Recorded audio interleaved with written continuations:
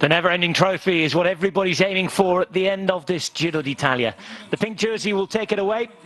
It's the Maglia Ciclamino that the French team Groupama FDG is concerned with. Arnaud Démare, another day down in that fight. But it should all be about the general classification contenders today. Well, we start in Rivolto at an Air Force base.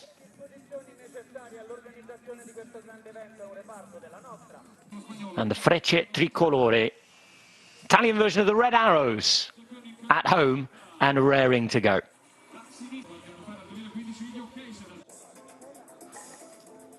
Raring to go too with the riders, 185 kilometers, and here they are. Where you stand on GC now? Felt good, so I think it was a good time trial. GC looks now good. I'm happy that I gained some time on some other GC contenders. Only Aerea was a bit faster. Is today a good time for you to become the new leader of the Giro d'Italia? I think the climb is not too long to get big gaps, but we'll see, we'll try. And you have 3 cards to play with Joao, yourself, James Knox. You can have a lot of fun in the mountains.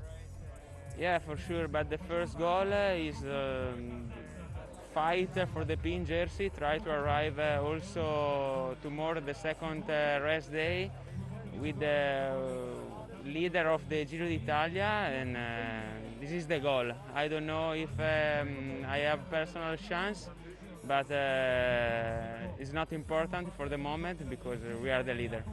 What about today? Can a breakaway work out? Today probably the breakaway can arrive, but after a TT I'm always a bit bad. It's a different position and totally different kind of race that you do, and it can be 50-50. I can have good legs, but usually I have bad legs after a TT, so yeah, just try to finish the day as good as possible, and if I have good legs I will try to be in the break, but I cannot promise anything. Mountains coming up, you have climbers in the team, you are a good climber as well. Are you going for the King of the Mountain jersey or stage wins? I know it's going to be hard to do both in the same time, but with Ruben we have a really good chance to keep the blue jersey, the climber's jersey on his shoulders, and this is our main goal. But also we don't forget if there's a chance, we go for another stage. We already have 1, 2, and why not to get a third one? Well, they were nicely socially distanced on the start. Arnaud Démare, Joao Almeida, Ruben Guerreiro, and the new white jersey as the Frecce Tricolore went past Brandon McNulty. First time ever that a Giro d'Italia stage would start from a military airbase. There's a first for everything. They'll be on the flat in the Friuli Venezia Giulia region, and then they would head up to the mountains.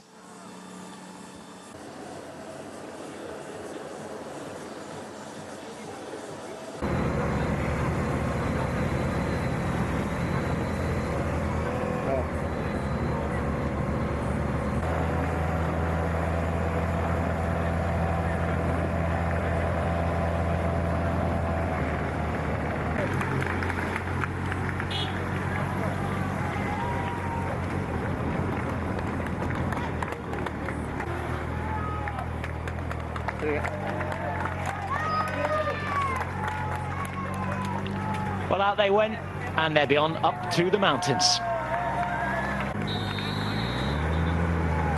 The flag was waved by Stefano Alocchio at 11:28 a.m. Kilometer 0,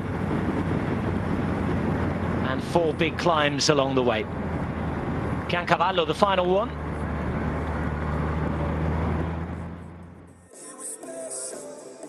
And the first coming up at the Sella Chianzultan. This is what we've had so far. We're approaching the first climb.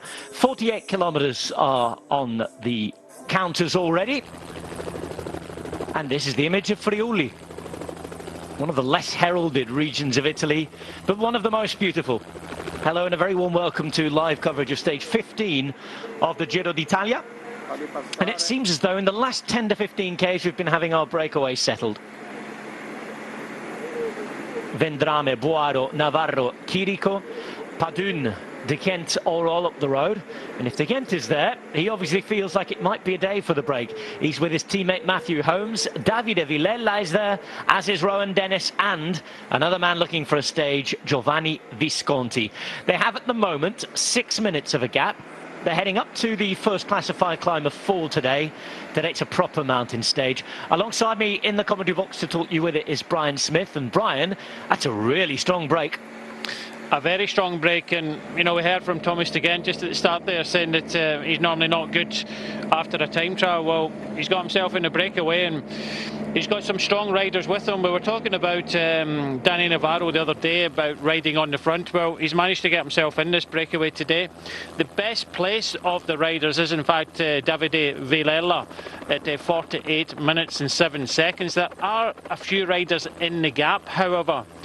Not too sure if we're going to get an update from them, but I believe that Guerrero and Samiti are trying to come across. So let's keep an eye on that one. But for the time being, a Deconic quick step, just controlling things at the front of the peloton. No danger in the general classification. Everybody thinking that this is going to be possibly 2 races in one with the time gap of just over 6 minutes. This final climb, a GC battle with the rest day tomorrow. But the chances of this breakaway are looking good. But we said that the other day when NTT came to the front and it started to come down very, very quickly. Fortunately, still a couple of riders, or many of the riders from that original breakaway, hung on and battled out the stage win. But yeah, you never know when a team plays their cards, and I think that NTT might actually do this again today for Pozzovivo. Strike while the iron's hot, because he looks as if he's got some good legs at the moment. Into the province of Udine, and we start to see what happens with regards to who's riding at the front.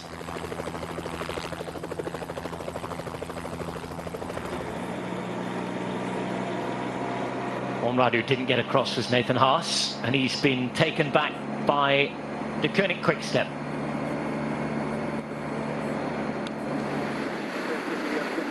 Here's what looks like at the front of the road.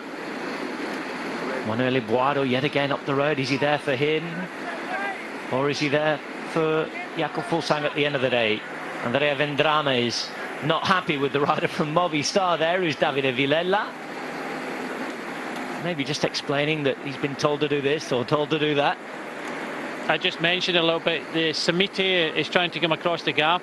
I think we've not had any visual on them, but Guerrero and Samiti are about a minute and a half behind, so he's just letting Vendrame know that he's been told to sit at the back. Such is the tactics of Movistar. We saw that the other day when Carretero was in the gap about 1 minute and a half, and he managed to get across. So I'm sure that if Movistar want him here, they may do similar to what they did the other day and make sure that Carretero gets himself in this front group.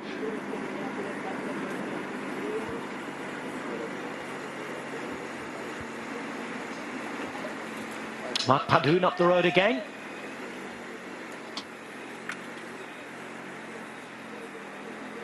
And Rowan Dennis is an interesting name in there.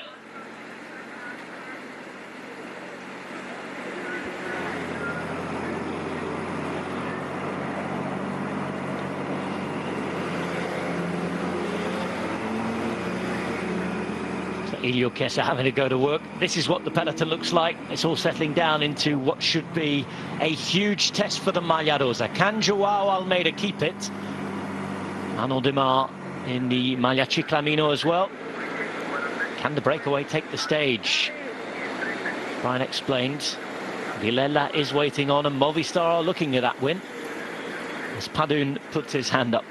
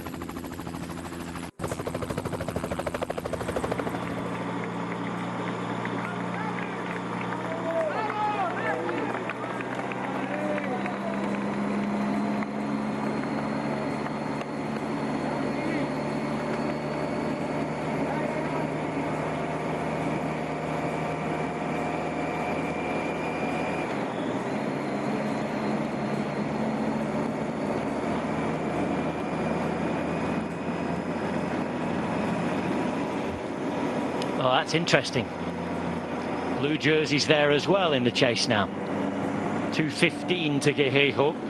Carboni at 2:35. And 6:49 all the way back. Now the Movistar car is up here. We'd already seen, hadn't we, that Semitieri was trying to come across in the next group. It's these mountains that loom straight away.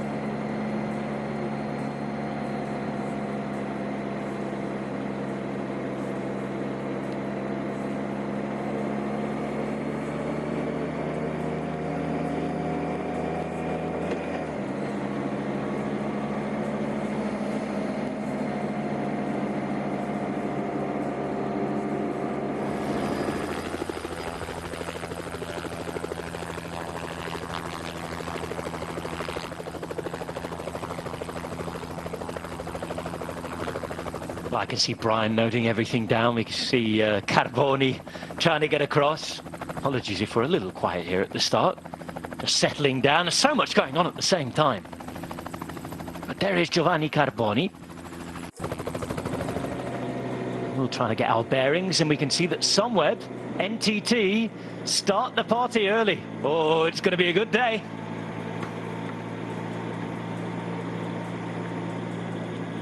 It's going to be quite the day, isn't it, at the Giro d'Italia? There's the pink jersey. There is Joao Almeida. The Koenig Quick-Step, as usual, Brian, just letting the gap grow out a little, but we've seen already that there is a will, and there might be a way for Team Sunweb to do something special today, because Wilco Kelderman at 56 seconds has sent Nico Dens to the front, and we've also seen two that NTT are very keen to get working, and that's young Sunderland, the Australian, in second wheel. No real surprise in NTT. I thought they would do something strict with irons hot. They've already tried it on a couple of occasions. Pozzovivo just hasn't delivered, but we're talking about it in the breakaway. That we don't know if they're going to go up the big high mountains really with the weather. You know, the weather started today at 5 degrees, so potentially the weather could have a change over the course of the next week. So when a rider is showing good form, then you want to kind of act upon it sooner rather than later. And plus, with a lot of riders now losing time on Aerea in the time trial yesterday, they have to make it up somewhere, and today is a good day to try and do that.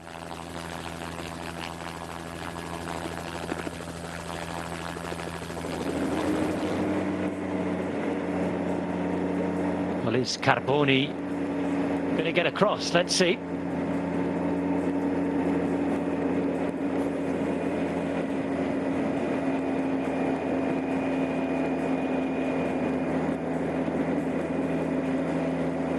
And well, Sunderland at the front yet again, just as he was the other day on the mountain stage.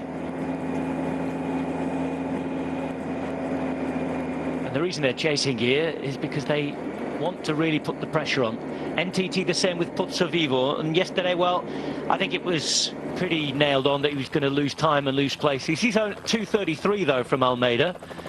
And yesterday, well, I thought we had sort of three winners yesterday, Brian. We had Ganna, who was the king of the time trial, wasn't he? We had Almeida, who's the leader and the king of the Giro so far, 12th day in the lead. And we had McNulty, didn't we? Up there from 11th to 4th into the white jersey, and like a few, trying to explore his limit in a Grand Tour. And the great thing about today's stage, as well as the fact that it's a mountain stage in a Grand Tour, is that we've got so many unknowns. It's so hard to predict how people are going to perform. Yes, fascinating. I think since the start of August, we're saying this about pretty much every race, but you know, looking at you know, the winners and losers yesterday, and I think with the final time trial as well, you really have to add at least a minute on to pretty much all the other GC riders, apart from obviously Kelderman and Brandon McNulty, because Almeida, McNulty and Kelderman have shown that they can time trial well. But when you think of Nibali, 2 minutes and 30, well, I would just add another minute. It's 3 minutes and 30. He has to try and get that back at some point. Pozzovivo, again, 2 minutes and 33 seconds. So you know, and even Conrad, bit of a surprise for me yesterday, and he did a decent time trial, was Rafael Maica for once, and he's at 2 minutes and 33 seconds. There's a lot of riders within a handful of seconds looking for that third spot in the podium. But for the moment, Pello Bilbao has got that at 2 minutes and 11 seconds. But I just thought he's starting to look a little bit tired. Possibly on that course yesterday, I think that would have suited him. You know, that time trial, it wasn't kind of billiard board. It was, you know, it was up and down and a change of gradients, and he normally rides well like that. So I just think that Bilbao maybe a little bit disappointing in the time trial yesterday, and losing what 2 minutes, 1 minute and 22 seconds on Almeida. So that was a surprise for me, that I think just showing the signs of the fatigue setting in a little bit. Well, 127 kilometres from the conclusion. We started off at that Air Force base today, Rivolto. As Carboni looks like he's making the next two, who are Samitier and Guerreiro, but they're losing a little bit of time on the front of the race here, and I think they're in real danger, now that it's kicking off behind, of being stuck in no man's land, aren't they? This was looking good for the breakaway.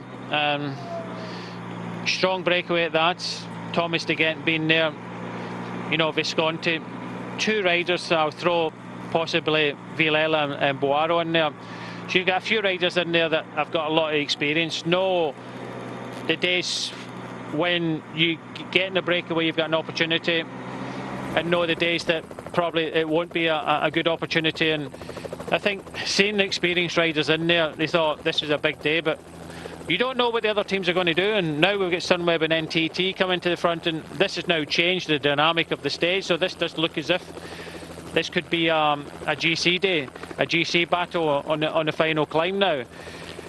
This rider here, Samiti, he's sitting at 15 minutes and 29 seconds. He's by far the strongest rider in the front. But I think what Movistar are trying to do here, of the 20 teams that are left in this race, there's only 6 teams because of the multiples. You know, with Groupama and Ineos on 4 apiece, 4 stage wins apiece. There's only 6 teams with a stage win. So I think what Movistar are trying to do, not vault Samiti up in the general classification. I think it's more for trying to get the stage. Well, there is Ruben Guerreiro, was king of the mountains. A lot of points on offer today, and as Brian said, there's people coming from behind who are really, really not necessarily interested in that competition, but maybe more important things. They're going to start the first climb, though, the breakaway at least. But whether anybody gets to them, I'm not sure now. Despite the fact, as Brian was saying, this is a brilliant breakaway, and I sort of feel sorry for the guys who managed to unfortunately get up here now, because it's pretty clear that the peloton has decided, or Sunweb and NTT have decided, that today they are really going to try for something big.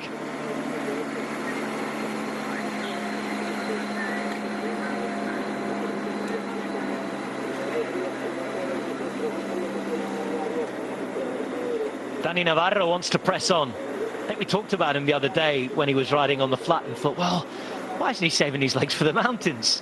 This is where he could go away and take a stage. He's not dangerous in the overall, as you can see. Well down there at 1 hour, 14 minutes and 22. Davide Villela is the only man inside an hour at 48 minutes and 7 seconds. So nobody would really threaten them. De Koning Quickstep weren't interested in chasing this breakdown. I think they've shown they don't need to be interested as well. It's been sort of almost every stage, the Koning Quickstep, instead of being the team that start to chase, they've been the team that every day has said, okay, we'll honour the pink jersey, we'll ride at the front, but we're not doing any chasing. We will wait, And they've just pounced at their moments. The other day when we saw the bonus seconds taken from Almeida, they seem to be racing in a really mature way. That's just the experience of Helio Kaiser.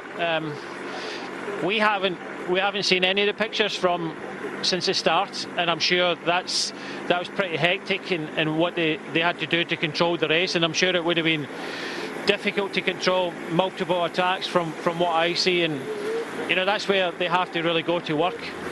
When the breakaway is established, and they do have the breakaway with which they're happy with. Just watching to see if they're going to use this sticky bottle again here.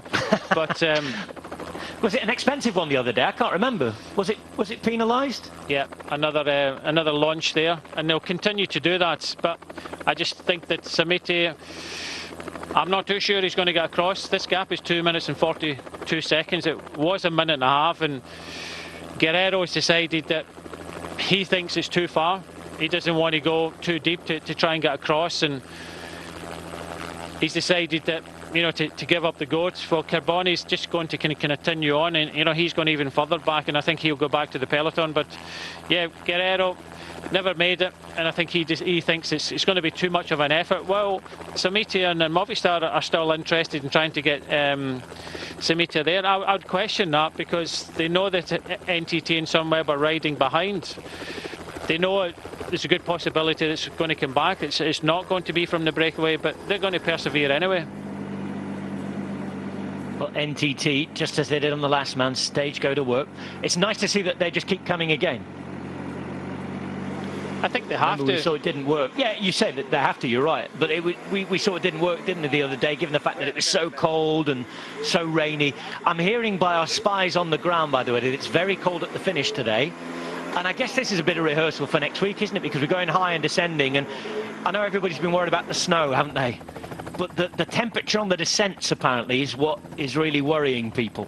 And, you know, you're going to have to put up with that today. I mean, it's not nice, is it? But it's part of the race. We're going up high 4 times, descending 3. Even I think the coldest I got was coming off the Stelvio, because at the top I stopped and pulled on you know, a rain jacket and various other things, and I don't wear gloves. Well odd, aren't you? Yeah, no, it's not. It's just a preference. It's not me being, you know, tough and macho, or, you know, being a typical Scot, you know, hardened Scot. It's just I don't like wearing gloves, and you know, my hands do get cold, but I don't suffer from cold hands, fortunately. But really coming down the Stelvio, I did get cold hands, and you get into tunnels, unlit tunnels at that time, and you have to go in the centre. Going in the centre, and when you see the daylight, head towards the daylight, and you are going down at speeds, you don't think about these things until, you know, later in life. You know, what were you doing? So we'll see what happens. There's a look behind from Padun. Again, he'll feel that he's had his fair share of bad luck at this Giro d'Italia, I think. Thomas de Gent up at the front. And 6:47 the gap. Again, only 2 men committed from now. But they've laid down a marker really behind both Nico Dens and Dylan Sunderland.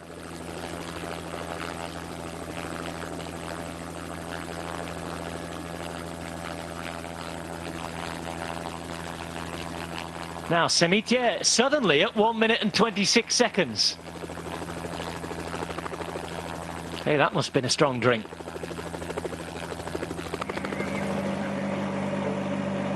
.126 for Samitier.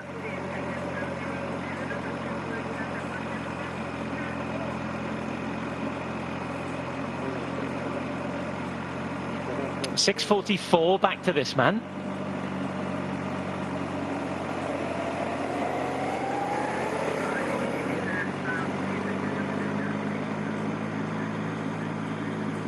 And Dent is having quite the Giro d'Italia, isn't he? They have good memories of this climb, will Sunweb. I think they knew, even though that Tom Dumoulin lost the pink jersey when they were coming to Piancavallo, our final climb today, 3 years ago, they knew that he was going to take it back the next day. It was only a handful of seconds. Quintana took the lead, but probably knew he hadn't quite done enough to win the Giro d'Italia. And that was our last visit here 3 years ago. Came 19 years after the only other visit when Marco Pantani had done the honours. But before we get to Piancavallo, we've got 3 more climbs. First of all is this Sella Chianzultan with Matthew Holmes and Thomas de Gent up the road. So Vendrame, Boiro, Navarro, Chirico, Padun, de Gent. And joined by 4 more riders, Villela and Visconti, the Italians, Holmes, Dennis, the Brit, and the Australian. So, Brian, Samitier magically is suddenly at 126. What are you trying to say, Rob? You know, he's got... I'm asking your professional opinion, Brian. He's got the team car behind him. They're probably shouting at him to ride harder, and he's riding harder. No, in all seriousness, we saw it the other day, and I think, you know, the television helicopter is just keeping an eye on that situation. But, yeah, just as I say... As if by magic. But they've got a commissaire car behind them as well, a race car. The other day there, they just had neutral service behind. But yeah, they can't do anything. They have maybe kind of helped a little bit, giving them a few bottles, maybe gels, and giving them a little bit of a boost. But even at 126, that's a lot, and a big effort to come over to the front of the race. It's the sort of thing that fans don't mind at all when you've had a crash or you've had misfortune or an incident, I think. Trying to get across to the breakaway is a little cheeky, isn't it? Yeah, it is, but while he's trying to come across, you can just see Rohan Dennis has just moved to the right-hand side of the road because he wants to look down to see, you know, what's happening. So they moved to the right-hand side to look. Wow, he's actually not that far away. He's going to make it. He is going to make it, I think. And they've got a rider already in the breakaway, Villela, who's just kind of sitting at the back of it. Well, that will help the breakaway at least form and start to work together properly, because Villela, understandably, had to tell people why he wasn't working, because he'd been told not to do. But it's good news for Movistar that Samitier has got across. Young rider from Aragon, not too far from Saragossa. It's the main city in that region, northern Spain.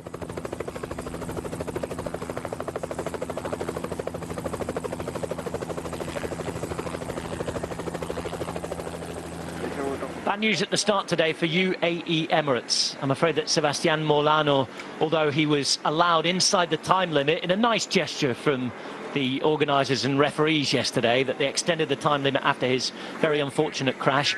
The injuries to his hands were too much for him to start today, so he's gone off to recover. UAE Emirates are now a man down, so it's the first man they've lost. Of course, it's a bit of a blow in the sprint train for Fernando Gaviria, who's probably only got 1 chance left now if he gets through the mountains. But UAE Emirates, rather alike at the Tour de France, will be switching their focus now from the stages they've won with Ulissi to looking after Brandon McNulty, who's in with a serious opportunity of at least taking a podium, Brian, and maybe even winning the Giro d'Italia. Well, I think for him, I think the tactics will be, because they haven't got, in my opinion, maybe the strongest team to help McNulty in the mountains. He seems to be alone a lot of the time. Okay, he had Ulissi the other day, and he actually helped Ulissi to win the stage, courtesy of Decone Quickstep and the work that James Knox and Masnada put in the run in towards the finish. But I think he'll be happy to stay in that position for the moment. He seems to be a kind of an attacking rider. I mentioned before that Bilbao looks as if he's starting to struggle a little bit, and he's only 12 seconds behind Bilbao. And when you think going into that final time trial that McNulty will be okay. So for the moment, I don't think there's any big reason for McNulty to go on the attack, although he seems to be that kind of a attacking rider. I just think he has to learn to kind of follow and possibly just, you know, wait for a moment. He doesn't have to go chasing it, and UAE don't, I think, have to go chasing it. They'll have to kind of just settle down, look for an opportunity and go for it. While NTT and Sunweb, I think, looks as if they're going to chase it. They're going to put riders on the front. They're going to commit to it. Although UAE don't have those numbers to be able to do that. A little bit like Trek Segafredo as well with Nibali. It's going to be interesting to see how it develops next week. Of course, today is another day that is going to set up the lay of the land for next week too. There is Samitier about to make it. He can see them now. He's made the effort. And he's got across that gap. Here's Villela just dropping back to help him make the last bit of the effort. It's the man from northern Italy helping the man from northern Spain. And Movistar, just as they did the other day, have got two in the breakaway.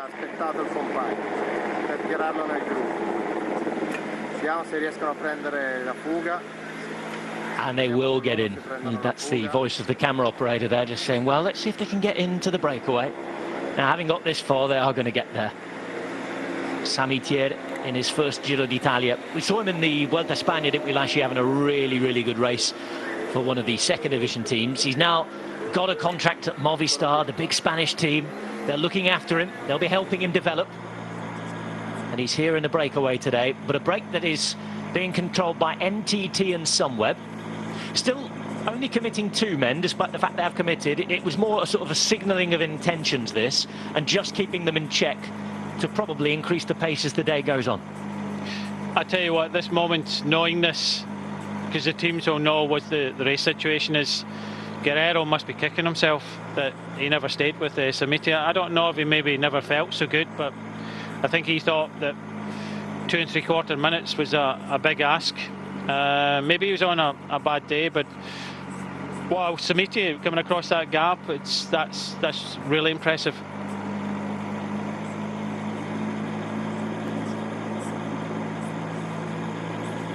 Well, another impressive man is here, Dylan Sunderland. You mentioned the other day that he was from excellent cycling stock. Scott Sunderland's nephew, former Australian pro. Dylan and Scott actually both come from the county town of Inverness, as we see the Kent pushing on. And Inverness is where Heinrich Hauser's from, so it's a proper cycling area. And Scott Sunderland led Ron van Vlaanderen out this morning. He's the race director with the Flanders Classic, so he's the old grey-haired guy that was out the rooftop of the lead car this morning, and he'll be in the lead car pretty much all day today. Yeah, in charge of the route, and a reminder that if you want to watch the Ronde van Vlaanderen, you can make your choice on our digital platforms. It's the Eurosport app or the GCN Race Pass, and you'll get reaction to both of those races. In fact, I should say all 3 races, because there are 2 races in Flanders, aren't there? We have the women's and the men's Ronde van Vlaanderen. Reaction to both those races and this tonight on the GCN Race Pass and the Eurosport player. That's on the breakaway, of course. And guess who's back? King Kelly's here as well. He will be along for the Vuelta a España too. So 1 kilometre to go on our first of 4 classified climbs today.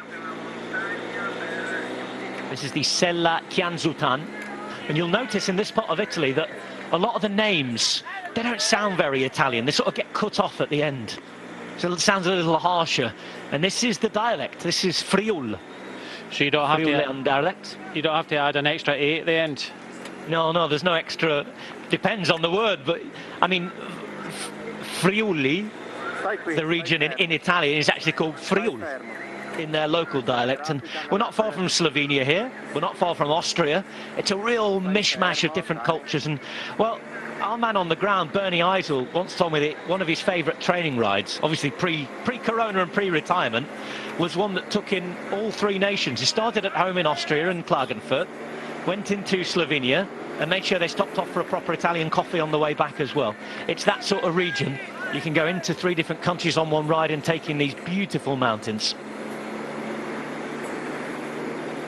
This should be one for Matt Holmes, just looking at the points there. Visconti also. Visconti's up there as well, isn't he? Yeah, and I think this is his big challenge, Visconti, for the King of the Mountains. But I'm sure that Matt Holmes is going to have a little bit of a crack here as well. Visconti's the closest at 11 points from Ruben Guerreiro. And here we go. The King of the Mountains point is on this only flat section of the climb up to the top. Only lasts a few hundred metres, as you could see. And you can see Visconti's in the green. He's the man who launches it here now. looking around, looking behind, and he's waiting to see what's going to happen with Lotto Soudal. It's Visconti who's going to go out and take the points, and in taking these 18 points, Giovanni Visconti goes into the virtual Maglia Azzurra.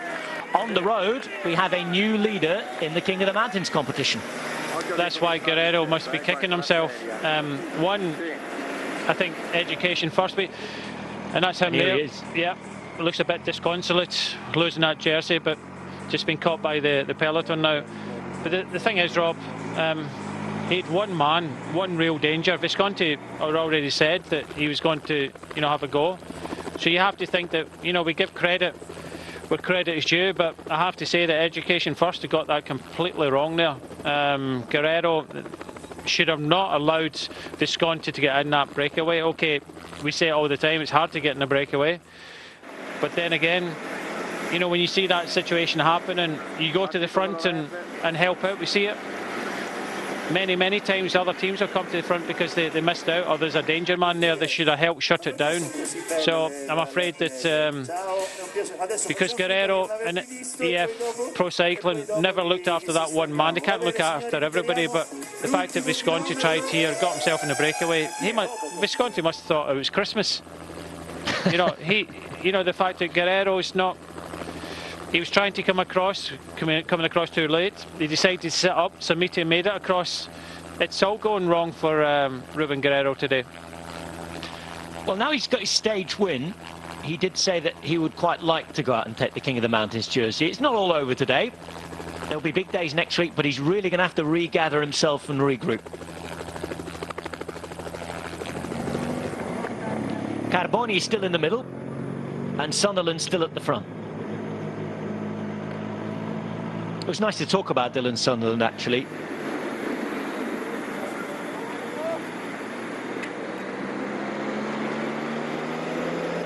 Family very much involved in local racing. Brian's already talked about how his uncle is in charge of the Ronde van Vlaanderen today. We've heard about Heinrich Hausler. And apparently Australia's second most prestigious one-day race. By the way, this is from Scott McGraw, who's been in touch, telling me all about the local areas. Obviously a colleague of ours in the commentary box and a former very good bike racer. The Grafton Inverell race. Sorry? The Grafton Inverell race. Yes, that's the one, yeah. Grafton to Inverell, and apparently it's the second most prestigious race in the whole of Australia. And Dylan's father, Peter, is actually the organiser, so that family's all over cycling around Inverness. As we see, Visconti's all over the King of the Mountains jersey. So if you're watching in Australia, you know which, apart from Tasmania, of course, where every other bike rider seems to come from at the top level, that's the area.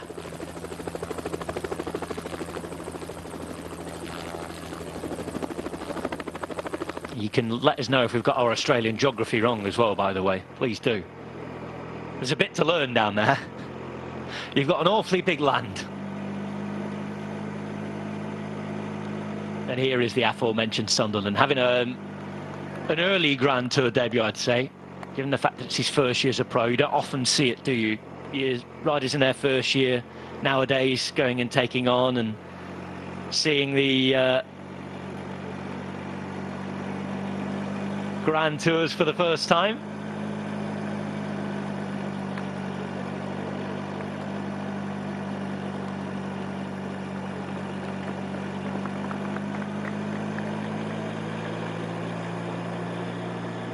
Nice to settle into the race, though. Apologies if Brian and I are a little startled at the start here today. So much going on in the world of cycling today.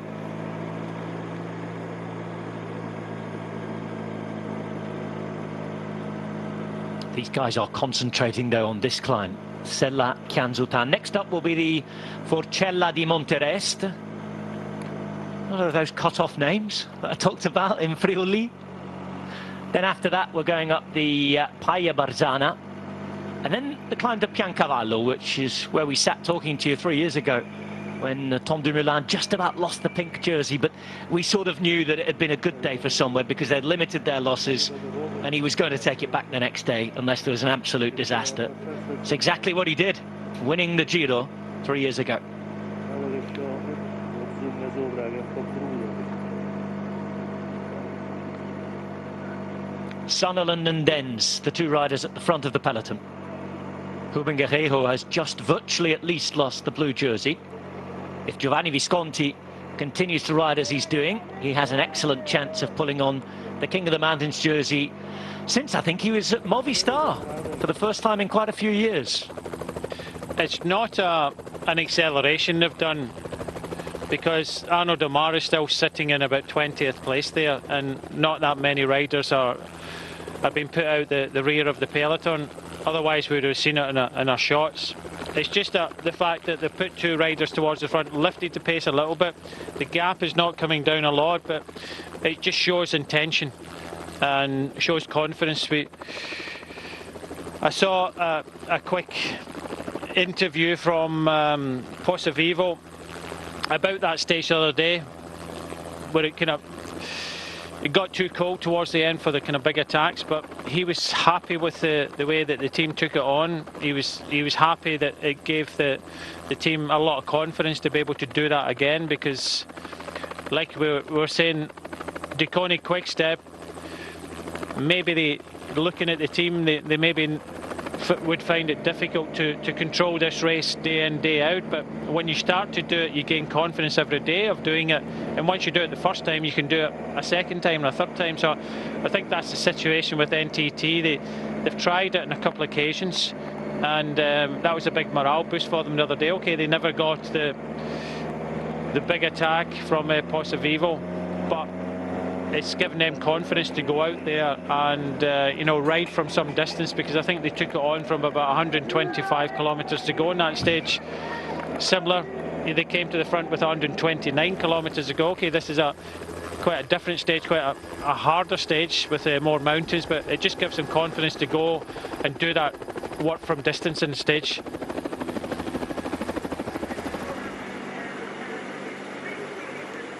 This is the man who is heading into the King of the Mountains jersey as it stands, but we still have 3 classified climbs to go. Another second cap, followed by the same. Add a first category climb to finish. Remember, 40 points on each first category climb.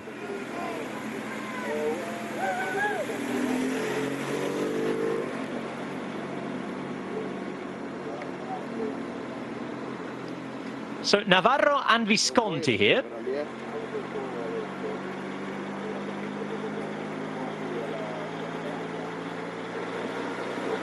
Sì, sì.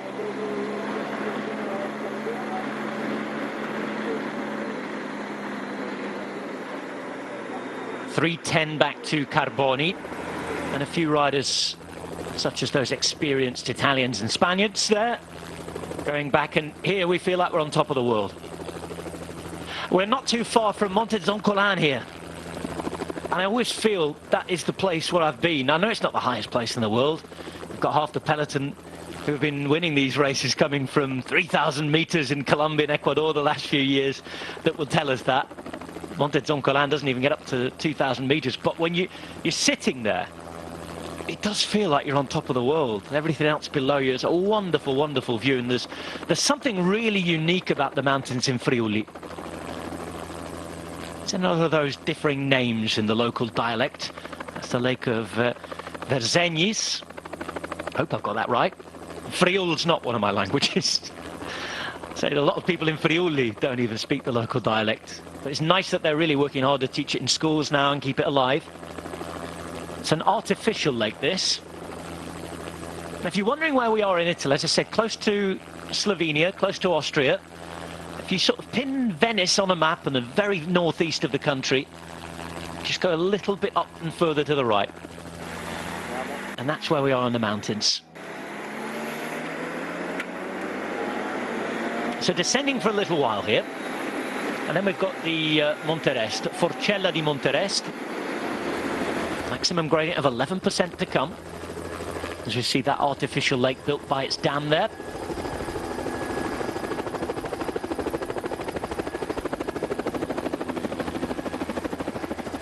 A lot of this in the mountains and the foothills up to them. In the north of Italy, of course, we saw, I think a few years ago, what was left of the awful disaster in Vajont.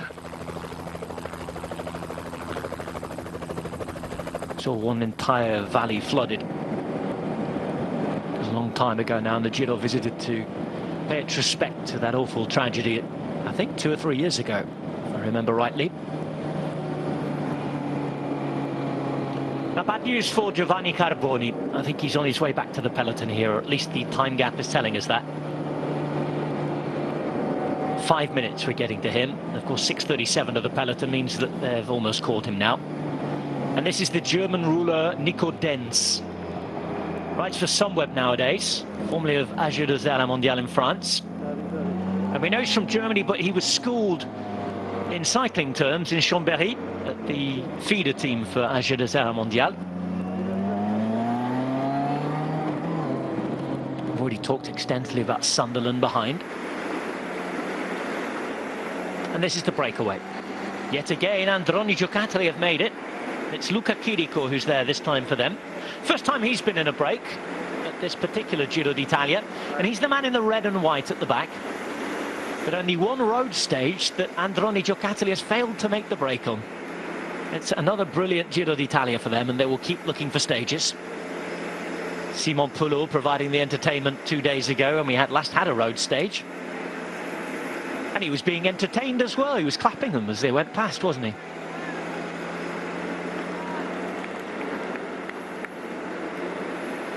Oh, we've got a little unclassified climb as well before we get to our next proper classified climb. Before that as well, we've got the intermediate sprint at Villa Santina.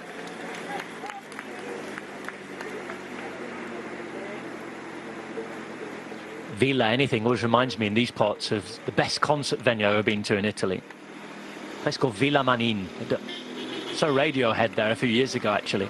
And it's this big old villa, not too far from Udine. But it's not the sort of huge stadium where you get 100,000 in and then you see a lot of people, you know, at the back not being able to see anything. As Paduna's at the back here with it stretching out a little. Who did you go and see? Radiohead. But I know all sorts of artists have played there. Whatever your likes or preferences. Brilliant, brilliant place, sort of in the middle of nowhere. Not too far from Udine.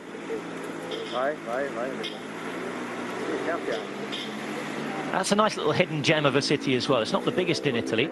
Famous really for its football team more than anything. Udinese. Been one of the top teams in Italy. They're playing those black and white stripes. Bit St Mirren-y for you there, Brian. They are, aren't they, Udinese? I like a bit of black and white. And they used to have a manager, actually, who's a huge cycling fan. We've seen him on the roads of the Giro d'Italia. Francesco Guidolin. You Swansea City fans might remember him. He was the manager at Swansea for a while. Huge cycling fan. Always on the side of the road at the Giro. Always been interviewed when they spot him by the national broadcaster. And yeah, he was up in Udine for a while.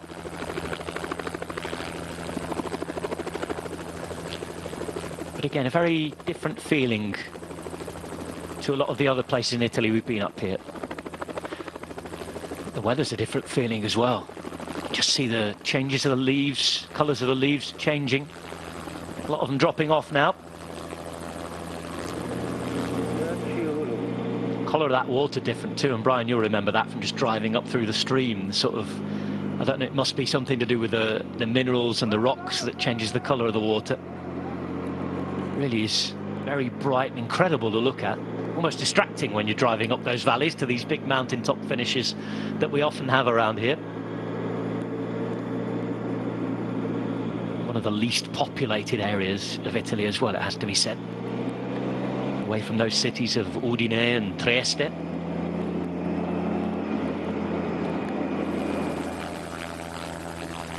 Not one that has produced too many bike riders, but there are a few well-known ones. Alessandro De Marchi, more recently.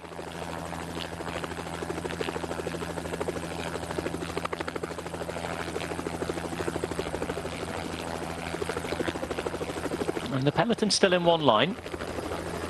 Gap's gone down by almost a minute on this little bit of a descent. And I think, as Brian explained, there's no huge tempo being put on here, but they're certainly not hanging around. We hope that weather won't hang around all afternoon, because that doesn't look very promising, does it?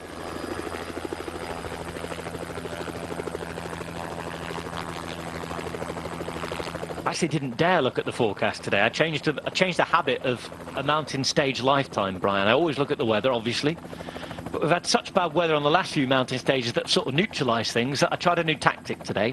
I'm not sure if it's going to work because those clouds look a bit grey in the background. Yes, 5 degrees at the finish today, so you mentioned it earlier on, very, very cold.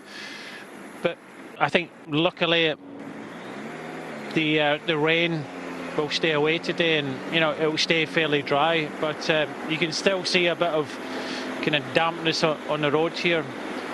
But it could have been somewhat worse in this area, so luckily for the riders, they started in the cool conditions. They're in the mountains here. You can see them just kind of putting a gilet on for the descent, but you know they seem to be okay with the temperatures that we've got for the moment.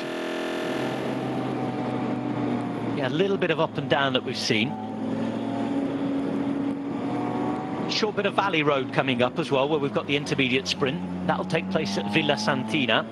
And the fact that we've got all these riders up in the breakaway means that there's, even though Arnaud Démare and company weren't dropped in this group, there's no sort of race on for those points. So no chance for Sagan to try and pick points up and come back today, because remember, it's only the first 8 riders in the Giro d'Italia who take Maglia Ciclamino points, the point jersey points, at these intermediate sprints. Not despite the fact that we are just 3 kilometres away from that sprint now. So often it's been another thing to add into, another ingredient to add into the mix, hasn't it? These other competitions, certainly at the Tour de France this year, first week of the Giro d'Italia, but today that's out the way. That was a situation earlier today when you get the numbers of the breakaway. There was 10 riders there, and you know that Giovanni Visconti's there. It was a bit of a surprise that Education First never came up and tried to kind of help shut it down. They decided that Guerrero was going to try and go across pretty much on his own. Luckily he took Samitier, but in the first climb of the day, maybe he never had it, maybe he just never had the legs and decided to sit up, go back to the peloton, or couldn't actually stay with Samitier. Maybe, you know, Samitier at that stage, it was about, what, 2 minutes and 44 seconds, and I thought that was just too much to come to the front of the race, but it was a big effort, a huge effort, and he managed to do it. Ineos Grenadiers yet again in the break. This time it's Rowan Dennis. It's wonderful to see this team unleashed. A real different attitude to them. I think they will have won a lot of fans. The way they've brilliantly strangled races in the last decade or so. And again, I don't mean that in a nasty way. I think anybody who understands how difficult it is to do what they've done, it's incredible. But I know that a lot of supporters who want to see more attacking racing, well, the tactics that Ineos Grenadiers have employed have sort of strangled a lot of races. And I think those people who perhaps didn't like that will certainly enjoy them going out chasing stages. They've been so aggressive and so attacking. And I suppose it's the one good little bit about the unfortunate incident that ruined Geraint Thomas's opportunities, as we see the River Tagliamento and the Carnic Alps. Carnic Alps and the Julian Alps around here.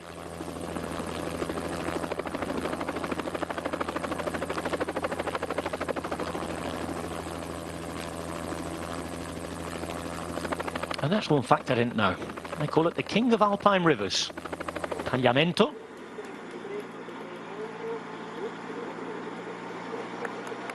Comes out to the sea down, where is it? San Vito, I think, rings a bell. We've been through San Vito Tagliamento before.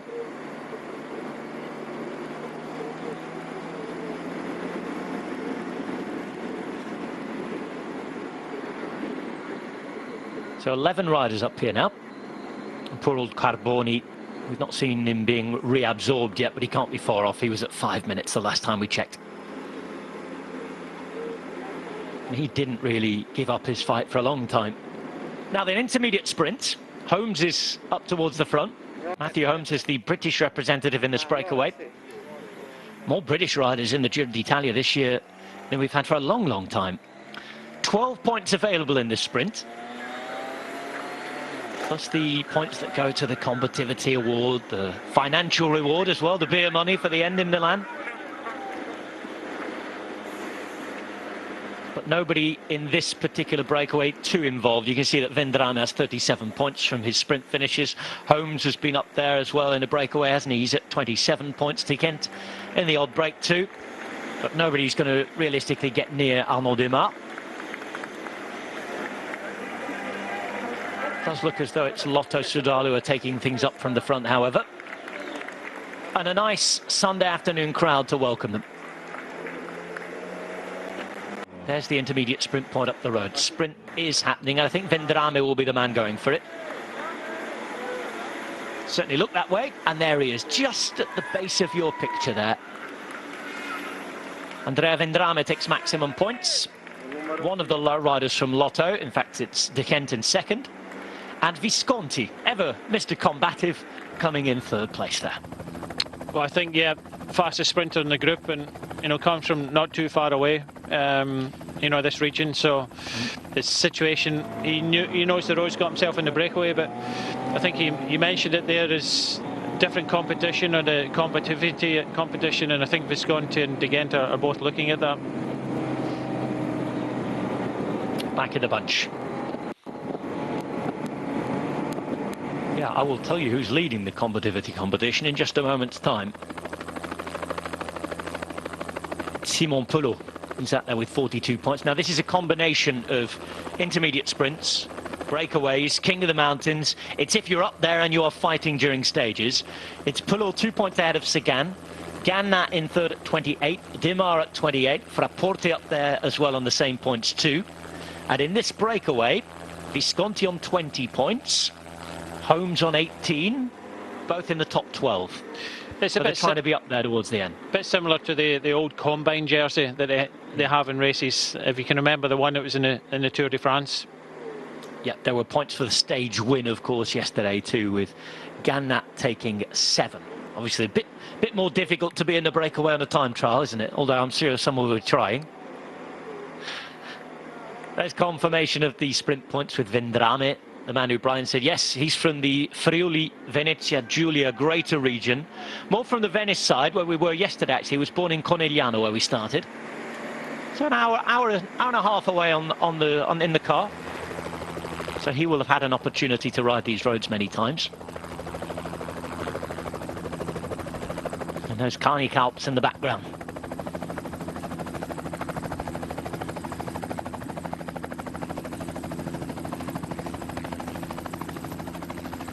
Couple of spots of rain on the lens for the first time.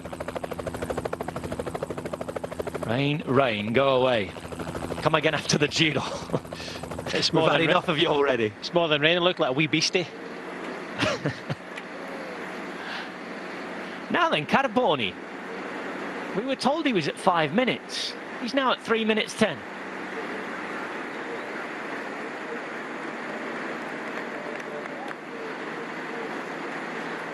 I'll double check on that time gap. Either it was wrong the other time or he's been descending like a demon there.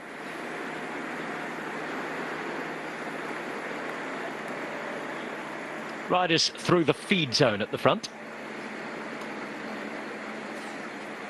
And they're almost halfway through the day in terms of kilometres ridden. Remember, 185 are on the menu today.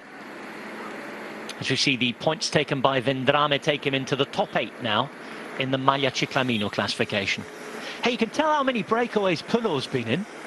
He's not been fighting for a stage at the end really too much. But look at that, 7th, 50 points. I mean, he's not going to get near Démare, but he's on the leaderboard. Good effort. He made it clear, didn't he, the other day, that he is going for that combativity prize, the intermediate prize, and probably the number of kilometres spent in a breakaway, the Fuga prize.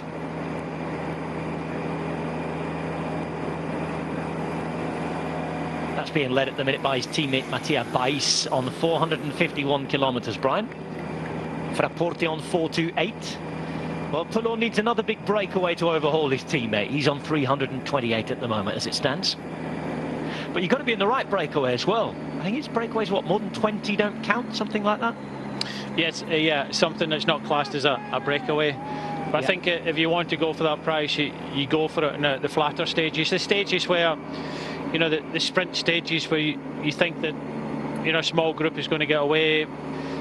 the sprinters will control things and bring it back towards the end. It's a little bit different, or more difficult to go for that competition in the high mountains. Nico Denz, who's in love with Italy. And talking of Italy and people being in love with Italy, we're looking at Vendrame here, going back to the car, but I just want to give a shout out to the happy couple. I don't know if you saw that yesterday, Brian, but Michele Honoré, who we mentioned lives in Italy. Yesterday, before the time trial, he was all skin suited up, ready to go, helmet on. His girlfriend was there to wave him off. He had obviously one small pocket in his skin suit. He pulled out a ring, got down on one knee, proposed, and she said yes. So Michele Honoré and his girlfriend are going to be married. I imagine that Italy will carry on being their home. They both seem very happy. So congratulations to the happy couple.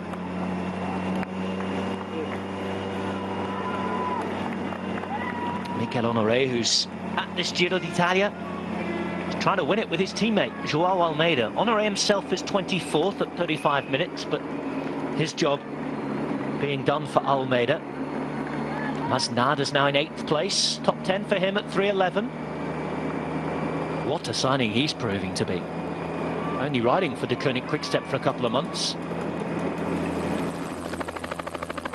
And this is the man he's riding for. 12 days now for Joao Almeida.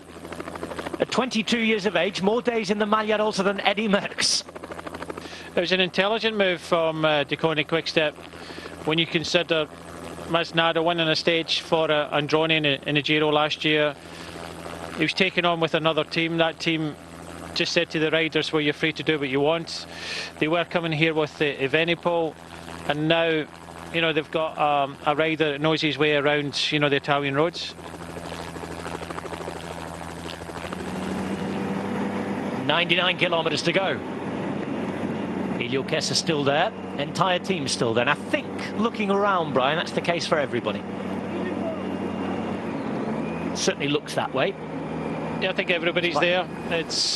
I don't think anybody's got dropped so far. You really have to have really bad legs today, and you know that can happen sometimes after a time trial. But the fact that Kajsa has ridden already to the bottom of that climb, and then Sunweb and NTT have now decided to kind of take it on. They haven't really kind of upped the pace. The gap is coming down slowly and slowly.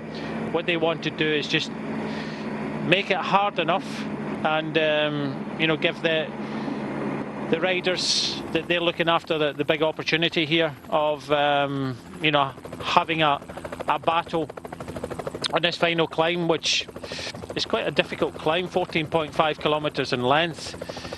You know, 14% maximum, 7.8 on average. So it's going to be a tough day. And plus, throwing in the kind of weather conditions, I believe it's going to say dry today, but you know, cold conditions that can affect the riders in different ways.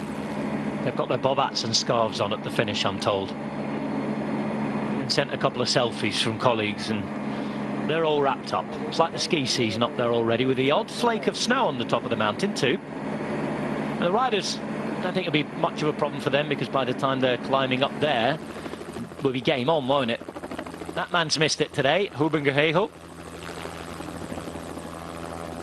Can't be too hard on him though, can we? Because he's ridden a brilliant Giro d'Italia to now. Well, he's got himself a stage win, but I just think it was a case of we hit that first climb, maybe never had the legs, or maybe Samitia was a little bit stronger.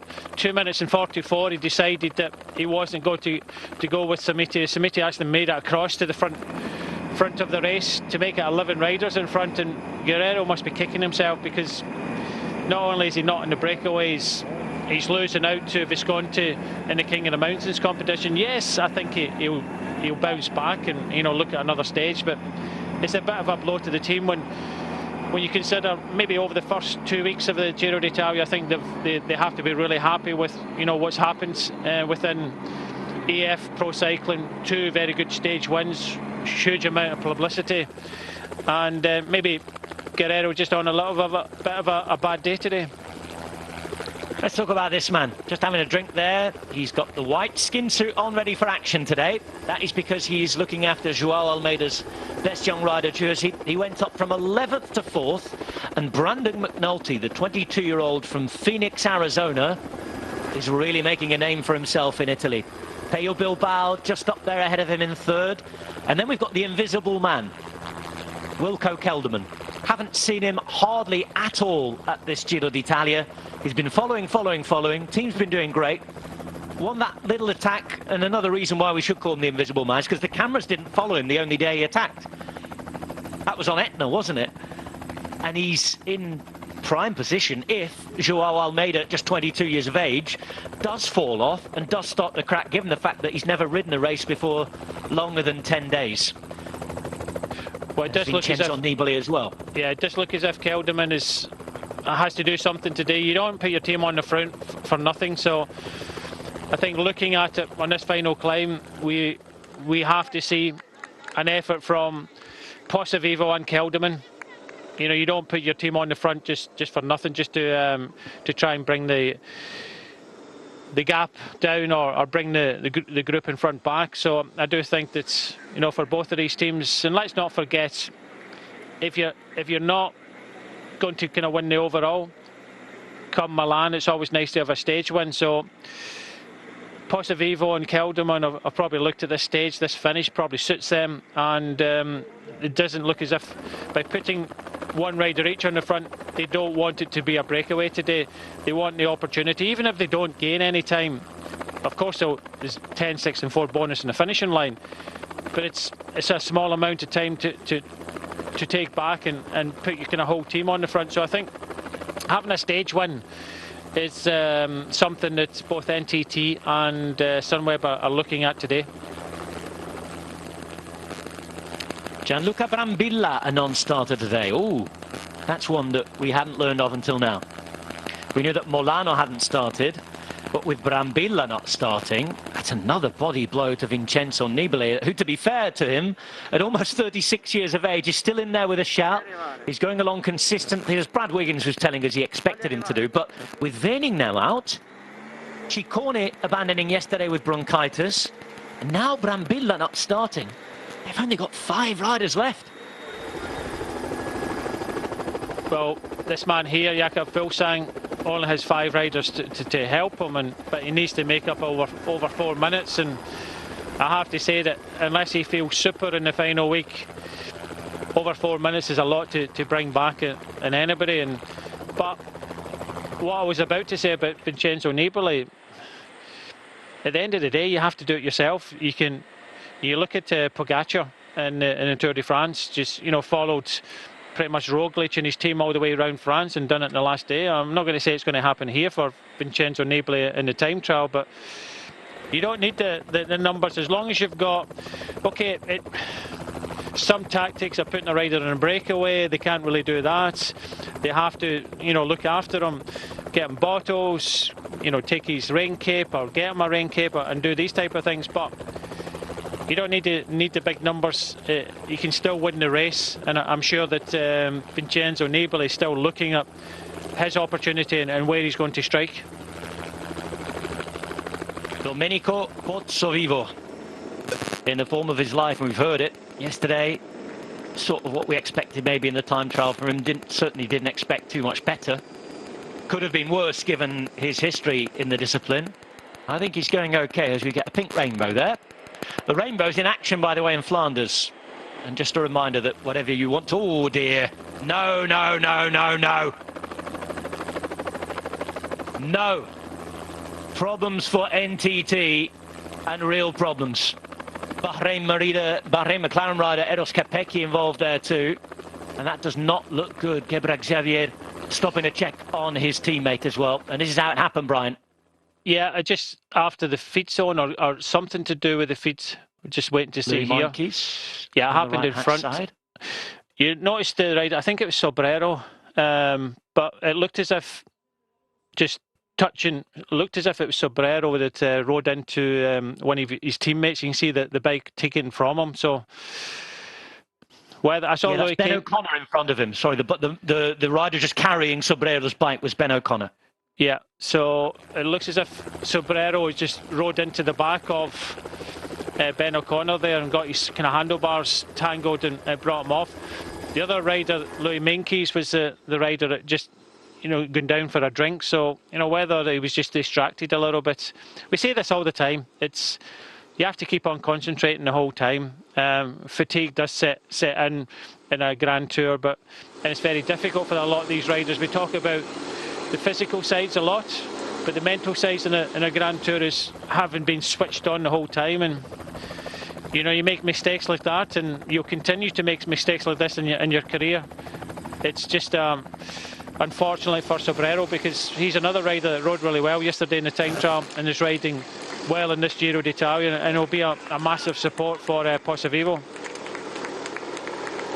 Not a good moment for NTT as we're approaching our next climb.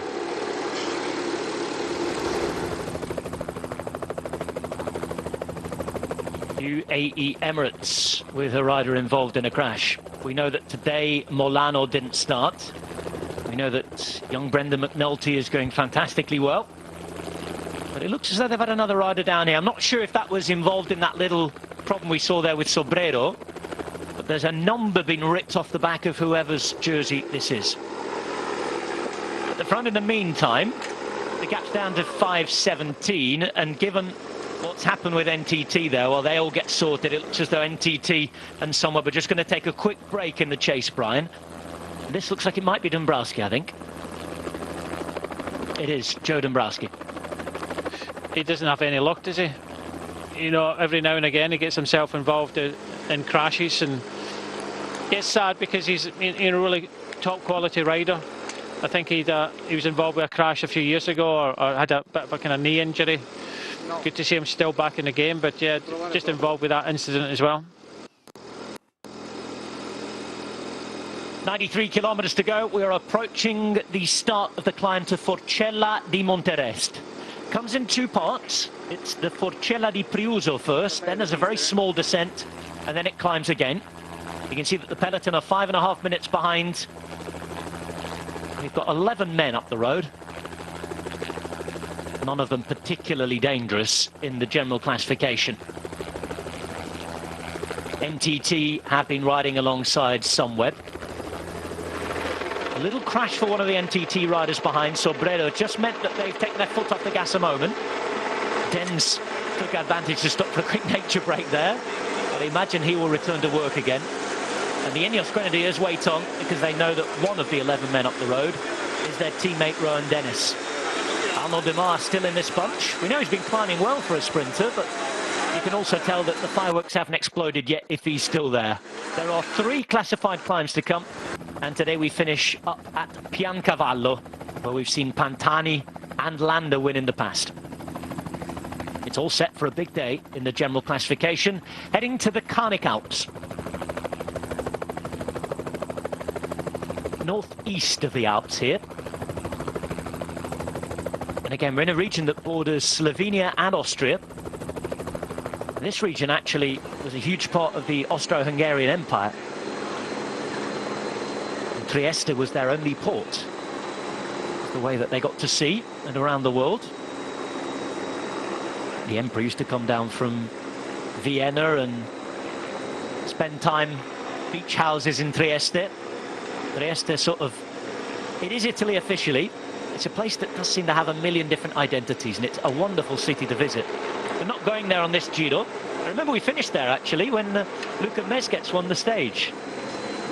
About as close a stage on a Grand Tour to home that Luka Mezgec could win, given the fact it's right on the Slovenian border. Yeah, the stage that we rode in this area went into Slovenia, and I think it was Lines or something.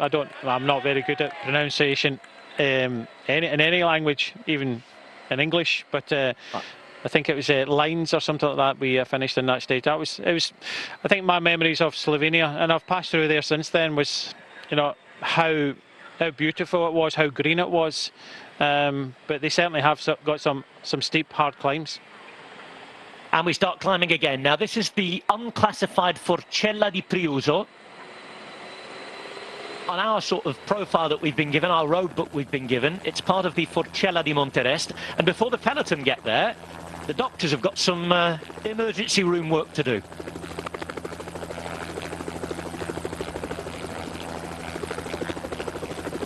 left-hand side, Joe Dombrowski in the white, right-hand side in the blue sombrero, and he wasn't happy that his treatment was interrupted there. It's not like he has to go and sit in the waiting room, at least. That's the difficulty you've got. It's not like a stadium sport where you can stop everything and go to the side of the pitch. It's on the move the whole time, and you know, you've got cars coming back, riders coming up, and it's it's a dangerous place just behind the peloton. And certainly with it all kicking off again at the front, and I guess that the guys who want to press on have no choice really, because the gap's gone out by another minute to 6 minutes. We've got these little twists and turns as we go off the main roads and start climbing again, and at one point the NTT having to make the decision and say, okay, we start riding again at the front. Pozzo Vivo will be hoping to have that sort of luft on the way up later on.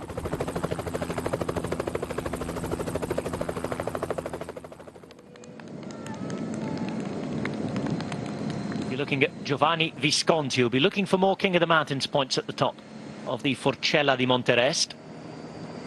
The top of the climb comes in around 12 kilometers time. 14.3 Ks is start to finish here with the other unclassified climb included. But once we've sort of got over this lump, last 3 or 4 Ks, descended again quickly, it's a 7.5 kilometer climb at 7.5%. Steepest bit comes quite close to the bottom.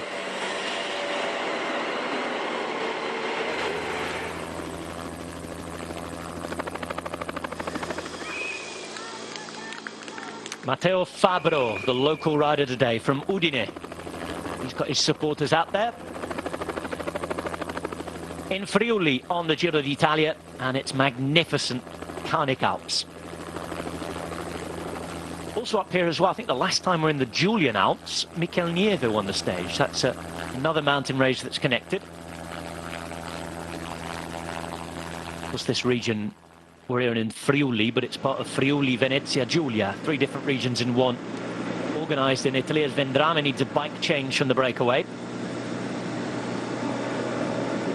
Yeah, I'm just looking back to the time I was in Slovenia, the Giro. It was Kranj that the stage went from. Bibione to Kranj, and then Kranj to Linz in Austria. A long time ago. 1994? And then Linz to Marano, Marano to Aprica. That was the big stage. That was the, you know, over the Linz to Marano and Marano to Aprica. That was the day that Marco Pantani won back-to-back stages. Yeah, man, you know that my Slovenian isn't amazing. I think it might be Kranja and Linz in Austria. But so they would have sort of gone northeast and around the top before coming back to Merano, which is almost the German-speaking part of Italy, in the Tyrol. So not a bad route, is it? That's a wonderful route. A difficult one, though, Brian. Don't envy you having to ride that.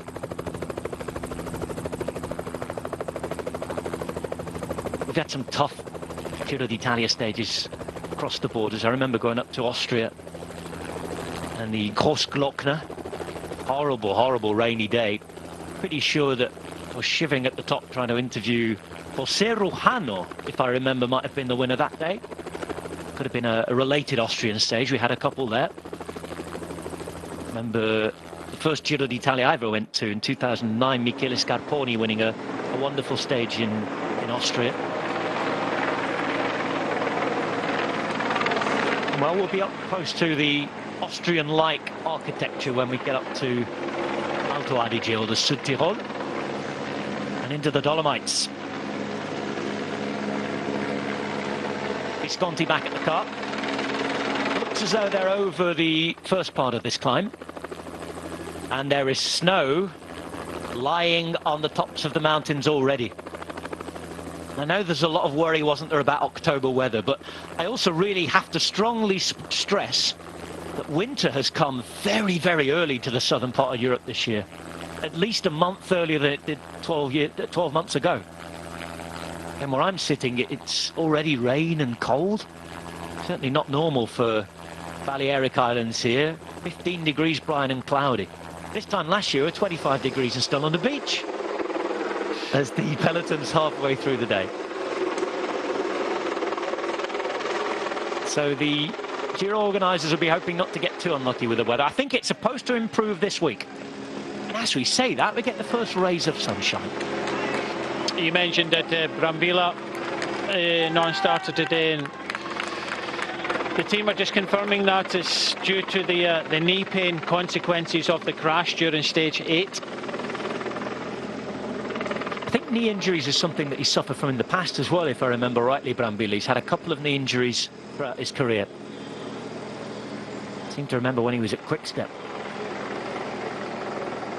Of course, he wore the Maglia Rosa and won a wonderful stage after that over in Tuscany.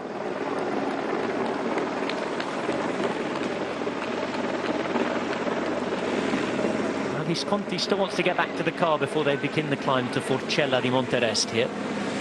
I've just been reminded that 1994 wasn't that long ago. When I was writing the Giro d'Italia, Stephen Farrand, the journalist, that was his first ever Giro d'Italia. So you must have good memories in that, Stephen. There is a man who knows a lot about Italy. Italian resident for a long, long time. I just mentioned Tuscany. He lives down in Livorno, I think, or very close. Livorno's got one of the funniest names. It's one of the few cities that does have an English name as well. You know what it is, Brian? No, but you're going to tell me. I am. Leghorn. Can only imagine it because it's a port and it comes from back in the day when people travelled in boats and did their thing and sort of stuff that we would disown today. But, you know, when they were travelling and invading and all, doing all that sort of stuff. Leghorn, yeah. Nice part of the world. Just forget the football team. I follow Fiorentina, so they're a bit of a rival.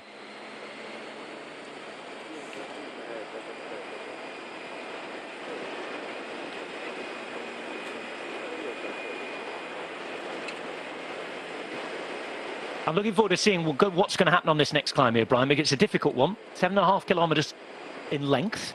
7.5%, of course, is the gradient. 3 climbs to the end from here. And we've already seen that Sunweb and NTT are going to work. Yeah, just coming down from 6 minutes again, and up the road we have Vendrame with Chirico, Boaro, Padun, Navarro, Higenten Holmes from the same team, Samitier and Villela from the same team, with Dennis and Visconti, who is the virtual king of the mountains as it stands. And somewhere out there, still not being caught by the peloton apparently, is Giovanni Carboni. But at 4.5 minutes, the last we heard from the break.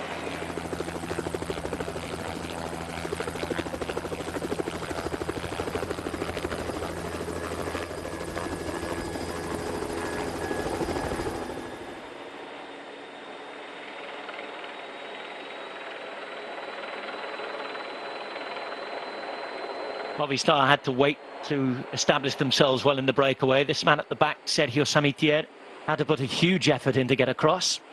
Rowan Dennis has been there since it went and got away. Known for his time trials, but the freedom that the Ineos Grenadiers have had, and the fact that a couple of years ago we were talking this man up as a possible GC contender, means that he's one to watch. He's won a time trial in the Giro, and he's still looking for his first win in an Ineos Grenadiers jersey. Yesterday he showed some real form though, Brian. He did, and I think possibly back to his best as well. And, you know, that's the reason he's in this breakaway. Today, good recovery on yesterday's performance. He's been quiet over the last kind of week. You know, we see Ghana doing his bit for the team and trying to put Theo Geoghegan-Hart in a good position towards the end. But Rowan Dennis has been very, very quiet and just saving everything for this for the time trial yesterday. And I don't think he can be disappointed. Of course he wants to win, but you know, beaten by the better rider, it's, you know, the race of truth, and he'll realise that. So no surprise that he has got himself in this breakaway today, because he's obviously got good legs. It was evident yesterday, and trying to get another stage win for Team Ineos, which would take them above Groupama with 4 wins. So both teams on 4. I'll just go through that. Actually, only 6 teams have won in this year's Giro d'Italia. So the top of the leaderboard, joint contenders Groupama and Ineos Grenadiers with 4. You've got UAE and EF Pro Cycling with 2. And on 1, you've got Bora Hansgrohe and Israel Startup Nation.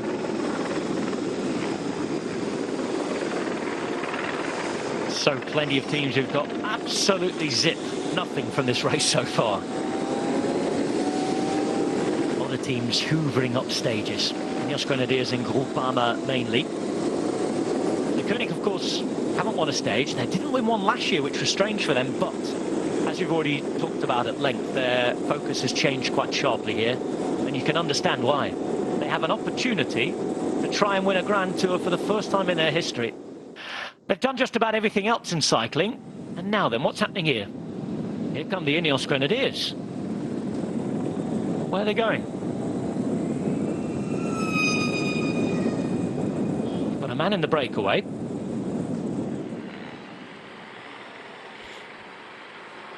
And there is Rowan Dennis, who are talking about him. Interesting to have a look at the front of the bunch the next time we see it. And we know they have their own feed zones and things like that. They could have been going for a Musette. But just making sure that they're not thinking about influencing the race behind, surely. No, I don't think so. I think you were right just before then. Sometimes you have your team members. They've probably been told as a team member on the right-hand side, just at kilometre X, and they've been caught on the left-hand side of the bunch, and maybe a couple of them are just moving up. Otherwise, they're having to go back to the car to get their bottles and whatnot. But I really think that it's just someone on the side of the road, and they know he's there. Look how clear that water is. Amazing, isn't it? Looks like it's out of place though there. This should be somewhere in the Mediterranean on a Greek island or something like that. Cold, have a dip in that thing today. Mind you, what is it? The Arctic Circle, they go swimming in the middle of winter, don't they? When I was in Norway, one of the first ever gigs I did up there, I mean some beach volleyball, believe it or not. I remember a saying, it was raining one day, it was miserable. And they said, well, there's no such thing as bad weather, only bad clothes. I bet Live your outdoor life. Some nice beaches in Norway. If it's anything like the north of Scotland, lovely beaches, unspoiled, nobody on them. Okay, it's a little bit nippy, and you know the weather's not so great, but yeah, wonderful beaches. Apart from that, aside from that one day, I was pretty lucky the first time I went to Norway in 2009 in the summer, and they had the heat wave, and it was about 30 degrees every day for 10 days. It was wonderful. Everybody was on the beach. What a wonderful time that was. And the weather briefly looks pretty summery here.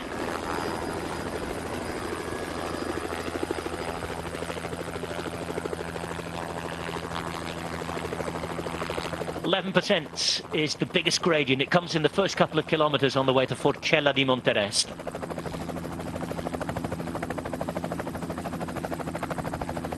Across we go again. I guess that's the Tagliamento once more. Crisscrossing our way beside this river. It says that. I was struggling to find the map.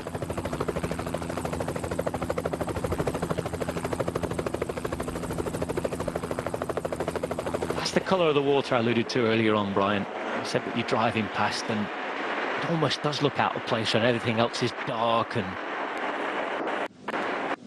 looks like they're struggling. Now then, let's have a look at this. I think that is a Bardiani jersey.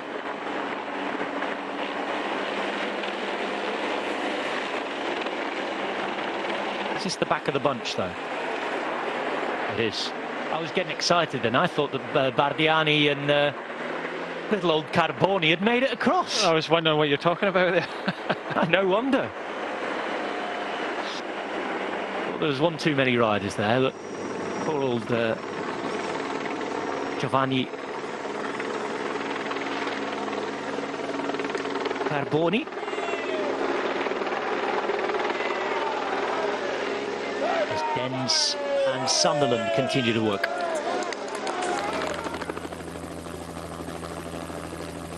And we've got a Festa Rosa, a pink party. Musical interlude as well, look at that. That's an effort to get the piano out there. Pink piano, they must just play it once a year. Either that or it goes around all 21 stages. That'd be a voyage, wouldn't it?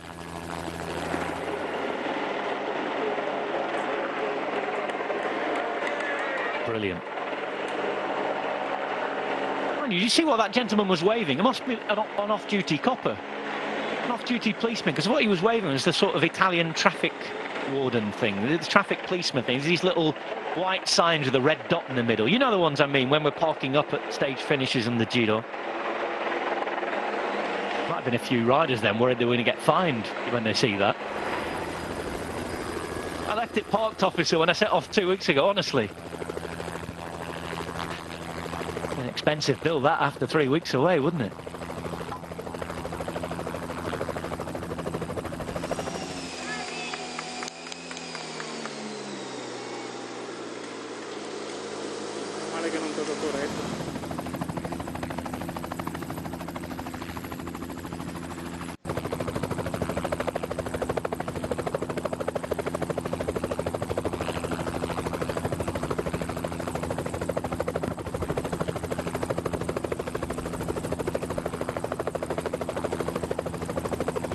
Pink jersey group at the Giro d'Italia begins climbing the Forcella di Monterest. The Carnic Alps today. After this, quite a long period of descent. And then I guess the GC group will start to think about when they're going to launch attacks. Breakaway, while it is like this, still has an opportunity. It's a really strong group, 11 riders. 5.5 minutes the last time check. And a couple of teams with 2 men there. Lotto Soudal and Movistar, both with options. And it's interesting that both of the riders in those groups, you can look at them and think, well, actually, both are potential stage winners. It's not one who's definitely going to do the donkey work for the other. I think that's the important thing of having riders that, you know, 2 riders in here first and foremost, and 2 riders that could possibly win. You can just see that at the back there, the Astana rider of Manuele Boaro, and I think he's doing the job that he did the other day, get himself in that breakaway. Although he's strong enough to potentially go for the stage, but I just think the stronger riders in this breakaway, on the fact that they can possibly climb better. I think he's in here because potentially a big boost is required for Astana, especially with Fuglsang, and it could be a stage for him, you know, putting him there. He goes on the attack in the final climb, so I think he has to try and do this. I'm almost certain that if Fuglsang doesn't take any time back today, then I'm not too sure that he's got much of an opportunity of winning this year's Giro d'Italia. They has to kind of rise up in confidence. It must be, you know, damaging to the morale of the team when he's had a couple of mishaps, a couple of punctures. Yesterday he lost 1 minute and 42 seconds to Almeida. He's 4:08 down, so I think he's a rider that really has to do it. If he can take any time back today, it'll be a huge bonus, and I think that's why Astana put Boaro there.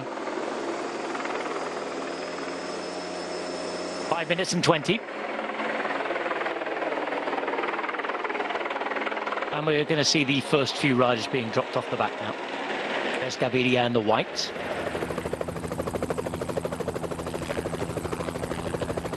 Talking of UAE, I've just been reminded by our good colleague Jonathan Harris-Bass, actually, that we saw Dombrowski being unlucky, and he's been suffering even more. He's got a stomach bug at the moment as well, so can't be easy on the bike for Dombrowski just to survive right now.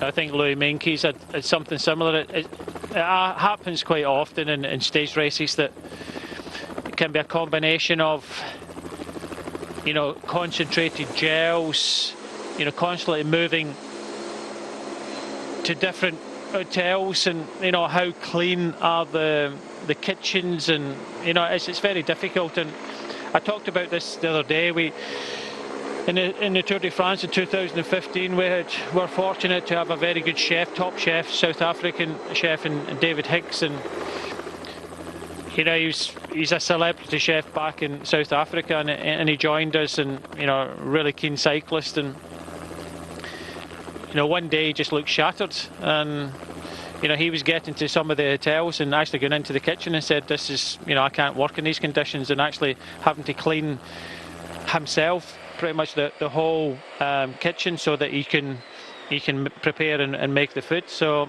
it's one of these things. It's very difficult to control, and that's why a lot of the teams now have their own kitchen truck, but use the kitchen. And that's why Bora, I know that Ineos have got their own kitchen truck where they actually eat within it. You mentioned there about, difficult to control. I guess the biggest problem, cleanliness and food, controlling the food is one big thing. But even, you can pick things up off the road, especially when it's, dirty and rainy and all that sort of stuff. I think everybody's had it. The biggest problem is the immune system, isn't it? And that's something that's hard to control because quite naturally it's going to be depleted throughout a Grand Tour. We often say that it's a health test as much of a bike race, a Grand Tour for 3 weeks. What is it that happens to an immune system over 3 weeks?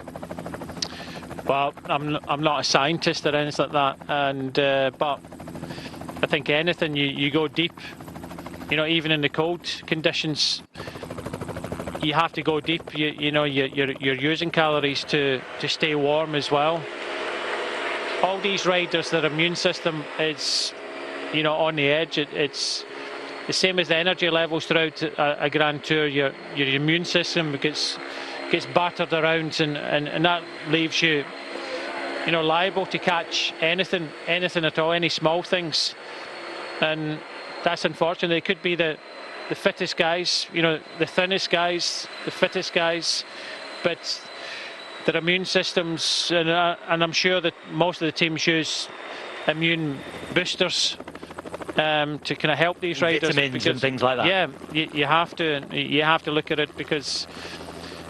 Although these guys are probably some of the fittest guys in the world of any sport, their immune systems take a battering in a 3-week race because you're doing it day after day after day, and that's one thing that you really have to watch with a rider. And that's why we see it a lot of the times that you go into a 3-week tour and one rider may get sick and then you have to isolate that person. So there's been a lot of this kind of COVID bubble and isolation and these alcohol gels and things that have been used in cycling for the last few years, and when you put the kind of bubbles in place, then it's it wasn't that difficult to do that. I worked with a local football team in Bromley, where I am, Bromley FC, and I worked with them for a couple of months just last winter, and I couldn't believe that they were sharing bottles and doing all this sort of stuff. And now I think all sports have changed, but I think just cycling was always at the kind of forefront, and I think Team Sky kind of helped that a little bit more than others, that they were always at the forefront of looking at these things, of keeping the riders healthy, because they realised that you can't control everything, but what you can control they were going to try their hardest. Breakaway trying its hardest to keep the advantage, but also to stick together for the minute. Nobody attacking, everybody riding and taking their turn, which is, I guess, what they should be doing here. They've got a 5-minute advantage, but we saw Gaviria drop 5 minutes ago. We've just seen Sagan going out the back. Now, is that because these guys are upping the pace? Or is it just they're looking after their own selves and building the gruppetto up already, and they know exactly what they have to do to make the time limit today? You'll notice that some of these riders can stay in the peloton for longer, but what they're trying to do is, when some riders start to get dropped, they look around, and it's about managing your energy levels and thinking about other days.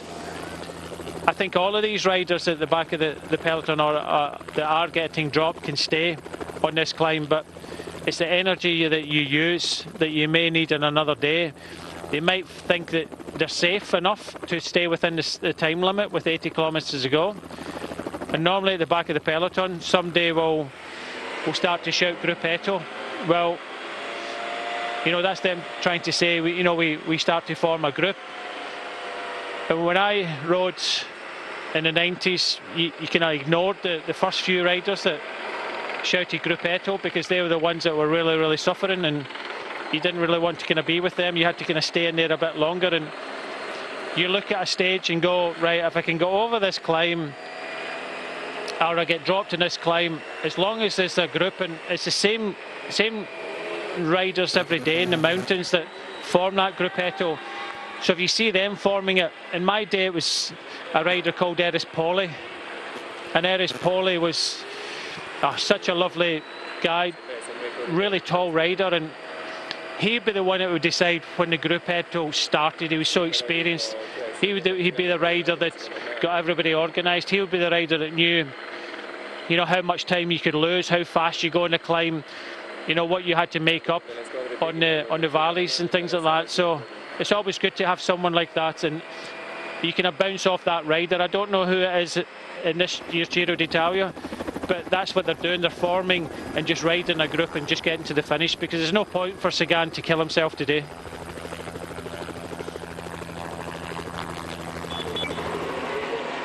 Glad you mentioned Aerea Poli, Brian, because he's a Venetian rider. He would have been at home yesterday. There's Demar in that Sagan group, and Valerio Conti trying to keep in touch. You'd imagine that UAE would still want him to be up there. I know he's been struggling the last couple of days. A little bit of illness around in that UAE team, as we heard from Joe Dombrowski, suffering with a stomach bug. And I just noticed, Brian, too, that at the front of the peloton, NTT had pulled their man out. So it was just Dens riding, and still De Koning Quick-Step not contributing. So Dens is doing a great job all on his own here, keeping the gap at 5 minutes, including, pardon me, bringing it down on the odd occasion as well, all on his own. They've split the stage up and they've said, right, we start to ride now, you do this, you do that. The fact that they've had that crash with Sobrero as well might be kind of factored into just maybe Sunderland had done his job, and you know he should have still been at the front if he was capable of staying at the front. We know that Dines is a really strong rider, and he's been up there in the mountains so far in the Giro d'Italia. So it might be a case of you put one rider up and you know he's done his job, and then over on the next part of the course you might see another couple of riders come up from NTT. But I think what they're trying to do is maybe save some of their riders to possibly stretch it out in the next climb. Maybe this isn't the climb that they're going to look at, maybe it's the next climb they're going to come and start racing a little bit more to weaken everybody for the final climb.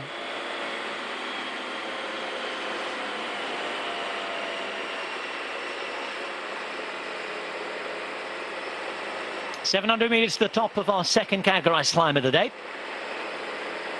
A reminder to those who haven't been watching since the start.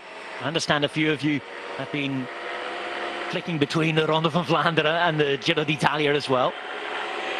But Ruben Guerreiro in the blue jersey today, the king of the mountains, not in the breakaway. He tried and he gave up when they were halfway across. He was in a group with Sami Thier, who did get across, but that allowed Giovanni Visconti to pick up 18 points at the first classified climb of the day. And it meant that as things stand on the road, the leader, the virtual leader of the King of the Mountains classification, is the man who's just going to come to the front on the right as we look at it now. Moving up in his green and fluorescent yellow jersey, Giovanni Visconti, looking for maximum points again. Just what Matt Holmes here, because I think he wants to try and take up second. It's easy points for him, thinking of another day, which is an intelligent move. And he's on the wheel, isn't he? Holmes is in the other rider in the black and red. Holmes has his teammate De Kent working here at the front. And Holmes, the British rider, as you can see, on 28 points. Visconti on 94 and leading. We've already gone through the half a kilometre to go banner to the top. You can see the soigneurs on the left-hand side, the carers or the helpers, lining out with drinks and clothing. Bits of food as well. So we're very near to the top now. Just get an idea as well as to how narrow things are with the road. That's going to be interesting when the peloton get up here. There should be a bit of a fight to get over and start the descent. And that might help speed things up behind too. But for now, almost 5 minutes ahead, we're watching the 11-man breakaway about to take on the top of the Forcella di Monterest. Visconti's hit the front. Dennis is behind him here. And Holmes is struggling to make it up. Yeah, I was looking at that. Holmes does look as if he's struggling a little bit now. I think he was hoping to try and take some points, thinking of another day, but it does look as if he's struggling now. It's not a good sign with the rest of the day in prospect for Matthew Holmes. He'll be hoping it's just a bad moment, but he followed Visconti on his wheel all the way. Visconti hit the front, Holmes wasn't near, but it was a clever move by De Gent, moving into second place just to take as many points from anyone else as possible. Third place there going to Rowan Dennis, but another 18 points for Giovanni Visconti, who extends his lead in the King of the Mountains competition.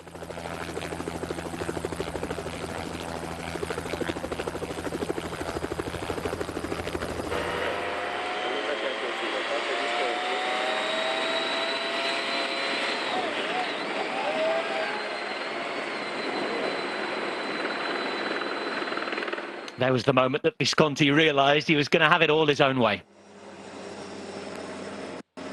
He has said, has Giovanni Visconti, by the way, that it's a stage he wants. But of course, he's in the fight for a stage here. Oh no. Oh, puncture. No, not for Pozzo Vivo. It's a puncture and a back wheel. How unlucky can this man get? He'll be thankful that there's no real racing on yet. But they've certainly upped the pace behind it. It's another effort that he won't have wanted to make. NTT, I think, we're just considering putting another man to the front as well. You could just see a blue jersey moving up there, drifting back once more. Oh, it's been a nervous start of the day for NTT. I was just about to say that the road surfaces here are excellent compared to, you know, what there could have been. But yeah, maybe not the wrong time to puncture. Well, nobody wants to have a puncture at all, but I don't think they were... Better now than the finale. Yeah, exactly. You can see that a lot of the riders just starting to get prepared for the descent. We've got 11 kilometres of a descent down into the valley, so they're putting their gilets on, and NTT back up very, very quickly, and I'm sure that Pozzo Vivo will get back, no problem at all.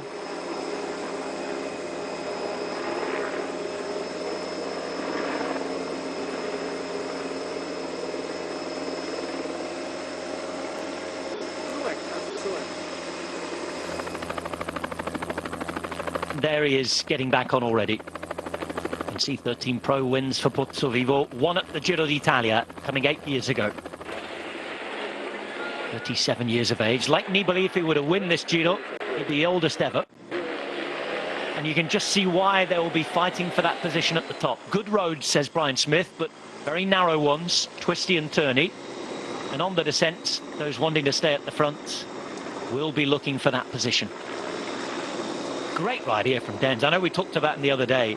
He's having a brilliant Giro d'Italia. And let's not forget, rather like Elio Kessa, he's not a mountain goat. And I say that with all the respect. He's a classics rider. Probably would prefer, personally, to be over in Flanders right now with Nico Dens, as would Elio Kessa. But they've been selected to do jobs here this year in this rather strange season. And they're doing jobs right up there on the hills.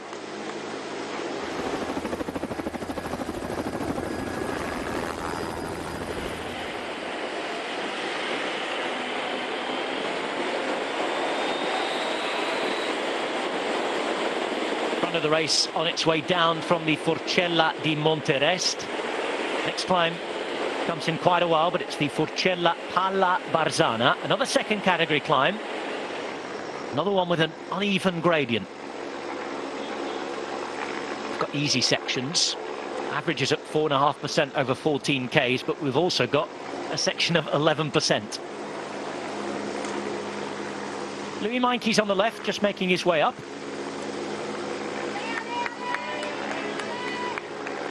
His teammate Pozzo Vivo had been helped back after a mechanical. I think he's still on his way back, because here Dens is putting in a super ride on his own. 4 minutes 45 against 11 riders. He's taking back time all on his own. You can see a bit of an effort here coming back. Yeah, from the riders in front, and then you get riders trying to get back to the cars. I think that was Elise there, just going back to the car to try and get something before the descent. So Pozzo Vivo will make it up, but this increased tempo of downs is just making it a little bit harder. Some riders being distanced at the back as well, which doesn't make it easy, and plus he's going to be at the back for the descent. Over the top they go. Panic for Pozzo Vivo, with a little bit of a nervous few kilometres coming up. Here he is right at the back, as you said, Brian. Again, as long as nothing goes wrong, all okay, but Any other problem in front, they're caught behind. And they can't pick their own lines. And we've seen, actually, the way they've been racing so far, Brian, they have been, alongside Trek Segafredo and De Koning Quickstep, the team who have been making those little efforts over every climb we've been over to keep Pozzo Vivo right at the front of the race. This won't have been their plan here, to be right at the back for this descent. No, not at all, and especially in a narrow one like this, it can be quite tricky. But you have to take what's thrown at you, and unfortunately the puncture, not at the right time on the climb. You don't want a puncture at any time, but at the end of the day he's back in the bunch, so that's first and foremost, get him back on the bunch. Unfortunately he's at the back, but I don't think they'll really race too hard down this descent. Gap's gone down to 4.5 minutes though. Well, the break just saving their legs to make their own moves. Let's see.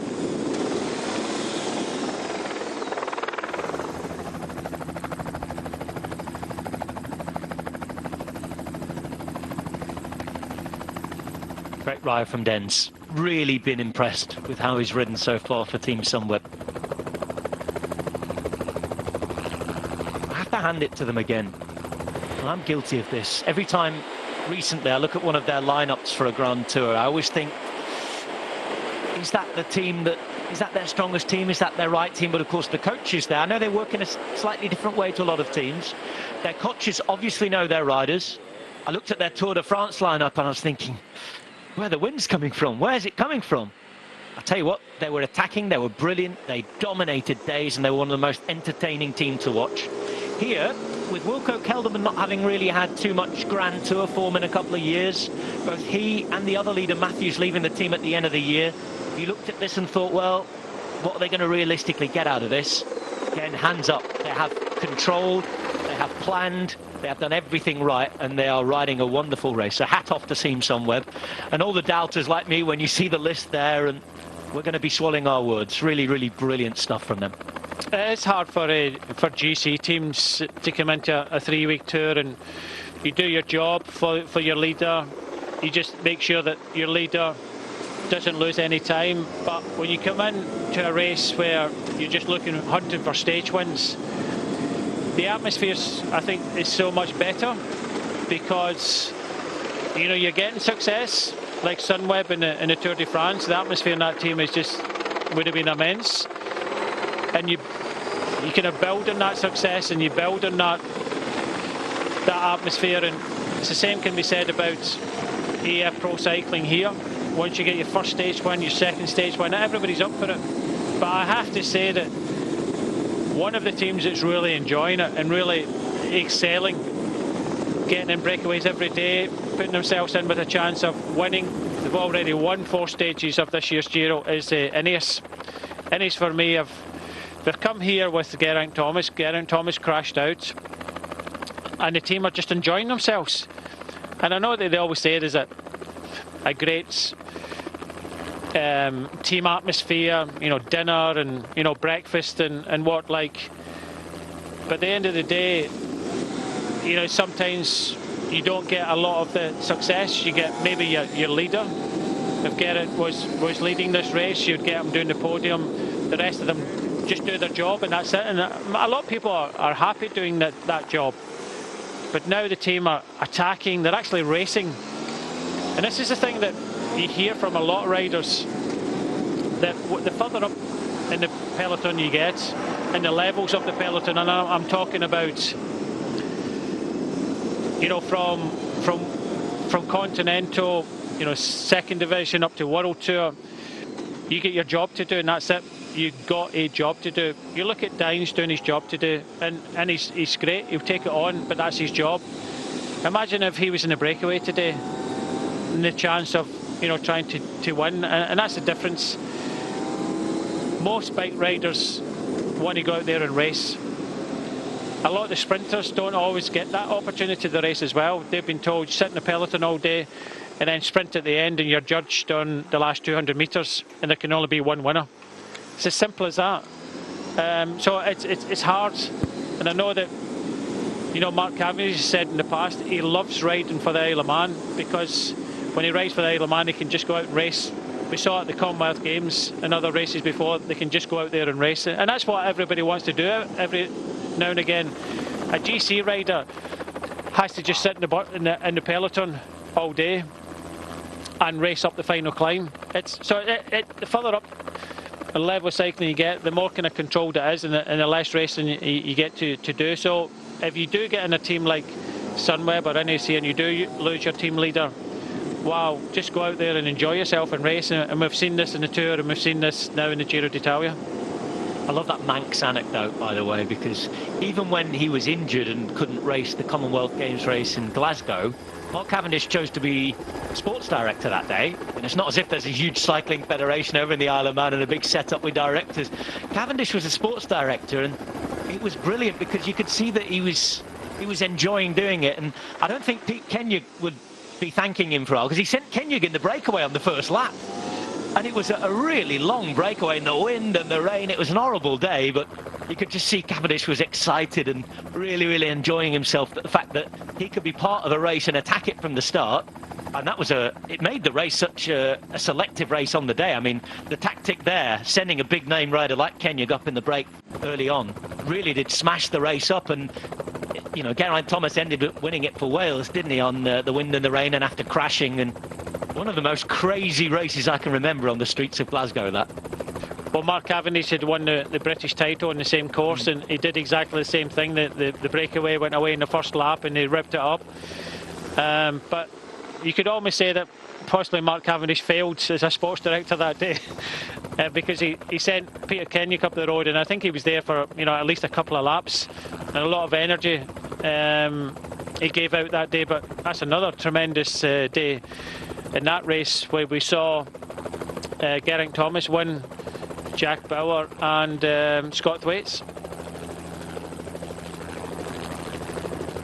Joao Almeida has 2:23 on the Brendan McNulty we know in the Maglia Rosa, but that's the white jersey standing. It's easy to forget that Joao Almeida leads the best young riders classification as well, because we've never seen him in the white jersey. What, from I think it was the first day maybe, or the second day. 70 kilometres to go. 2 big climbs remain. And our 2 softening up mountains. How's it looking here for the breakaway, Brian? Because it's a really strong group, this, and I don't want to count them out. But the work being done behind as well means that the gap's down at 4:25 with 2 climbs to go. I wonder how much they've been able to save in the breakaway, because there's some wily old heads in there. But also, we know that there's a real lack of firepower behind. And even if they do bring them close, we saw the other day that there might still end up being a stalemate on that last climb. And even though it might look like it's coming back together, there might still be a chance for the break today. The dynamics in this year's Giro have changed. You don't have the kind of dominant team that can ride on the front. There's no Jumbo-Visma team that can sit in the front high tempo and bring back minutes in a climb. It's very, very open, and I would think that if they come to the bottom of the final climb with about 3 minutes advantage, then they still stand a chance. So, because there's no kind of dominant team, the GC contenders, if they start attacking each other and setting up, and you know, kind of stop-start nature of it, we might see for the first time some combines if they do attack. Some riders helping each other, some riders not. So it's a totally different scenario, and you're right, Rob, that if they do keep hold of about at least 2 minutes advantage, then 2 or 3 minutes advantage, they do stand a chance. This is Villela with a mechanical in the breakaway. We saw the Movistar car just holding up, and Villela is one of those riders who would be a candidate for the breakaway. He can climb that rider. We know that Sami Thier, having made it, as we see Chente Garcia Costa there.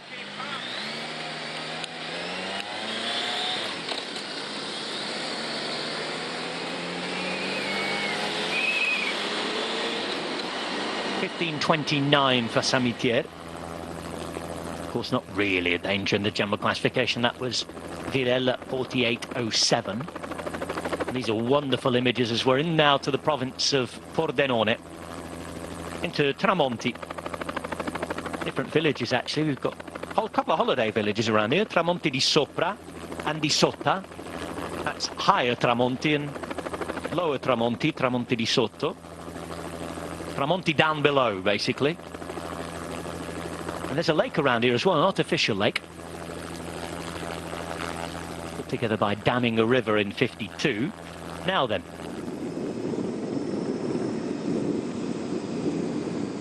A couple of little gaps opening up on the descent, but nothing huge. And the pink jersey being well looked after.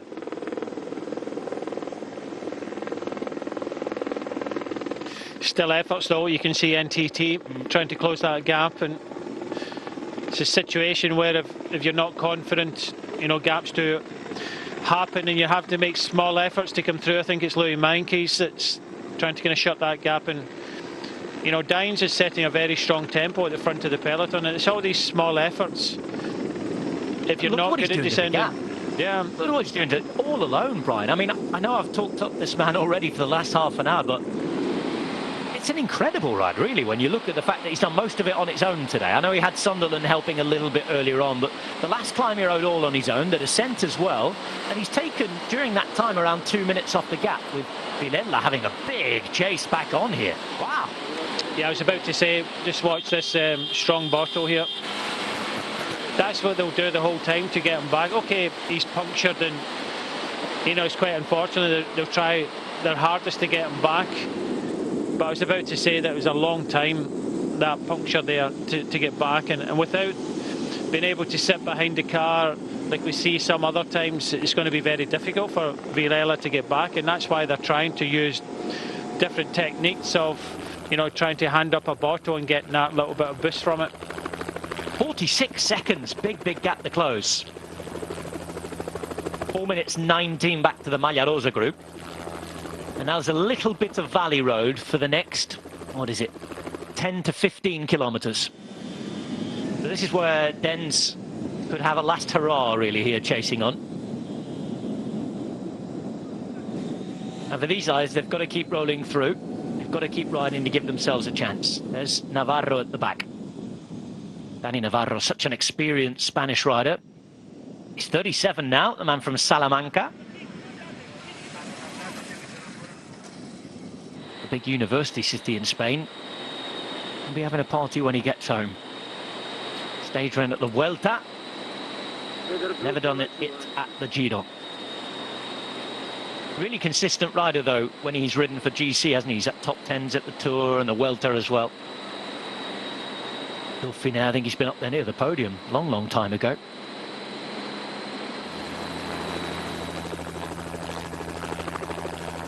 Most recently of Cofidis. Began his career at Liberty Seguros, which then became Astana. A stormy start to his career in that team.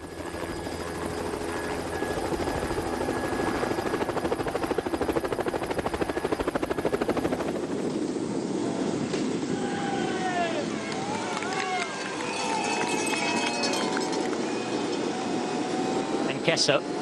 It's going to be interesting here for the Koenig Quick-Step, Brian, because we're getting to the point where Kessa, when it comes to the next climb, isn't going to be very useful, let's be honest. If the racing really does carry on, he's not going to stay there. So are they going to use him now? Are they going to ride the Koenig Quick-Step and help Dens? I don't think that Kais is actually still in the main peloton here. That looked as if it was Ballerini. It was just coming through there. I think it's just the fact that it was a descent there. He's come to the front.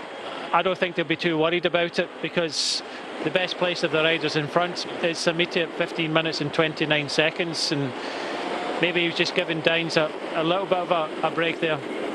Yeah, of course they're not going to be worried about the GC, are they? I just wondered, those riders, you say Kessa's not there, but yeah, Ballerini's another point in case. Those riders who might still be there, who won't be there, let's be honest, when it comes to the next climb, whether they use them or not, or whether they tell them to wait for another day. I think Dines knows this, that, you know, his days at the front, or the kilometres at the front, are numbered now, and he'll just do the best job possible while he can do it, and then leave it up to maybe some of his teammates on this next climb. This is Visconti back in the group radios to tell them he's back after his own little scare. Villella's at 35 seconds now. The breakaway do look as though they're getting a little bit of food while they can, a bit of drink before the next climb. That's maybe contributing to Dens taking time back on them as well. But here goes another acceleration, and you can just see, sometimes it looks easy, doesn't it? But these dynamics show that it certainly isn't. Looks about you all the time, looking around to see if he's going to join here.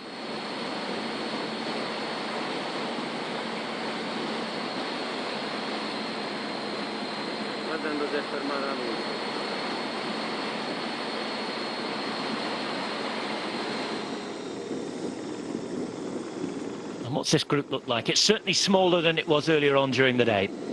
Yeah, you can see there's no cars behind, so there's a big group that have been distant on that descent, and that's why Pozzovivo had made the effort to come back. He's probably in this back group, and he's having to make an effort with his team to come back to the front of the race now.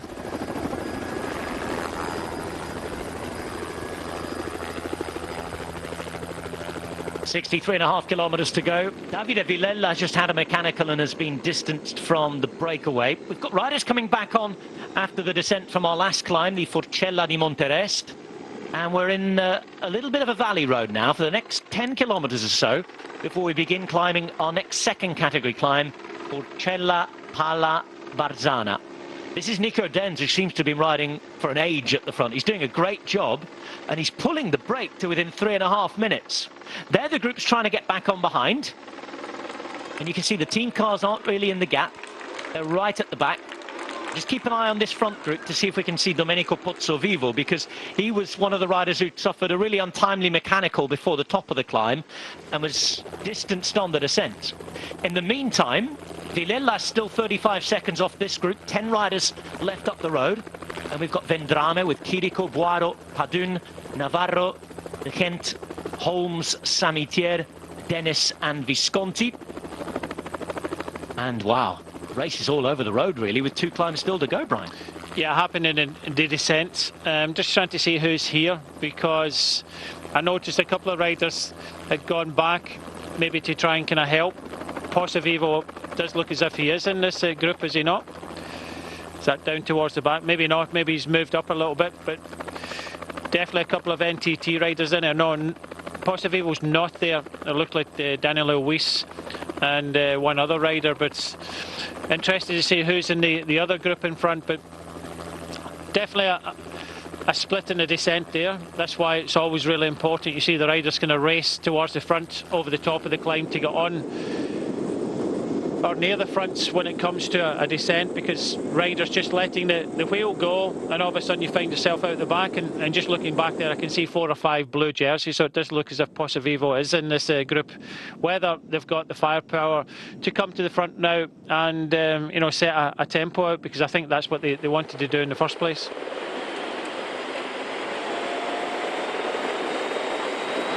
This is the artificial lake on the right hand side I was telling you about, Tramonti. They dammed the river up in 1952 to make this. There's River Meduna with the Carnic Alps in the background. It's really finely poised here. Breakaway or GC. Again, how are the legs going to react after yesterday?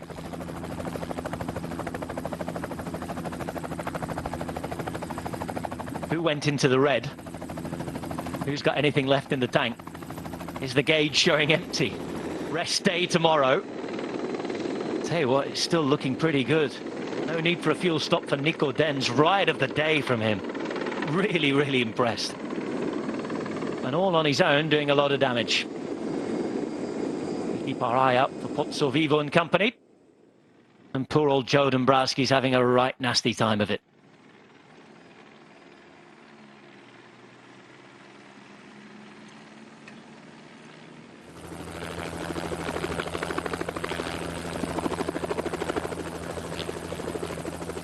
So Valley Road building up to another test for the Maglia Rosa. Extended his lead yesterday to almost a minute. He'd have to have a pretty nasty crack if it wasn't going to happen for him to take the pink jersey into the rest day. But the final climb today is interesting, Brian. The hardest point is at the bottom.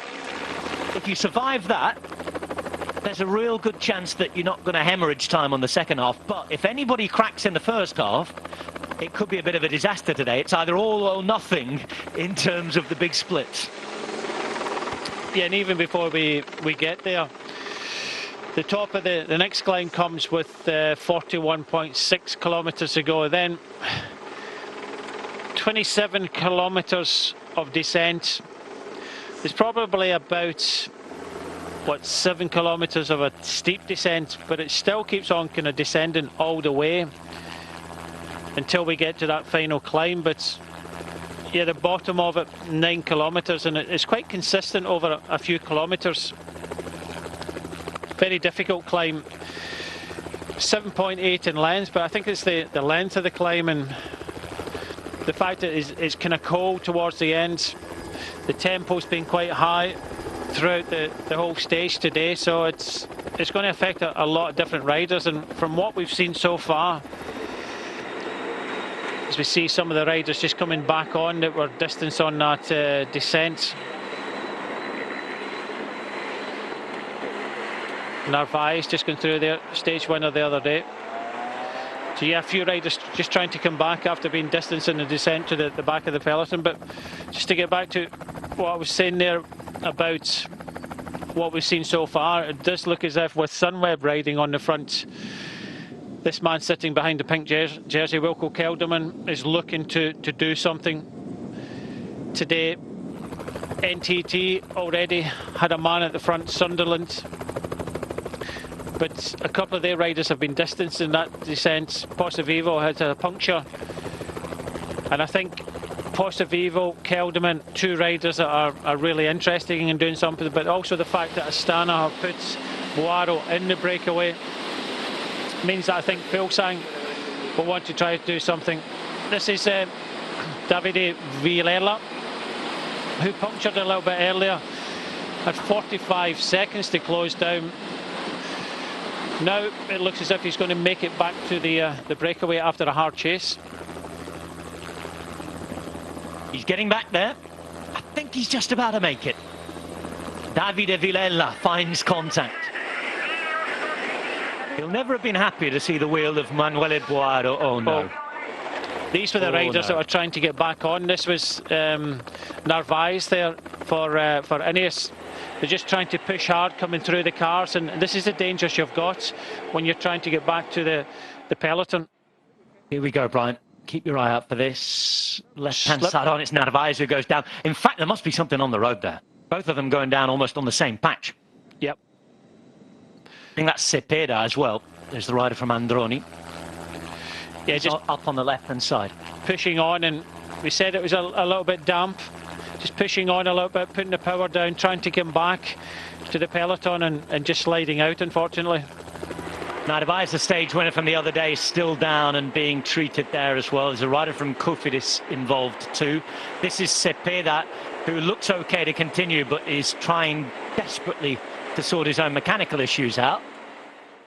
And one more look at it. It's Narvaez who goes first. Then the rider from Androni Cepeda, and oh, the way he hits the wall there. The rider from Cofidis, who looks to be the worst affected. Is never nice to see.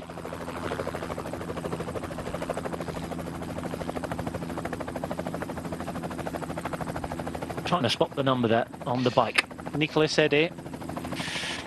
Well, he's had a difficult time of it already. Had a crash already. There's Roberto Damiani on the right-hand side, the grey-haired gentleman, the team boss at this Giro, alongside Cedric Vasseur, obviously in charge of things. And it's not looking bad for Nicolas Ede, whose bike has been prepared there. Not looking good. Nicolas Ede, an experienced French rider who led the Vuelta a España last year. That was a strange one, no, because everybody else got round out just the back. They were trying to come back. And when Narvaez slipped, it was just a reaction of Cepeda, I think it was. Just his reaction. He never even touched him. He went down as well. So, yeah, an interesting one there. I don't know if it was just the kind of damp road or the speed they were going round it, just slipping out there. That was a really, really nasty crash, and we hope that everybody who did go down's okay. We know that Cepeda was back on his bike, Jefferson Cepeda. The other Ecuadorian rider involved, Ineos Grenadiers, Jonathan Narvaez, stage winner the other day, was taking his time to get to his feet. And Nicolas Aerea, the Frenchman from Cofidis, still down on the ground.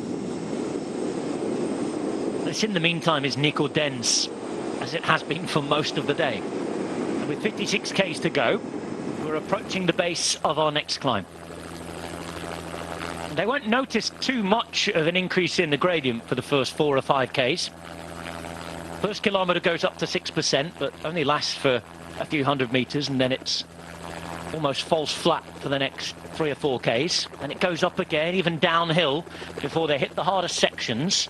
And it's the final 5 kilometres where it ramps up, maximum 11% there. And you consistently get 6, 7, 8% gradients to the top.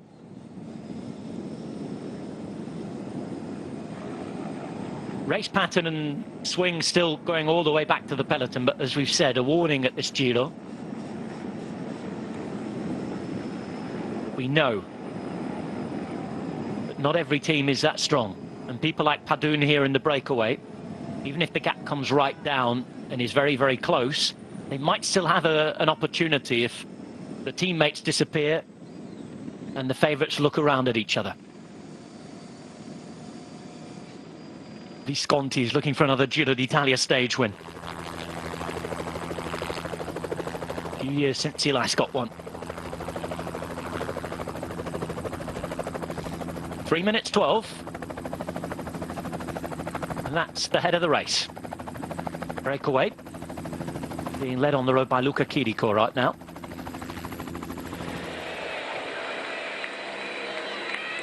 And as Rowan Dennis returns, he'll power on for as long as he can, rather in the style of Thomas de Gent. De Gent has a teammate though in Holmes. And Samitier now has a teammate again in the shape of Villela after his chase back.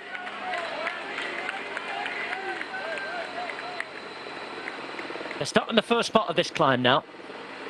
Pala Barzana.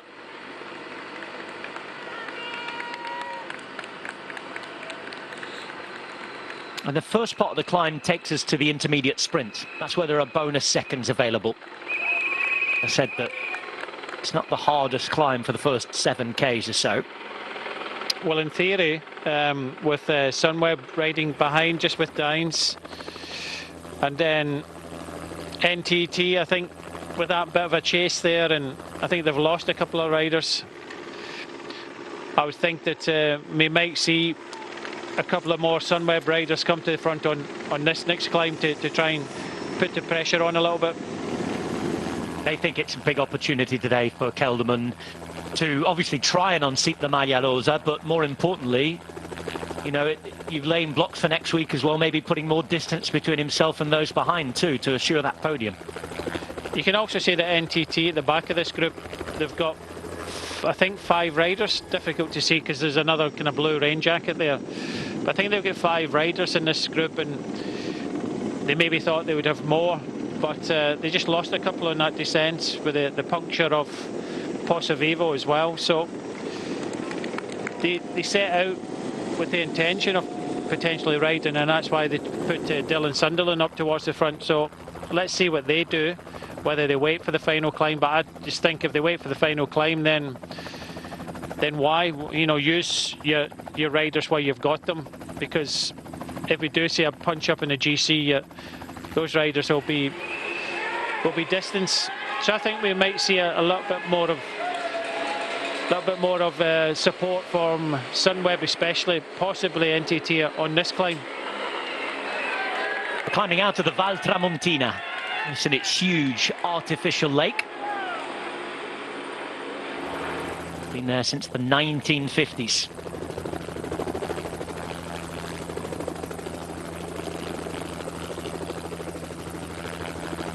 This is what's left of the Maglia Rosa group. Quite a chase on for a few riders after that last climb, and we just saw the resulting crash involving Cepeda, Narvaez, Aerea. We're yet to get news on what's happened to Narvaez and Aerea. who was still down on the side of the road the last time we had a look at them. And these are the 11 men in the breakaway, led by Thomas de Gent. Not for the first time. Won't be the last time in his career either.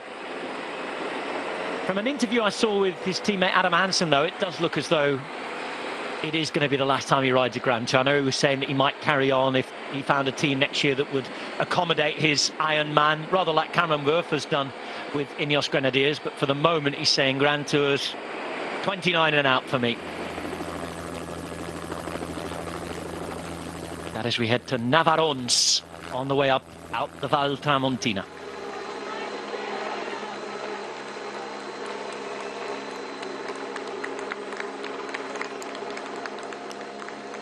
Three minutes 10 to the breakaway, and Nico Denz, man of the match so far today. Remember, his team Sunweb just one man down, with Michael Matthews not starting the second week following that what turned out to be a false positive, we think, for coronavirus test. They've still got a really strong team. They're riding that way anyway. Hindley losing time yesterday in the time trial, but he's been good apart from that. He's still in the top 10. But it's all for Wilco Kelderman, the man who's sort of been the invisible man so far.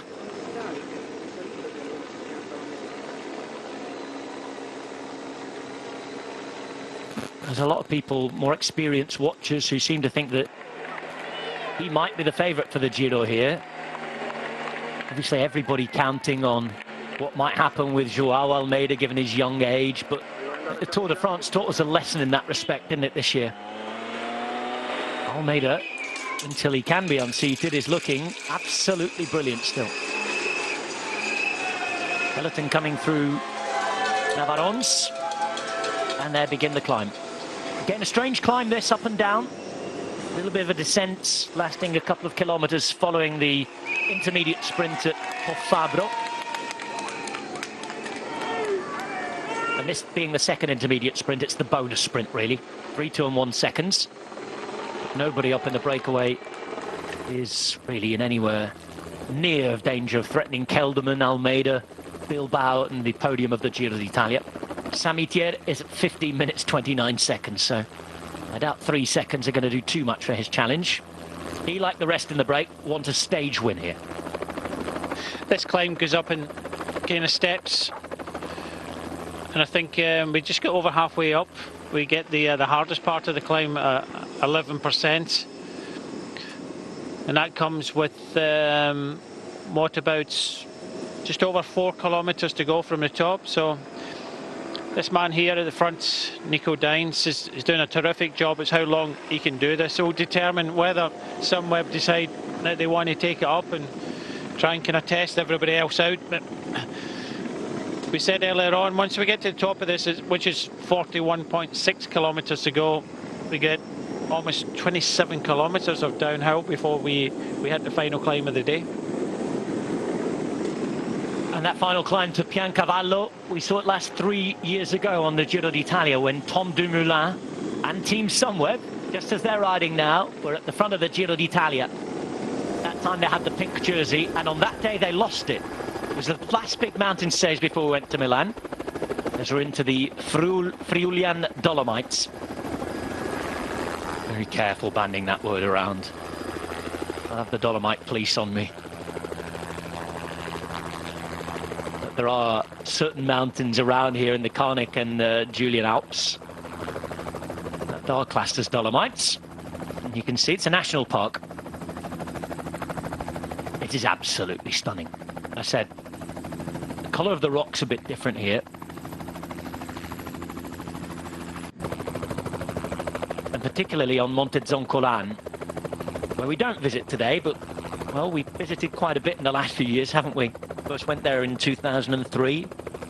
From Sutrio, it's the Ovaro side that we're interested in, really, isn't it? The difficult side. First went there 13 years ago, and last time we were there, it was a Chris Froome exhibition. We've seen brilliant performances twice by Simoni. Basso up there as well.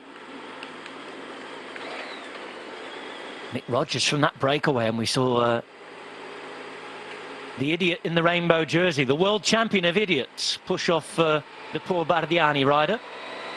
Francesco Manuel Buongiorno. But when you're sitting up the top there, you really do feel like you're on top of the world. Remote, but beautiful.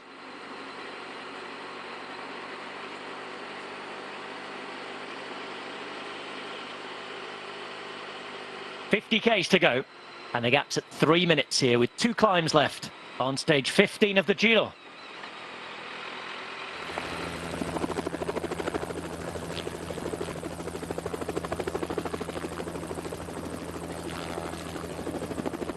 There's Rafael Majka. Always a man to watch. Look at Nico Denz go. He's on fire here, dragging the peloton up. It's 3 minutes. A man on a mission, Brian Smith. Yes, he's doing it one-handedly and a terrific job. And I thought in this climb that he might pay for a lot of the effort he's put in pretty much all day today, and he hasn't. He just keep on turning those pedals around and putting out a lot of power for his team. And how long can he keep this going for? You suspect that we get further up this climb, that's when it gets to 11%, he's going to suffer a lot from the effort he has put in, but he's taken on a big shift today. Clocked on early, and he's going to clock off as late as possible. Do you think he gets paid time and a half for the extra hours he does? He certainly deserves it today. Now then, it's breaking up in the breakaway. This is where it's getting interesting. Rowan Dennis putting in a bit of an effort here, and he's looking behind at the damage he's doing. Maybe just wary that that gap's coming down quite a bit now. Yeah, I think they realise that they have to push on. Boaro's now been distanced at the back 3 minutes. I think they know that if there is a reaction from the peloton on this climb, that the gap will come down again, and they want to have at least 3 minutes by the top of this climb, down the descent, and try and push it out a little bit more. But yeah, the strong men are starting to come to the front in the breakaway. Rowan Dennis, Thomas de Gent, Giovanni Visconti's looked good today as well. Samitier, he's also trying to hang on.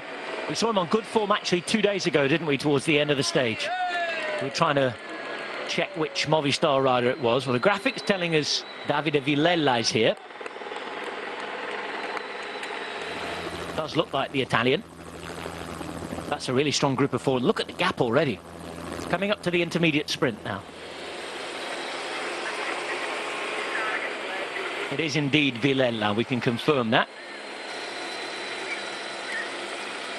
Looking for an opportunity for his own success. He's not had too much of that in his career, even though when he came onto the scene,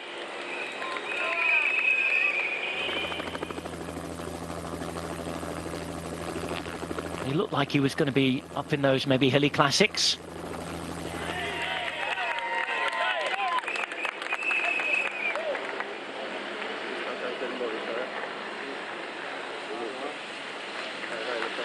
Oh dear.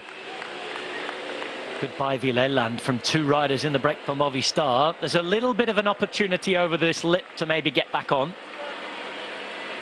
But Visconti's losing the wheel now, and I suppose it's as we were suspecting with the powerhouses. It's de Gent and Dennis who are sort of the 2 unique types of rider in this group with the power they put up. They're, well, the more powerful guys, but they can climb. They're not necessarily the best climbers here, but they're putting in the watts and they're showing their strength, Brian, and leaving those behind as they go through to take the bonus seconds. That's what it comes down to, the strength in the end, and these are 2 very powerful riders putting out big watts yesterday in the time trial.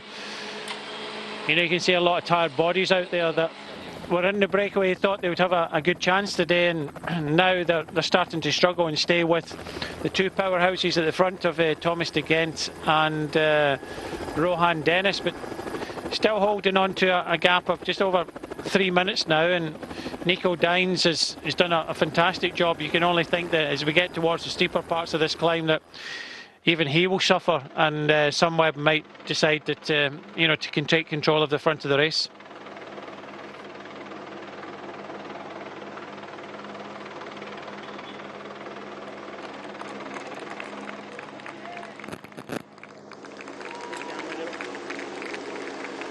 And here he is. Man of the moment, Nico Denz.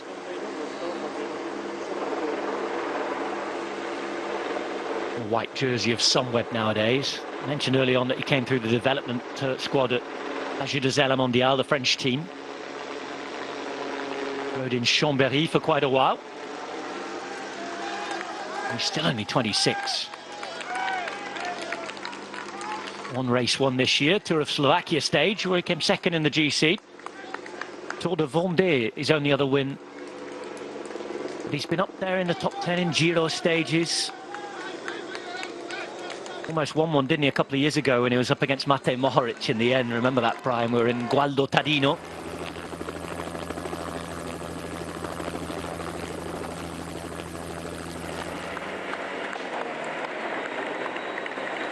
Mikey's at the back there, and what's left in his tank.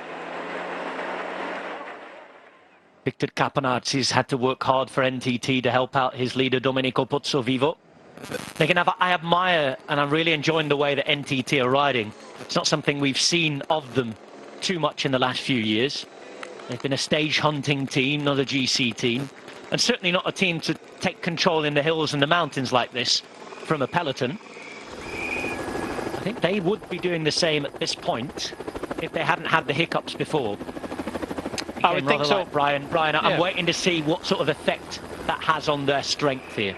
Yeah, I think Louis Meintjes has struggled, earlier on in the Giro. He had some stomach problems himself, and normally if Louis is feeling good, he would be up towards the front. He isn't now, so yeah, I think the team don't have the big numbers. I think the numbers lie with Sunweb. This gap just kind of holding, so Dang's doing a good job of just kind of holding the gap. So the stage is still doable, but you can always think that the combined effort here of Dennis and De Gent will mean that they're going to go a long way into this stage.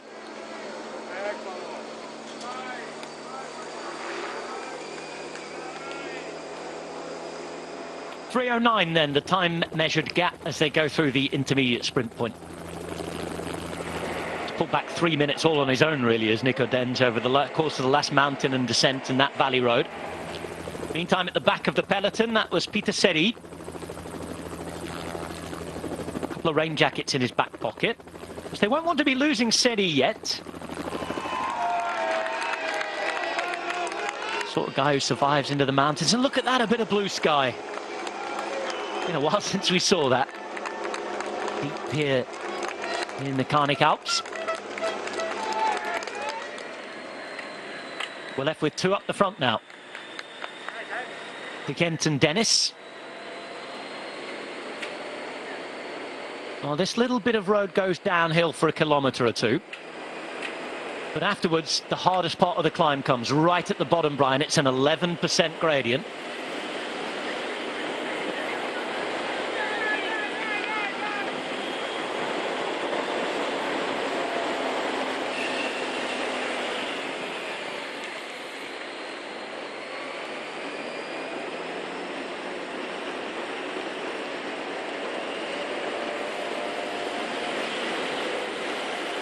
And a big moment to see how they can kick on, if they can kick on, where they can get to.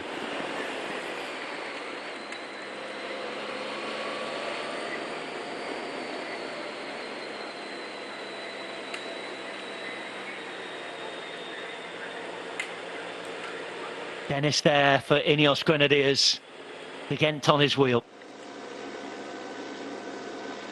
Well, we say every time that De Gent tries something special, if he could pull something off on a day like today, with all the mountains in it, the chase behind it would go up and rank up there amongst one of Thomas De Gent's best. And same goes for Rowan Dennis here. It would be quite a moment. Well, if you want two engines at the front, you've got two engines, two the strongest riders, powerful riders in the bike race. So I think these two riders, unless we see a big reaction from the GC teams and contenders, I still think with the advantage they've got, could potentially be winning the stage. I don't know what Rowan Dennis is doing cyclocross there, but yeah, just a lack of concentration a little bit there. Shake of the head there. I mean, thanks for that, he says. I know this, riding cyclocross means that you know, you can go on potentially to be some of the best riders in the peloton. We can see that with Wout van Aert and also with Mathieu van der Poel, but there's no need to do it during the Giro d'Italia. Now then, and there's a gap opening up. Thanking the Kent there for staying with him. They're not going to stay with each other at the minute though, because on the steeper section, I'm not sure if Dennis knows yet. He looks behind now, he sees a gap, and now he's going to try and press on. Oh, this is special. I'm surprised at De Gent there. He did say that normally after a time trial he suffers the next day, but he got himself in the breakaway first and foremost. But Dennis, for the last few days, has just been saving everything for that time trial. He was beaten by a stronger rider on the day and his teammate Filippo Ganna, but he's obviously got some really good legs and he's used them to his advantage today.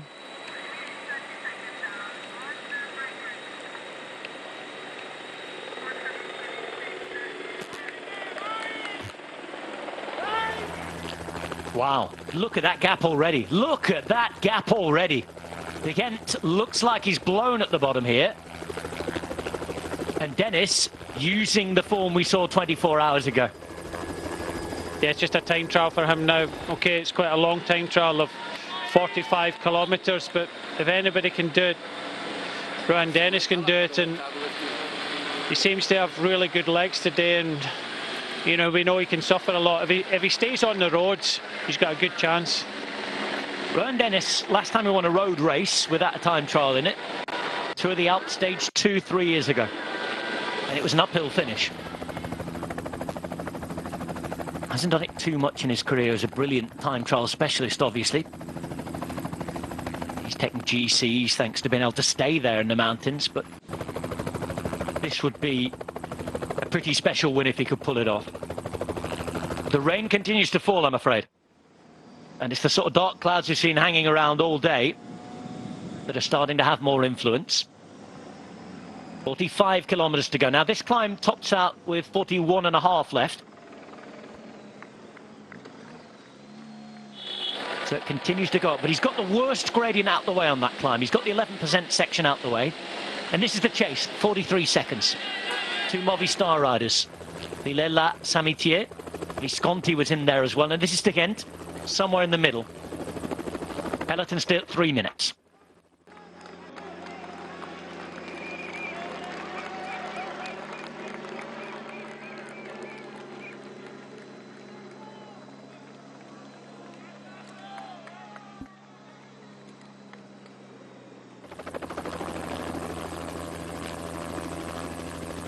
"110 years ago, we had our first ever stage on the roads of Friuli. Milan to Udine. But we're really discovering these mountains in the last few years. Vendrano was the other rider in this group. I'll tell you what, he's putting in a great ride for a guy who's probably the strongest sprinter in the group. In the meantime, the great ride from Dens continues. He's taken it on to this climb. Nobody else added into the mix just yet. Incredible, really, when you consider that how long he's been at the front. You can see he's absolutely suffering, but continuing to make the effort. I'm just expecting at least one rider to come up and help out. Now's the time. That the gap not coming down, I don't think they're too worried about that. They just want to make it a little bit harder.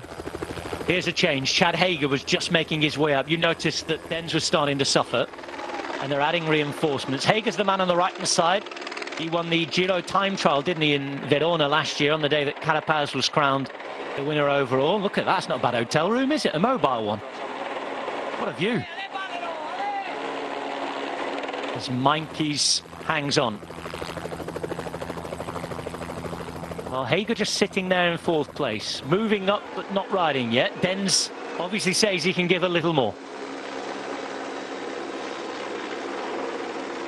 Dennis putting his pressure on has meant that the gap has grown to 3.5 minutes now to the peloton.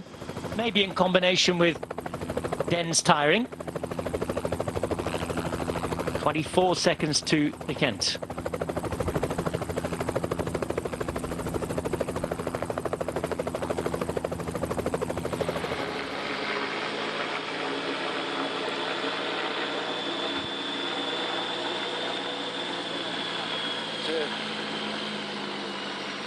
Situation has changed at the Giro d'Italia. They're on the penultimate climb of the day, the Forcella Pala Barzana. Rowan Dennis has zoomed away from Thomas de Gent. Those two going out at the bottom of this climb. Dennis now has 24 seconds on the Fleming, 46 seconds on this group, Samitier the Spaniard and Visconti the Italian.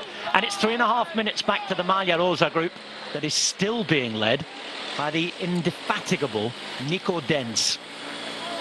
There was a hint that Chad Hager was about to help him, but Denz continued on.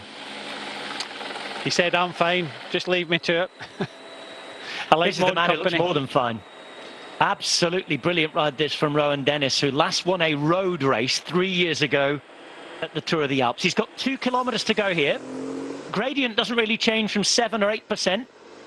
As Marc Padun, who almost won a stage the other day, has been taken back by the Maglia Rosa group. 43.5k still to go, plus the final climb to Piancavallo. That's the longest climb of the day, the only first category climb of the day.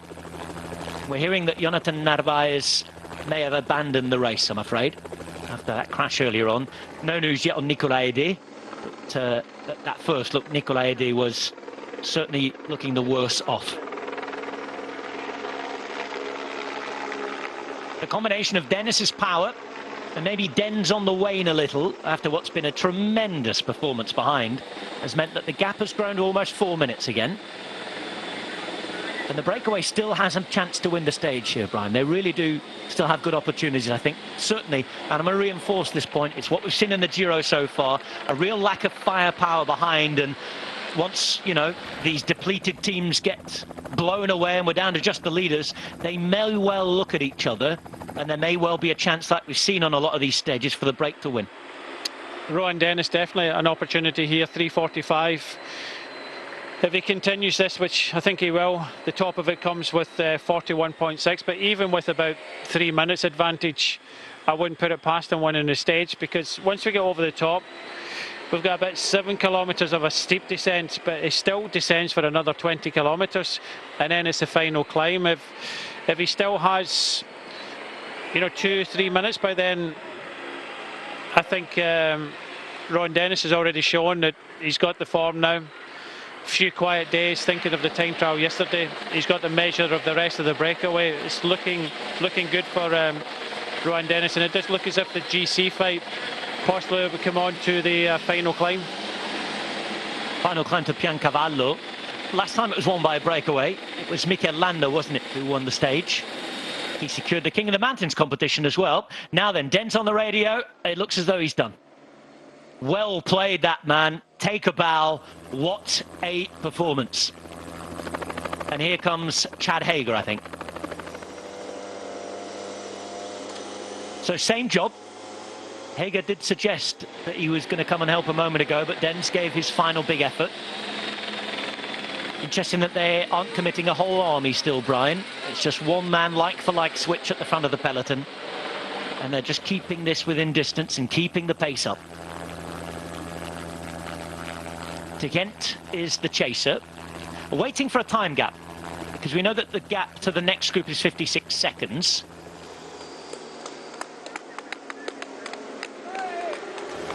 And fresher legs should mean that there's a chance maybe just to keep putting everybody on the limit behind.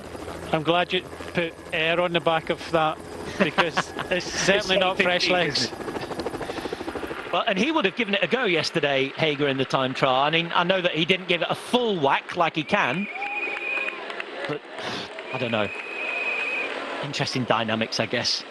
Knows that he had a big job to do today. It wasn't the best Chad Hager we saw, was it? And we saw that moment, didn't we? That excellent moment where Pipo Ganna flew past Chad Hager, who, let's not forget, is a winner of a time trial at the Giro d'Italia.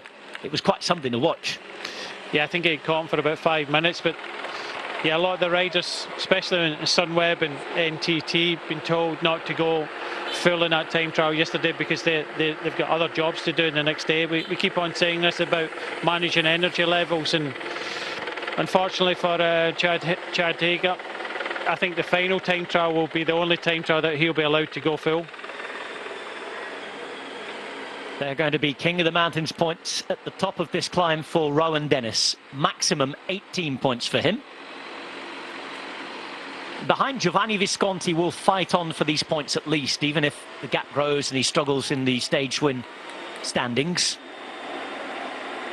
Because he wants as many points to add to the Maglia Azzurra. There's a chance that Visconti will be wearing the King of the Mountains jersey at the end, but we will wait for that because it's 40 points on the finish line, remember, for the winner of the stage as well. Dennis is going to take 18 at least here. Just looking down the road, see if we can see Thomas again, but he's not in the shot. And Dennis, we knew, was on a flyer yesterday. Looks as though he really is reaching peak form again. And I guess whatever happens here today, that's quite exciting for Ineos Grenadiers going into next season, isn't it? That there's a Rowan Dennis really coming back to form now. Yeah, definitely. And, you know, he's shown everybody. I think he dropped it, or, you know, he's getting rid of some of his stuff for the descent now. But I think Thomas de Gent is at 25 seconds, Samiti and Visconti at 53, Vendrame, Vilela at 1 minute. I think the remnants in the breakaway are just over 2 minutes behind. Descent here that will take the riders on for quite a while. Quite a bit of false flat as well, lasts around 20 kilometres. Mostly false flat downhill. And that takes the riders to Aviano. And at Aviano they'll begin the 14.4 kilometre climb to the top, to Piancavallo.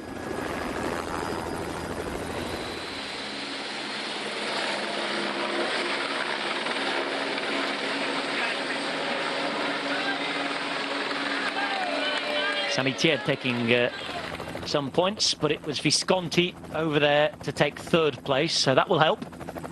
They get now at 35 seconds. Oh, what a gap that Dennis has managed to build there. And remember that just coming after the moment where he went all cyclocross on us and almost lost it. I think it woke him up a little bit. It almost upset against rhythm more than his own. Dennis putting on a show. At almost 50 kilometres out, it could be Rowan Dennis doing a madness today. It's looking good for that. He's looking excellent for the stage. We know he's got the power. They hit the bottom of this climb, and he's actually put over 30 seconds into the peloton. I know the peloton will come up the final climb a little bit quicker, but looking good for Rowan Dennis at the moment.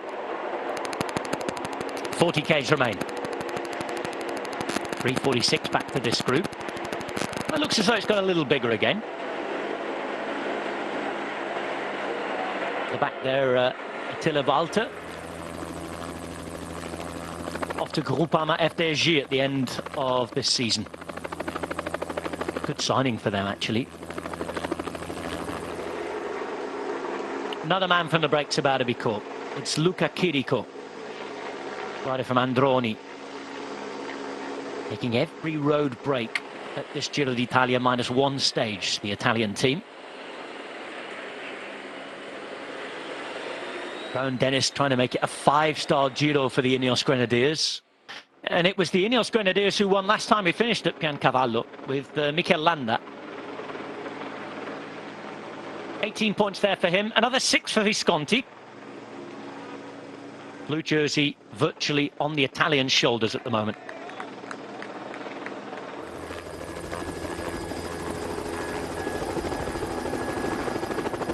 You can never count the Ghent out, though. It's a big ask to pull back 35 seconds on Rowan Dennis, isn't it?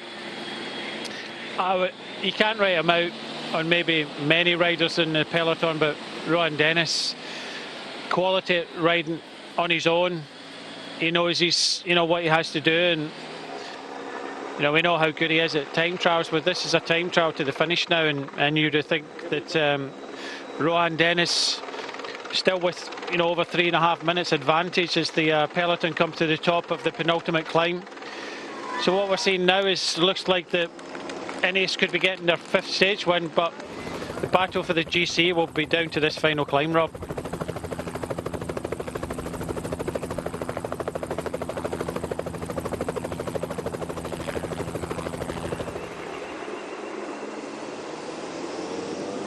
39 seconds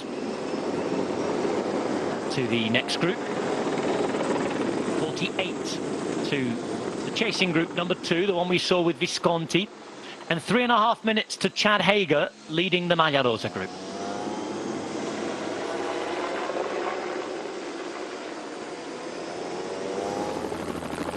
Hager a winner in Verona. The far other side to where we are actually of this Friuli Venezia Giulia region, the Venetian side of it.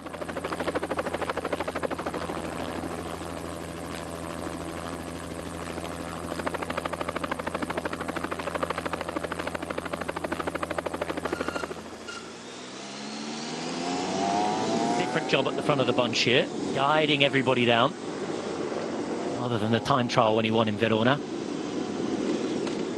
Fair Verona on the day for Richard Carapaz. I'm afraid that I think we have lost an Ecuadorian rider from the bunch today, and that Narvaez, who crashed, and a few reports that he's been unable to carry on.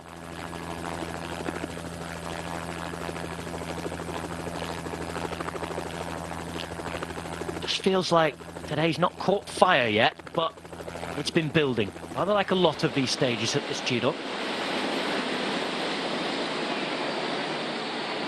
And these guys gaining time on the descent a little. Remember, you've still got De Gent in the middle. One to keep an eye on. I wonder how Rowan Dennis is descending. We haven't seen too much of him.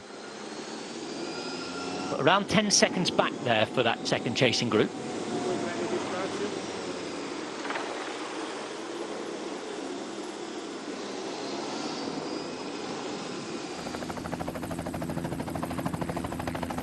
There are sinuous roads, narrow roads. The peloton gaining time as well.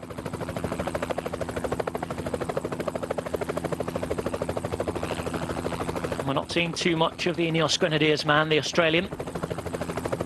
South Australian, Rowan Dennis from Adelaide.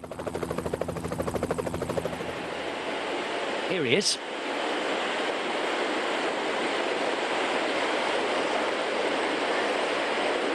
No current gap to Thomas de Gent. It was at 35 seconds, wasn't it?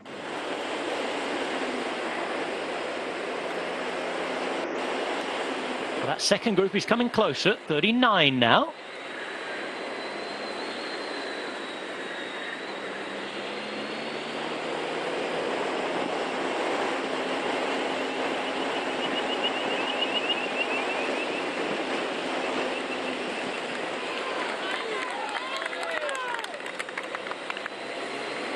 Rowan Dennis losing around 15 seconds on the descent to the chasing group number 2. 20 seconds to the peloton. We're yet to find out where Thomas de Gent is. 36 Ks to go. He's shown his strength, hasn't he, on the flatter part and on the climb. But on the descent there, just losing a little bit of time. I don't think Rowan Dennis is taking too many risks in this descent. Looks as if Thomas de Gent is just about to be joined by the others, so he'll be at 37 seconds now. But Rowan Dennis not taking any risks, but he'll put the power down on this part of the course now.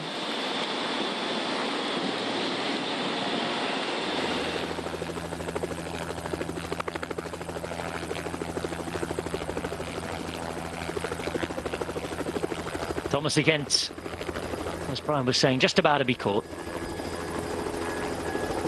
So he hasn't actually lost time to his nearest rivals there. It's, like you say, no risk taken. And 5 men now in the chase. The question is, can they work together well here in this sort of false flat downhill? Even if they do, will there be enough to bring back anything on the powerhouse that is Rowan Dennis? Because here he goes. He'll settle in now. And this is what he does best, Brian. Yeah, this is just time trial mode for him, and it'll be difficult for the other riders to come back now. I know it's only 32 seconds. You can only think that Rowan Dennis is just managing his effort, which he's very good at doing, because he knows it's 14.5 kilometres of an incline at the end of today's stage. So I think you can just see Thomas de Gent stretching out. You know, a lot of fatigue in this group. But they'll continue on trying to bring this gap down, and even if they catch Rowan Dennis before the end, you can only think that Rowan Dennis will be the strongest in the climb up towards the finishing line. Certainly once the steeper sections are out the way as well. It does get a little easier, sort of those power climb gradients, aren't they, in the last 3 kilometres. 6%, that sort of thing. It's the big gradient at 14%. It's the huge challenge in the first third of it. And this is this road now. It sort of falls flat up and down. Lasts for the next 20 kilometres. We begin climbing again at 14 k's to go properly. A couple of tunnels to take in. This is the tunnel at Fara. Lasts almost 4 kilometres. After that, they've got the Valcellina. Not quite as long, that one.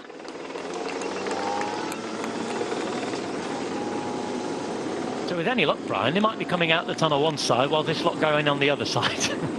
We might get to see bike riders all the time. This is where we've been and where we're going. Making our way to that climb there that takes us to Piancavallo.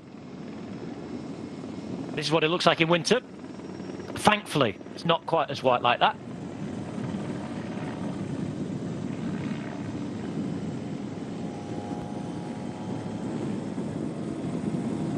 And there is that Piancavallo.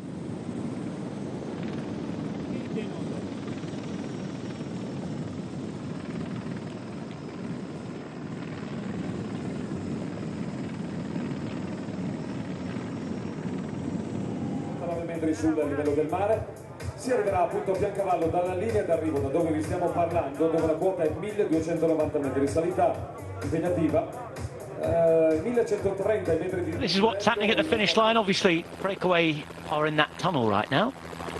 Apologies for the pause from us as well, having a few sound issues.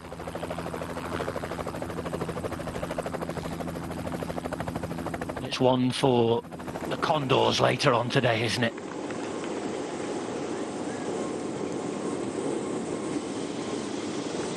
Anybody from this group? Of course, there will be a battle in this group.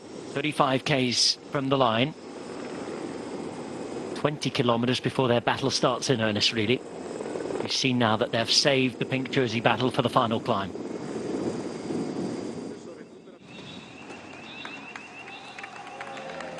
Rowan Dennis still out the front.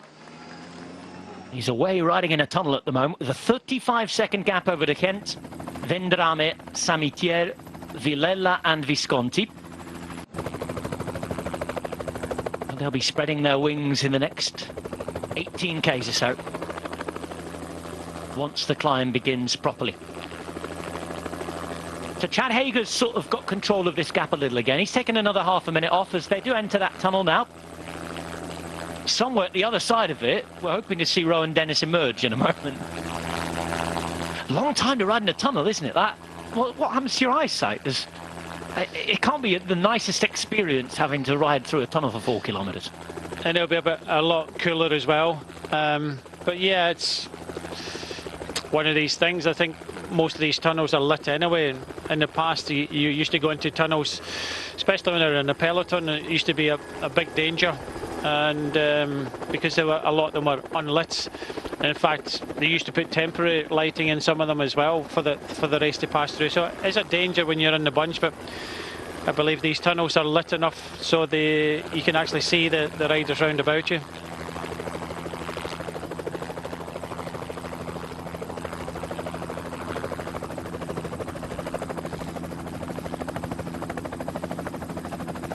We can see around the valley and looking up to Piancavallo. 1998 was when Marco Pantani won the first ever finish there. We've already had finishes in local races as well. The old Giro del Friuli went there. 1980 was the win, and a certain Claudio Corti was the winner up there that day. well known in Italian and South American cycling circles. The man who ran the Team Colombia team we had a few years ago.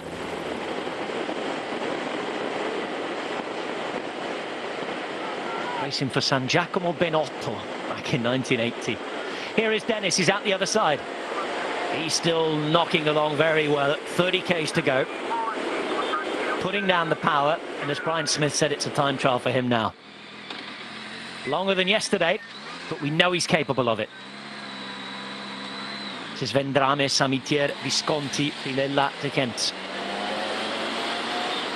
Difficult position here because they have to work together and chase, but they also have to think about what's to come and their own tactics, Brian. It's always the same scenario when you're in a chasing group. Luckily for Rohan Dennis, he just doesn't have to consider anybody else. He's on his own and he just has to ride a time trial, ride a threshold, which we know he can do. Former world champion at the individual time trial, but you look at the group behind, they are thinking of what's to come.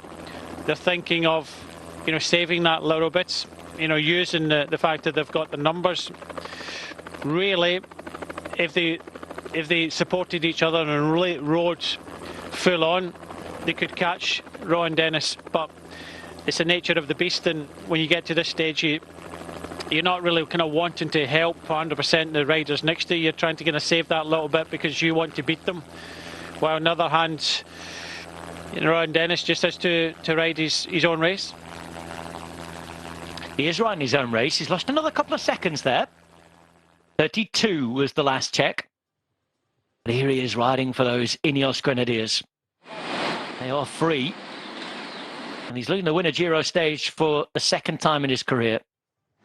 Remember, he was a winner of a time trial and he took the pink jersey as we're in the tunnel. And this is first-hand what it's like, although not getting that cold sensation that Brian was talking about. It's Chad Hager who's got the responsibility of driving them through. Better news for Dennis in that he's extended his lead again, almost 40 seconds on this terrain that he likes now. We wait for a gap back to the peloton, but these guys are happy to just do their own thing now. They're not worrying about the breakaway, are they, in this group, Brian? I don't think that was the full intention when Sunweb came to the front, thinking of the stage. It's a bonus if they'd ridden hard, brought back all the breakaway, then it's a nice bonus. We do know that when you work on the front, your teammate will go on the attack, and it does look as if Kelderman will go on the attack. NTT have sat quiet, but they've lost a couple of riders and have had the puncture and the effort to bring Positivo back. So that's another team that have showed that they want to get something out from today, and I really have to think the Fuglsang needs to try and do something as well. So 3 very strong riders. So I would think, and the nature of this climb at the bottom is harder than the top, so you would think that they have to try and make that up the difference, sooner rather than later. So that's 3 strong riders that really have to kind of show something and try and take some time back in this man here. And here he is, the leader of the Giro d'Italia yet again. 12 days now in pink, ridden with maturity, and he's looked every little bit the leader on the few occasions he's been tested. Just looking at the back here, Fuglsang getting pushed along. That's an effort in itself. You don't see this a lot, but throughout the day, Astana have got 2 riders in here. Boaro's just about to come back, so they'll have 3 riders to help Fuglsang. It's all these bits of energy and effort in a team to push your leader when he needs a natural, and to go back to the car and do all these sort of things. It's a lot of people don't kind of really see that. All they see is the kind of the battle of the GC contenders at the end, but throughout the whole stage your teammates will do these things, and it does take a bit of energy to be able to do that.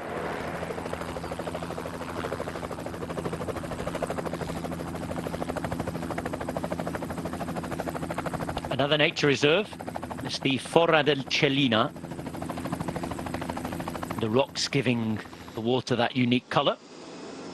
Interesting, the peloton flying through that tunnel as they take back Boado has taken quite a bit of time back on the lead of the race. Less than 3 minutes was the check we had at the moment, but 2:44 there. Better news for Dennis is that he really is putting time into his rivals on this section where we expected him to come good. It's 50 seconds now, Brian. Well, Boaro's had a bit of a rest. He's come back now and he's starting to drive things along. So, well, from what we can see now, we've already seen that NTT with Pozzovivo, Sunweb now with Kelderman, and also the fact that Astana pushing this along means that Fuglsang, 3 strong riders going on the attack in the final climb. You know, this is setting up to be potentially the kind of most explosive stage of this year's Giro d'Italia. 4 minutes 8 seconds back is Fuglsang at the moment. And he might be one of those who gets a little bit more rope at the start, given that fact. But the fact is that Boaro's now riding. As soon as he's brought back, he's riding, and he's going to ride as hard as he can, because Fuglsang can take some time back. But I think more importantly, I think Astana thinking more of the stage now, because if they can get that stage, then it's a big positive. They can take that. So it could be kind of double bubble for them. Fuglsang takes the stage. And take some time back, and that will raise the confidence in the team. Rowan Dennis with a 54-second lead over De Gent, Vendrame, Samitier, Villela and Visconti. He's looking brilliant on the bike as well as their support for Sagan. In geographical terms, this is the closest we get to Slovakia, with 25 k's to go.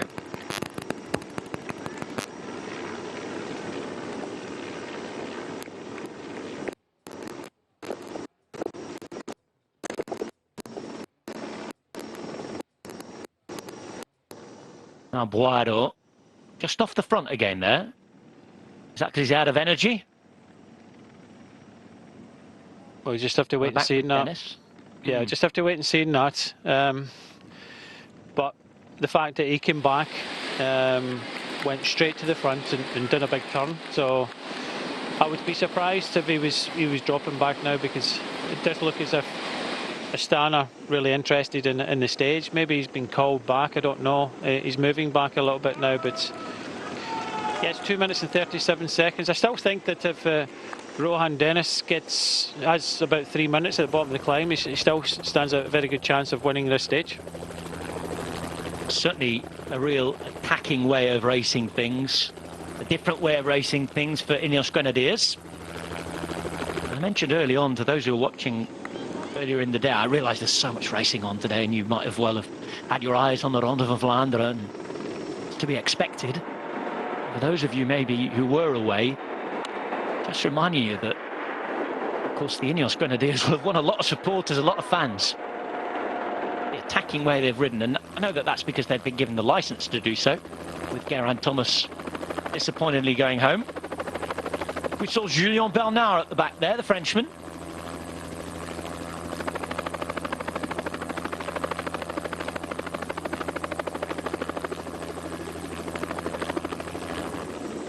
And 57 seconds here. As the kilometres tick by, Dennis continues to put time in. We're just under 10 kilometres away from the start of the climb, so things are hotting up. And you can just see Boaro on the move again here, Brian. Left-hand side of the picture just moving up. Yeah, kind of strange one. If Fuglsang wants to win the stage, then he needs to ride now. Just obviously there was a chat going on there. I just wonder if there's been a radio issue or something, they couldn't communicate, or he wanted a quick face-to-face chat with his leader. Well, potentially. It's always nice to just go up and say, how are you feeling? You know, you're feeling good for the stage. You know, this is what you have to do. And he's probably said, yeah, but why is he not putting maybe another rider up? So we'll keep an eye in the front of the peloton, because there's a big potential of a stage win here at only 2.5 minutes with this big long climb at the end. If they do put some firepower up towards the front of the peloton and bring this gap down, then it could be curtains for the Ineos rider Rowan Dennis for the stage win. But for the moment, you can just see, yeah, put a bit more firepower towards the front. This stage could, if Fuglsang wins this stage today, then it could be a big big morale booster for them because they haven't had the best of Giro d'Italia so far.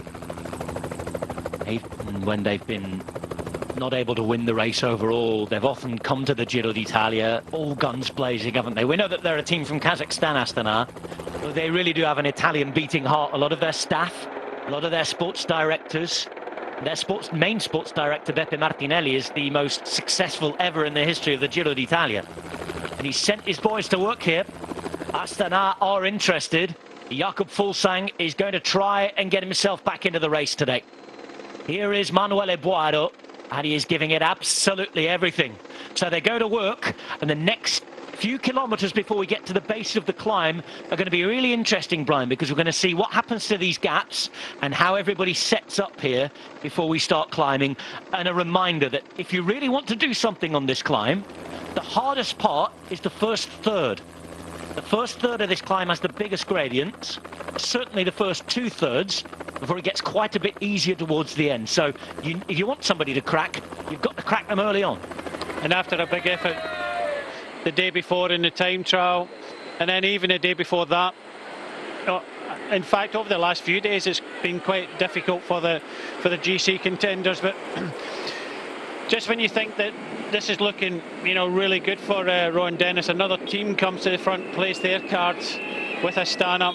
It's starting to look, with a gap of 2 minutes and 22 seconds, that this is in the balance now for Rowan Dennis to pull this one off. Well, the Aussie's got a Richie Beno gap at the front. 2:22.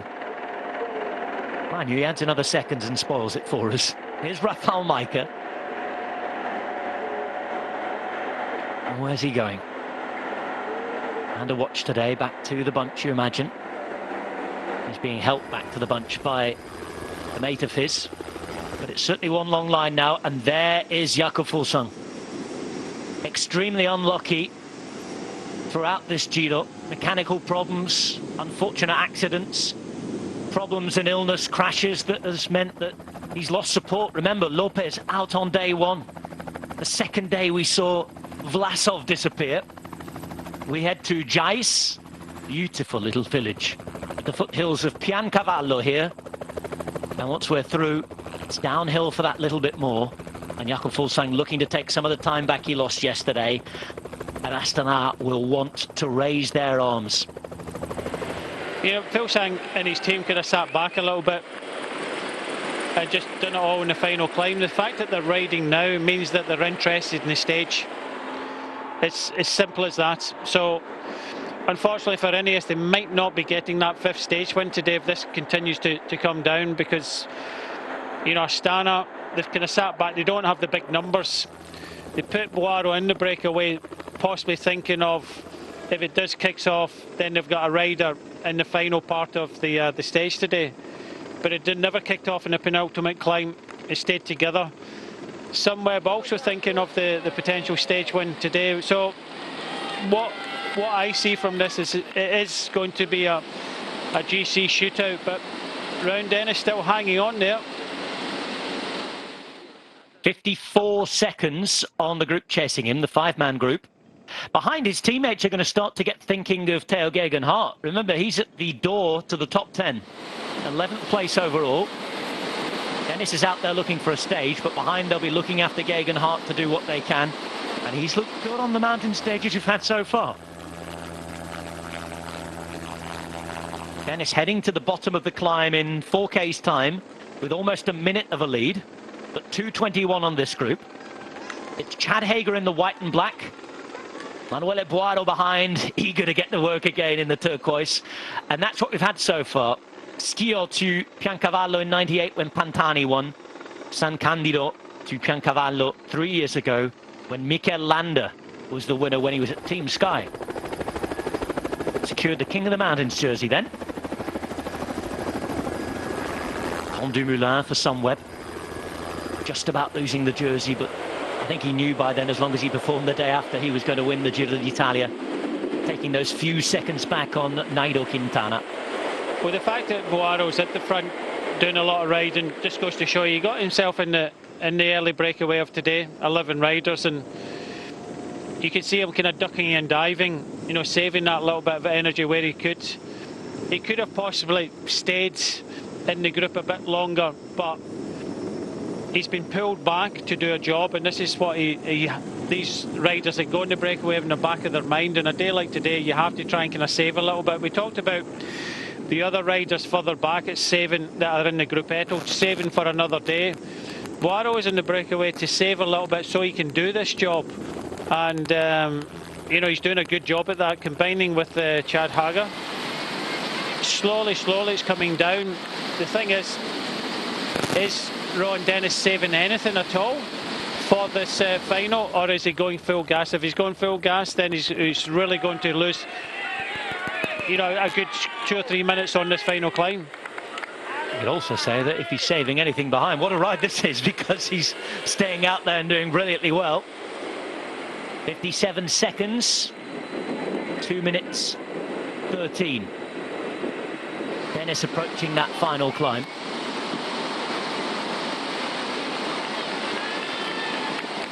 And this is where the road just kicks up before it descends again. And at the bottom of the descent, 14.4 k's of a climb to Piancavallo, following the footsteps of Marco Pantani and more recently Mikel Landa. Dennis continues to pull out the odd second, but it's the peloton who pull back a few more, and they're getting closer and closer to 10 now.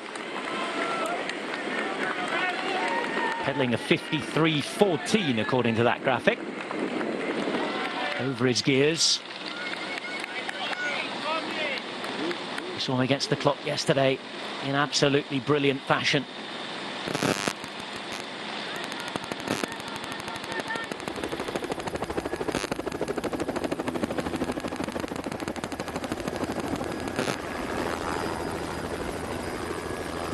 Pulls up to a minute now.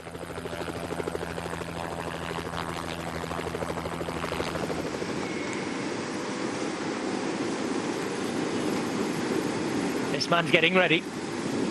Joao Almeida's behind him.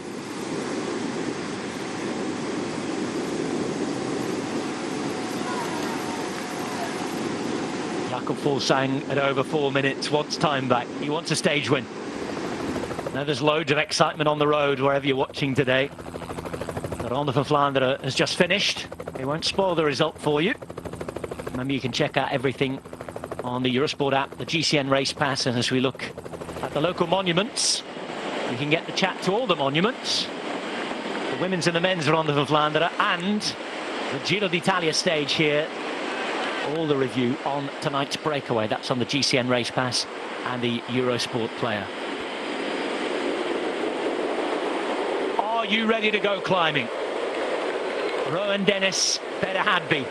200 meters away, the road kicks up, and it kicks up quite sharply. Dennis in the lead. He has 1 minute 3 seconds of a gap, and he is flying. He's only got 2 minutes over the peloton though. Here's the right turn. It's uphill straight away. Piancavallo for the next summit finish at Giro d'Italia. Is it going to be breakaway? Is it going to be peloton? Is the Maglia Rosa still going to be on the back of Joao Almeida?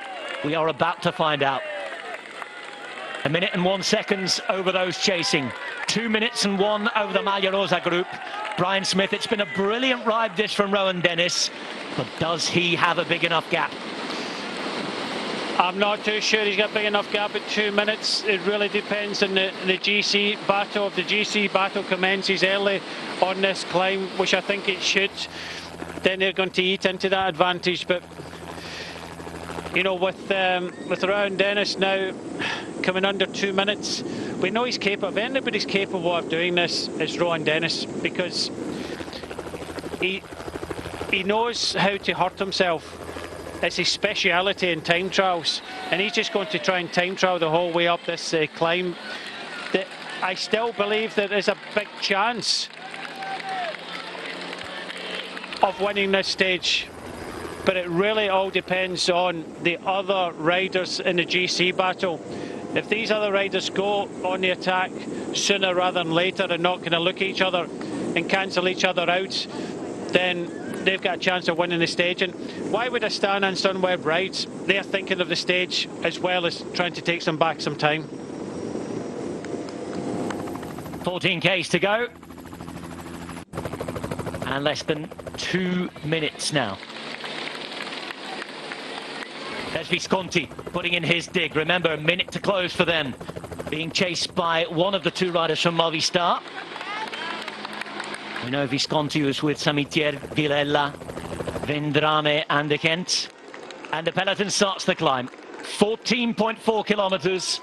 Astana are interested. Team Sunweb have their invisible man, Wilco Kelderman, at just under a minute from the Maglia Rosa. Start the party. Anybody not there where they should be now, anybody who went into the red too much in the time trial, needs to be at their best now. The Giro d'Italia is in play.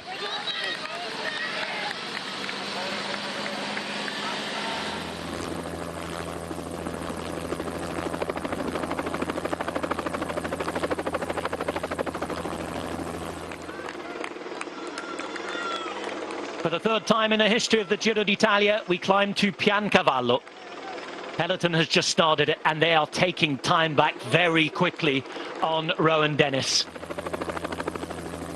13.5 Ks to go.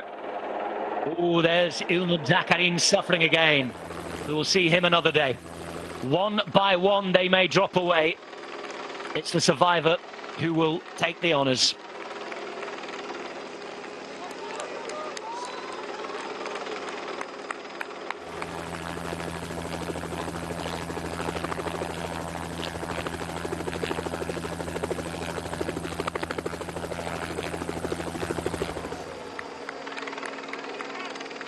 There's Boado. He just peeled off and Fellini takes over. Again, apologies if you can't hear Brian at the moment. I'm not sure whether he's hearing me, unfortunately. Seems like we're having a few sound issues. So I'll carry on watching the race for you. Now Rowan Dennis, 53 seconds. How's he feeling? He won't be feeling great about that gap that's coming down very quickly to the peloton. 1 minute 34, but he's got to ride his own race here. The first third of this climb, the first 6 kilometers, average gradient of 10%, maximum at 14. That comes after 5Ks, so with around 9 to go. And in the meantime, it's Samitier and Visconti who are in the chase at 55 seconds. They're giving their best, Brian. It's a big, big ask, this. It is, but they're committed to it. You know, they got themselves in the breakaway, and you know, they want to try and hang on, but you feel for them because, you know, Astana are still riding at pace. The gap is coming down all over the place. It's where the attacks are going to come from. We've already seen 3 teams come to the front today, and those 3 teams will want to try and get something out of today. Otherwise, the morale of the team goes down a little bit. You do a lot of hard work, but yeah, Rowan Dennis still hanging on to just a minute and a half. It's looking a little bit unlikely now. It really depends on Astana here with Fellini at the front of the peloton. Haig is still here, and I would think that Sunweb would want to still push on this climb to try and deliver a win, because I think that the way that Kelderman's riding at the moment, he's looking good. He's looking good for a potential stage win, but let's see what Fuglsang and Pozzovivo say about that. He's giving everything.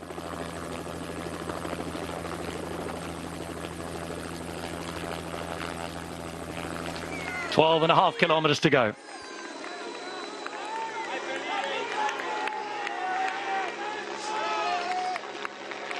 Fellini talked about how he just gets up now, reads the tactical plan day by day, and goes for it. He's doing it today, trying to set up Jakob Fuglsang, who sits on the wheel of his former teammate, Nibali.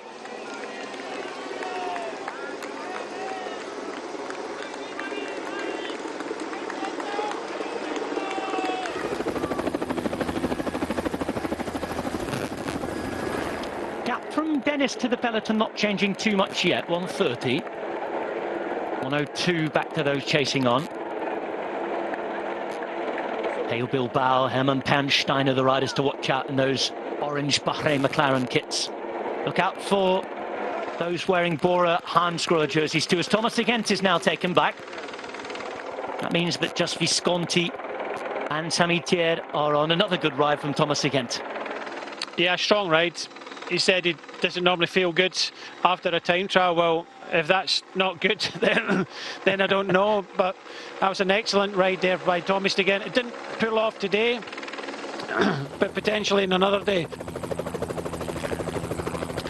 But the thing is now, I don't think Samitier and Visconti will stay away from the group now. Fellini pulling another almost 10 seconds back on Rohan Dennis. Rohan Dennis is just riding a time trial. We keep on saying that. He's still in with a chance, still with 12 kilometres to go, still, you know, good enough advantage, but it really all depends now on Sunweb. Andrea Vendrame taken back. And here's the two riders who Brian are talking about. They're losing time to Dennis all the time, though. And the peloton are starting to gain on them. Samitier from Aragon in the north of Spain. Visconti, the man born in Turin in the northwest of Italy, raised in Sicily. And here is Rohan Dennis, who was wearing the pink jersey when we got to Sicily a couple of years ago, after winning his only Giro d'Italia stage today. His gap to the peloton not changing too much. But remember, it is a bit of a marathon, this one. 14.4 Ks. It's all about surviving the first half of this climb, Brian, really. Yeah, that's what he has to do in it. He'll know about it. He's got, you know, some good information coming from the car. So if he gets into the last half of this climb still with about a minute's advantage, if he doesn't leak too much now, then there's still a good possibility of getting that stage when he's already shown he's got the power in his legs. He's riding a time trial. He's not losing too much time. It's, you know, seconds here and there. But if these riders that want to step up and try and win the stage today and try and take this likes of Kelderman, try and test out Almeida and Deconi Quickstep, Posa Vivo, he's a little bit further behind, just behind the white jersey of McNulty. Let's don't forget McNulty riding on the crest of a wave in the white jersey there. But when you send your teammates to the front, you have to really give them something to shout about at the end, and we've already seen it from Fuglsang's team, Kelderman's team and Posa Vivo, so let's wait to see when they decide to go on the attack here. Well, the adventure is almost over now for Visconti and Samitier. Visconti has put himself forward as a really big candidate to win the Maglia Azzurra, as Fabio Fellini is now done. Jakob Fuglsang is all on his own. And we wait to see what will happen and when. Now, Fuglsang in the Astana jersey, the turquoise, sits on the wheel of Nibali. Fuglsang needs to take time back, remember. 4 minutes, 8 seconds down in 12th place. Just in front of him in 11th is Theo Gegenhardt. He's at 3:44. And it's Sunweb who take it up at the front now. And yet again, on this climb, they have numbers. Taking time back on this group, they are going to take back now. Not doing too much to the difference to Rohan Dennis, who's still in with an opportunity. It would be something rather special, even from here, if he could carry it home, given the attacks we expect to come from behind. But if they wait, if they continue, if nothing happens, it will all play into the South Australians' hands. With a gap, I just said before, he was only leaking a few seconds. Now it's coming down to closer to a minute. He needs to kind of hold on to this for the next, I would say, 3 or 4 kilometres until we get over the kind of steeper part, and then he'll get a little bit of respite. We're looking at him now and he's starting to look a little bit tired. We know he's capable of doing this, but he's putting a lot of effort in here, and they'll be able to see him on the climb just up the road. So I'm afraid that this is going to be a superhuman effort for Rohan Dennis if he wants to try and pull this off for the stage win today. The gradient right now is around 10%. Goes down to 9 and 8 for the next kilometre or two. When we get to 9 Ks to go roughly, there is a section at 14%. We look back in the peloton, Ben Swift's still there again. He's climbing like a demon at this Giro d'Italia. Pello Bilbao just behind. Still on the podium at the moment. 2 minutes and 11 down from the Maglia Rosa, Joao Almeida. Almeida still has 3 riders with him. James Knox on the left-hand side. Fausto Masnada is there as well. And there's Ben O'Connor on the right, still there for Pozzo Vivo. And McNulty sits on the wheel of Theo Geoghegan Hart there on the right-hand side.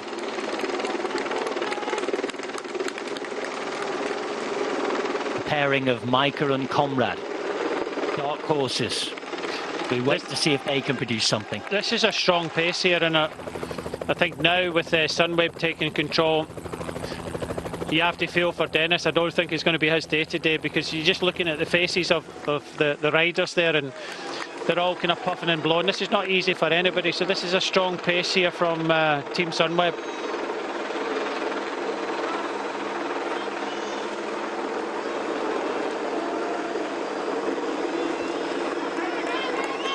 The Shark sits and waits. We can just about see the fin.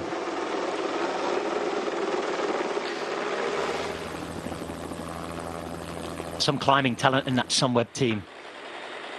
Hamilton, Hindley, Oman, Tusveld. This man's gap starts to come down. Dennis begins to struggle. He's approaching the bigger gradients.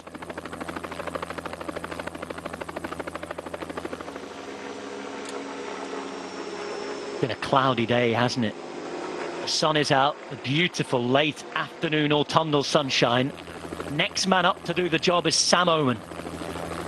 Some firepower here for Wilco Kelderman. Team Sunweb have history on this climb. As we look at Pello Bilbao, sitting towards the back of the bunch now. We've got the baby shark at the back as well, Antonio Nibali. I think Bilbao may be disappointed in his time trial, still sitting up there in a podium position, but I still think that he's looking a little bit fatigued now. But also, talking about fatigue, I think it's starting to set in with Rohan Dennis. He wasn't so fluid. If you remember the time trial yesterday, when in the Moor it started a small gear and he was pedalling with some cadence. He seemed to be just kind of trying to roll the gear, and I don't think it's going to be his day today. 39 seconds, still no real attacks from the peloton, and another rider from Sunweb has done his job. So yeah, this is going to be a shake-up today by the looks of things, because Kelderman using up his team. I know you would think that you do that for one reason, and I think Kelderman will be trying to go on the attack. It's who's going to go with him. Pozzo Vivo, Fuglsang, Nibali, they're kind of all chewing up, and I think Nibali will possibly try and wait, but you never know with him. Time's coming down quickly now. 10 kilometers to go for Dennis, and he's not yet at that point where we get to 14% gradient. Gets harder for the next kilometer. It's been a brilliant ride, a sterling ride. For less than half a minute now, and those cars in that gap are going to be taken out. They can see him on the road. Don't look back, Dennis.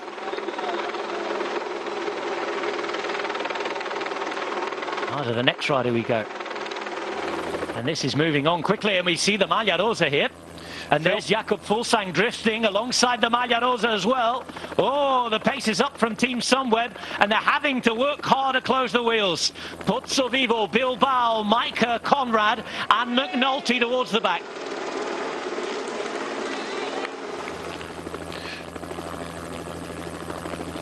And as soon as Oman was finished, there was that little acceleration by the next rider, and it's forcing riders to react, and it's not looking good for some. That slight acceleration there, Fuglsang just moved over to the left, but the pink jersey came straight round and onto the wheel in front. We're inside the last 10 kilometers on stage 15 of the Giro d'Italia, and we've just seen a little bit of an acceleration in the chase from Sunweb.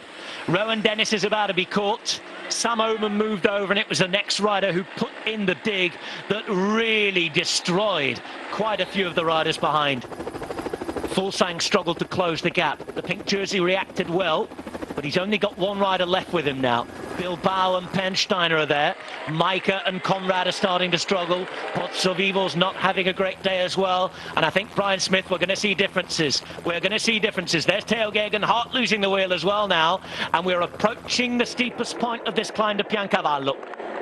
Yeah, you can see Fuglsang and Bilbao now really struggling, and I think everybody's pretty much at their limit, and I even do think that Almeida is starting to kind of crouch down a little bit more on the bike. Everybody's under the cosh at the moment, and if Kelderman's got some good legs at the moment and he wants to put a dig in, the pink jersey is under pressure now. You see Theo Gegenhardt just coming round him. The pink jersey is under pressure, and if Kelderman sees this and Sunweb pushes on and he goes on the attack, then he could be taking the pink jersey at the end.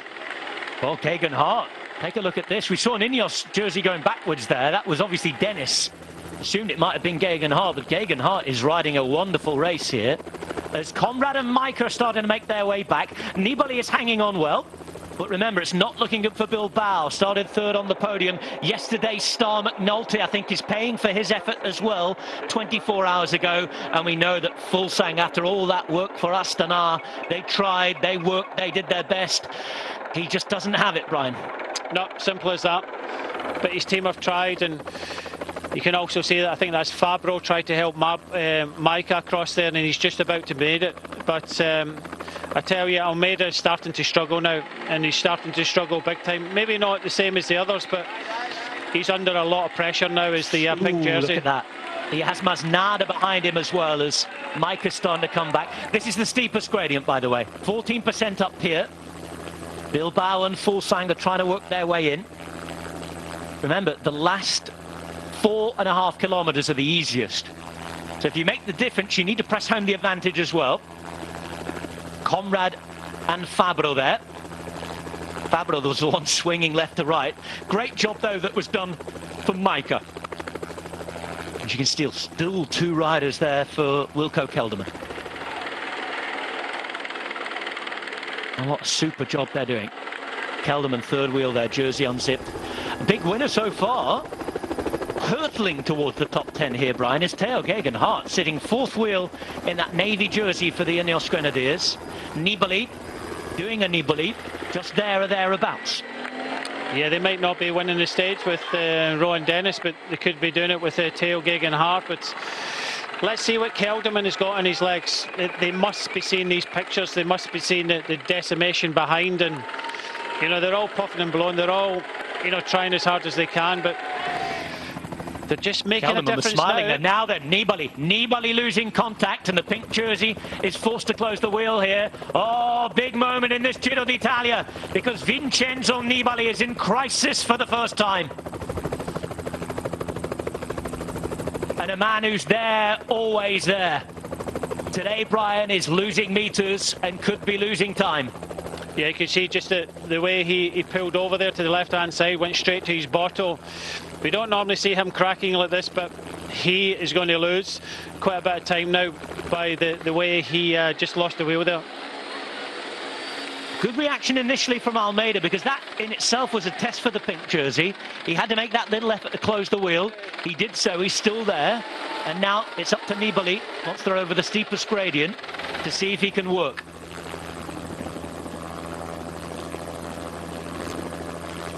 And Sunweb still have the power. I'm pretty sure I just saw Kelderman smile when we saw that last shot of him. He's looking very good indeed. Masnada putting in a great ride in the blue and white as well with Almeida. And Rafał Majka stands to be one of the big gainers of the day. Now Nibali hasn't cracked completely. Just wonder if it was a steepest gradient that might have just done for him a bit there. It gets a little easier. Now Fuglsang, and he has Fabro on his wheel, the local rider from Udine. This is Bilbao. Bilbao will be very, very thankful for Domen Novak, the domestique he has working for him here. Great ride from him. Well, it looks as if he's coming back to Nibali now. In fact, this is Novak, pardon me. Nibali on the front there, and well, Bilbao staging some sort of a recovery.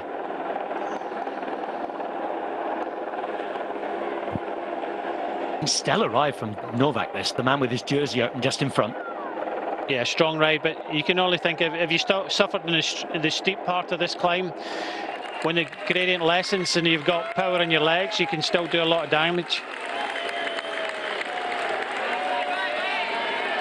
Jai Hindley might have struggled in the white jersey, but he and Team Sunweb were doing a great job here. We saw Tusveld and Ormen do their jobs, Hamilton and Hindley, and you can see waiting, ready, poised, it's Wilco Kelderman. Remember, he is 56 seconds behind Joao Almeida. And they're opening up 19 seconds to the Nibali group. As I said, you've got to really take advantage of the differences you make in the first half of this climb. It gets easier. First shots we've had for a while of Domenico Pozzovivo. Again, you got a feel for him. Another man unlucky with mechanicals. He's had to use a bit more energy than he would have liked today, I think, Brian. With his teammates caught in a crash, he was caught up as well, having to chase on. As we go back to McNulty, wait to get a time check to McNulty and Fulsang, because McNulty was exciting a lot of people yesterday with what he did in the time trial.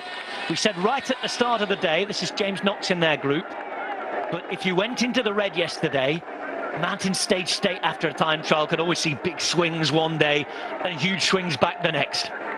Yeah, he vaulted up the general classification. You know, brilliant time trial, but like as you say, Rob, it's a learning process for a lot of these riders. And the fact that he did go really deep yesterday and did a brilliant performance, probably the ride of the day away from Filippo Ganna, or possibly the surprise of the day. But then the next day, you know, slipping down the general classification.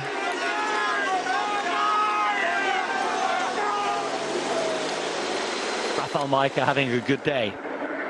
He's currently 6th in the GC at 2:33 as well, and the last week will suit Rafael Majka.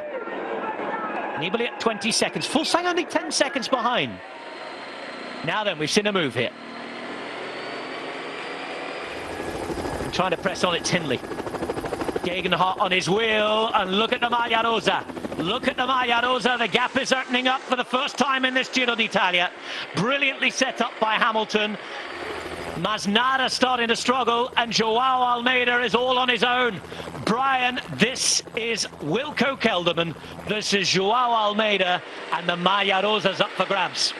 Definitely is, but Almeida's going to put up a fight. At the same time, Masnada was starting to struggle a little bit, but the rider from Sunweb was straight onto the radio, giving that information back to Kelderman. But Almeida will continue to fight on. He's not in the red at the moment. He's still got a little bit left, but you can only think the longer he continues like this, and if the pressure is kept on by Jai Hindley here.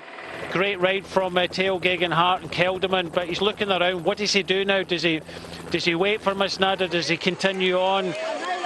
You know, how is he feeling? Does he go right into the red to stay with? Because if he does go into the red for too long, he's going to lose a lot of time. Jai Hindley, who yesterday lost a chance to wear the white jersey, went down to 10th in the GC, is absolutely burying himself here for the man who's second. Theo Gegenhardt started the day in 11th. He's on his way to the top 10. Oh dear. Joao Almeida, 12 days in the Maglia Rosa. He's absolutely swinging here, but he's desperate not to lose contact. It's a hard thing to do when, you know, they're just in front of you. How much do you stay on that, the cusp of completely blowing up? Because if he completely blows on this climb, he'll lose a lot of time. So he's still a young rider. He's still learning about himself. It must be torture for him. The gap's opening up as well now. The gap is opening up. Remember, they're trying to take advantage of these steeper slopes before we get to what's a little bit easier at the end.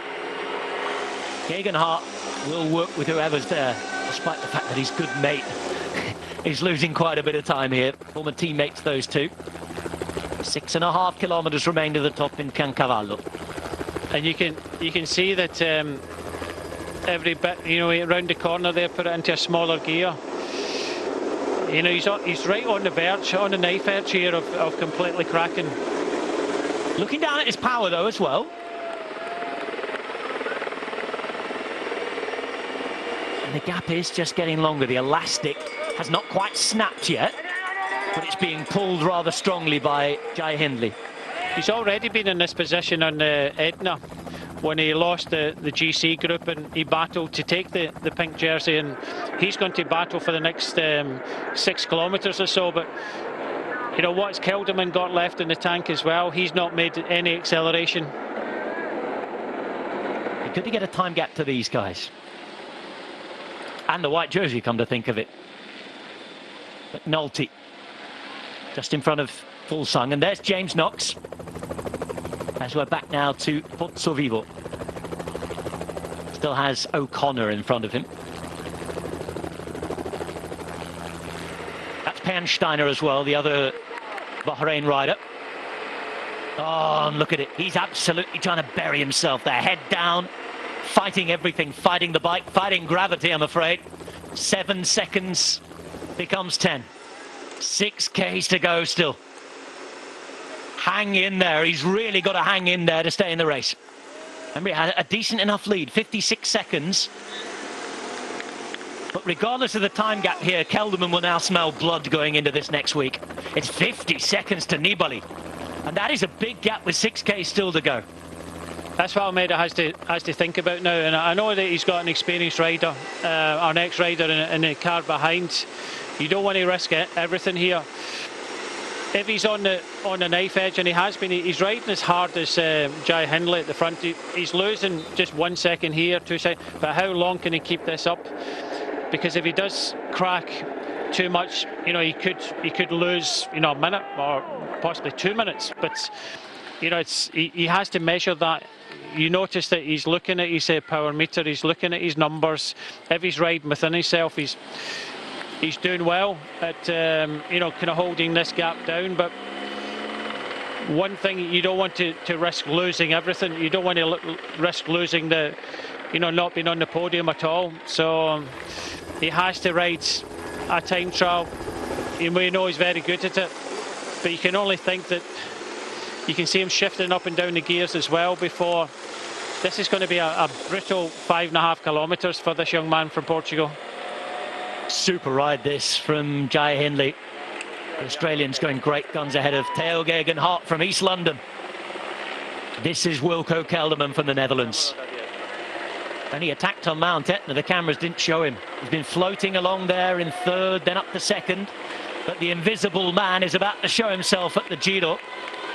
And he's getting closer and closer to the race lead. Almeida hanging on pretty well at the moment, but as Brian was saying, 5K still to go. The fight he's putting up is impressive. But what is it taking out of him with a few Ks still to go? And that surely, that final attack from Kelderman, surely still to come.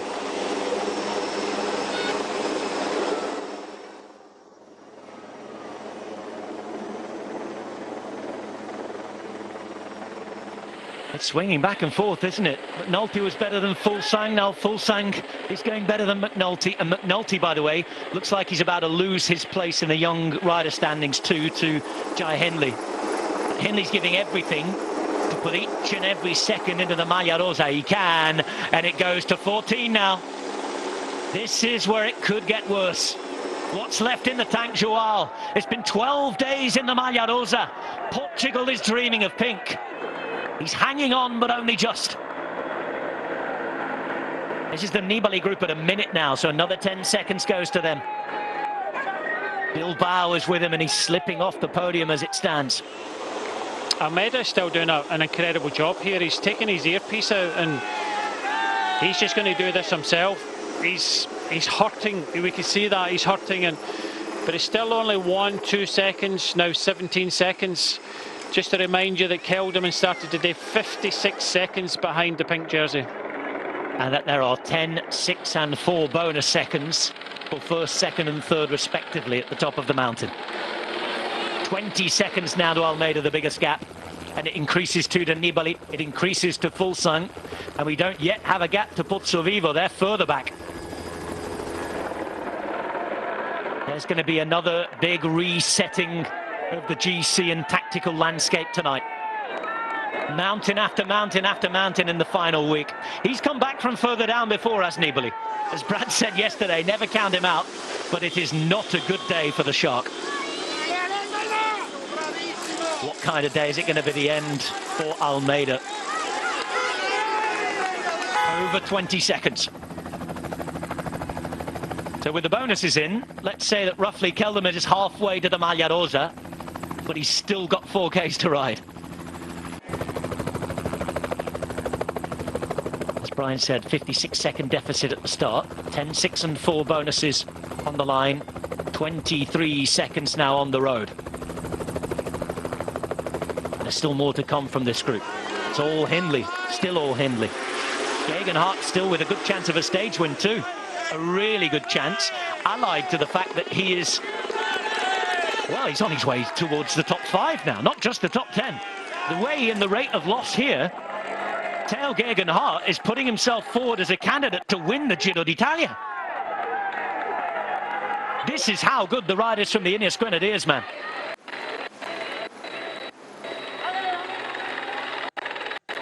Gegenhardt started the day at 3 minutes 44 in 11th place. The way this is going and the way the gaps are opening up, could be seeing a swing from outside the top 10 towards the podium, like we saw from McNulty yesterday, who went from 11th to 4th. And if he continues like this, you know, he'll probably be just under 3 minutes behind Kelderman, which puts him in a really good position. But the form that he's showing at the moment coming into the final week, rest day tomorrow, final week, you know, you never know. I think he's got the team, hasn't he, as well? 2-3 minutes is very capable, but you have to think that Ineos are still kind of chasing these stages, hoping that Teo will come good. He has come good, so they might have to switch tactic, and they might have to then go and start looking after Teo Gegenhardt and potentially trying to win the Giro. Well, they've got 4 stage wins already. If they get a 5th here, surely that's enough. They've got to think about the pink jersey then. Now here's Fulsang. Looks as though he's having a bit of a second win here, and he's getting back to the Nibali group. But he's still losing time again, and at this rate he's going to be around 5-6 minutes down at the end. Knox, though, thinking about his own chance. He wants to get back on here. He's having a good Giro himself, let's not forget about that. 14th before the start of the day. Of course, he's gaining time on the likes of Pozzovivo and company too. And remember, if his teammate Almeida continues to lose time, it could be there for him at the end. Now, just less than 3Ks to go in Almeida's lead. 56 seconds at the start of the day. Trails by 28 on the road here. Make it 30 plus bonus seconds. We're getting scarily close now to a change in the Maglia Rosa. It's hanging by a thread for the Portuguese.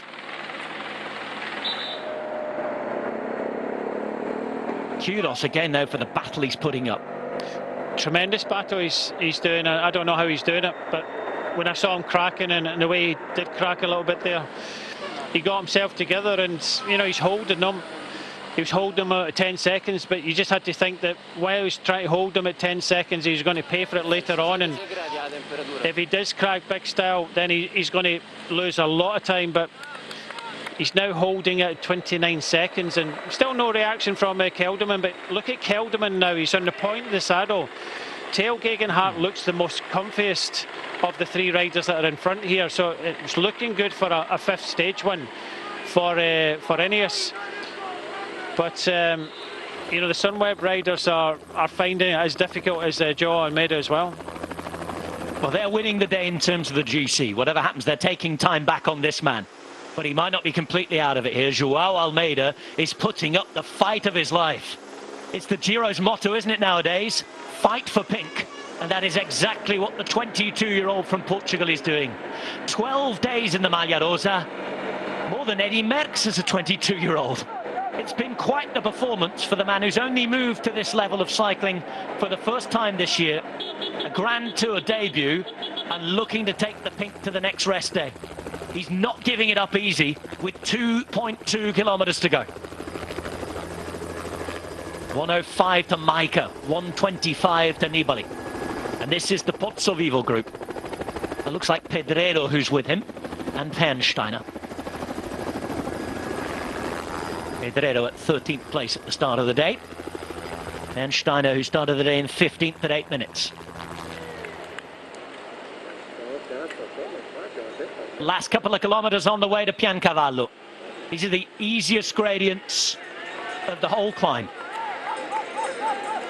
Jai Hindley, Wilco Kelderman, Theo Gegenhardt have 32 seconds on the Maglia Rosa.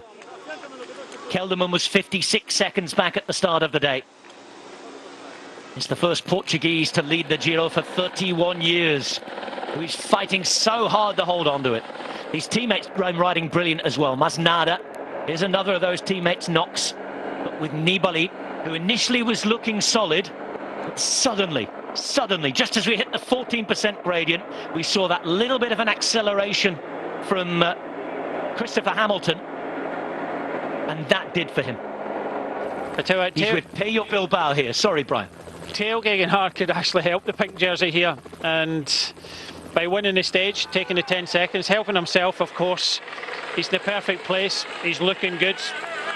By taking the stage, taking the 6 seconds, even if Kelderman takes the 10 seconds, even if Kelderman takes the 6, that's 50 seconds. Almeida's still in pink by 18 seconds, and you have to consider 1.5 kilometers to go. Almeida could be still in pink at the end of the day, into the rest day, and that's what he's battling for. One of these three looks likely to take their first ever Grand Tour stage win. They reach the snow line. It's an October autumnal Giro d'Italia, but it's the spring, the youth of the peloton that is driving things on. Only Wilco Kelderman out of all of this group is approaching his summer. 29 years of age and looking for his first win in 5 years. And Rafał Majka seems to be putting up a big fight as well. He's at 1:15, and he's going to stay in touch with the GC battle come the second rest day. It's not going to be his best day today, but he's there or thereabouts and fighting for the podium. Almeida at 32 seconds now. Briefly it went to 34. It is hanging in single digits by the time you look at the time bonuses. 1 kilometer remains, and it's still Jai Hindley. Theo Gegenhardt waits for the Ineos Grenadiers, looking for their 5th stage win. Wilco Kelderman wanting to take time back and maybe go to the Maglia Rosa. Kelderman too has never won a stage of a Grand Tour. Almeida hasn't either, but it's his debut Grand Tour and he's been in the race lead for 12 days. One effort, 1 kilometer, and can he hold on? He's going to give every ounce of energy he has left. I think he's going to save it. 6 and 4 bonus seconds. I think he's going to save it. I think Theo looks very good for the stage win here, but I think the pink jersey Almeida is going to save this. This is going to be a quite incredible performance, and what a story going into the final week if he can pull it off. It's Hindley with his jersey up in the white for Team Sunweb. Theo Gegenhardt just behind the man from London. Never won a stage of a Grand Tour before. Often talked about, and could be the latest of the list of alumni from Axion, Hagens, Berman to do the business at this Giro. His old teammates trying to stay in pink behind. But here, Wilco Kelderman is looking to finish off the work done by Team Sunweb. And here we go. It's Hindley there, shake of the head by Gegenhardt. And here comes Kelderman on the right-hand side. Matter of a few hundred meters to go. Remember, 10, 6 and 4 bonus seconds available. There is Gegenhardt on the wheel. It's Kelderman who takes over. It looks as though it's Kelderman who's going to the line. But now Gegenhardt launches his attack. Ineos Grenadiers to the front. Gegenhardt is there to do it. It's going to be a coming of age for the man from East London. Yet another young gun to hit the heights of the Giro d'Italia. It's a 5-star Giro for the Ineos Grenadiers. Stage win number 5 for them. It's a first in the history in big races for Theo Gegenhardt. He's now also in the fight for the pink jersey, and the Maglia Rosa himself is desperate to hang on. Remember, 6 bonus seconds there went for Kelderman, and we are counting back 56 seconds at the start of the day, so that clock has to get beyond 50 if he is to lose the jersey here. Let's have a look, and I think he's going to hold it. What a performance! Stand up and salute João Almeida. The Portuguese cry to the arms, to the weapons in their national anthem, and well, he's been manning the guns all the way up. João Almeida takes pink into the 3rd week. Rafael Majka is just about going to stay in touch, but it's the oldies down the back. Fuglsang, Nibali and company, who are going to lose a sackful of time. We waited for the action today. It all came on the final climb. Victory to Gegenhardt. Almeida keeping the jersey. Wilco Kelderman gets closer. And Rafael Majka fighting as he always does.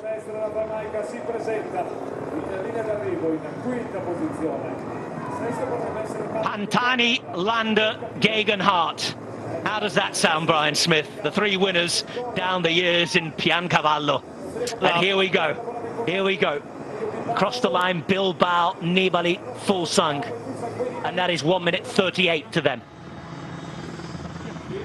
Incredible. It could have been a heck of a lot of time lost by the Maglia Rosa. In the end, he has defended, and he's hung on by a handful of seconds. Pozzovivo loses just south of 2 minutes. That's a disappointing day for him. But we've had big movements and a big name winner. It's a British win at the Giro d'Italia. Theo Gegenhardt takes the stage. He's on his way up towards the top 5. And Brandon McNulty, after such a swing in his favour yesterday, oh dear. The white jersey will no longer be on his shoulders when we continue. That should pass back to Jai Hindley. McNulty has it all to do again. Everybody exploring their limits. Once more, Gegenhardt winning. Almeida in the pink. It's the young guns having their fun.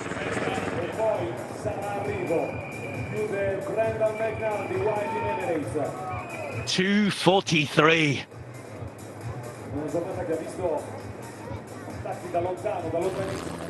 This was the moment.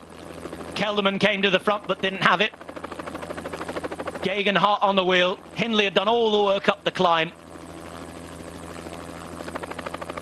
And Theo Gegenhardt, another former rider from the Axion Hagen-Sperman camp, goes off to take it. Knows he has time for a celebration.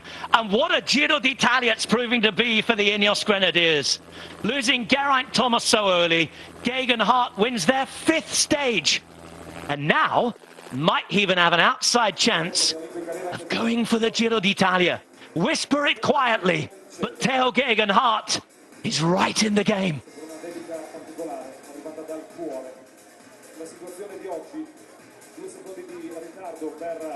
Prende 6 secondi di buono, 10 ne ha presi Gegenhardt, 4 ne ha presi Hindley che è arrivato terzo, Almeida ne ha presi 37, quindi ne ha persi in totale 47 dal leader, che dovrebbe essere appunto ancora in rosa.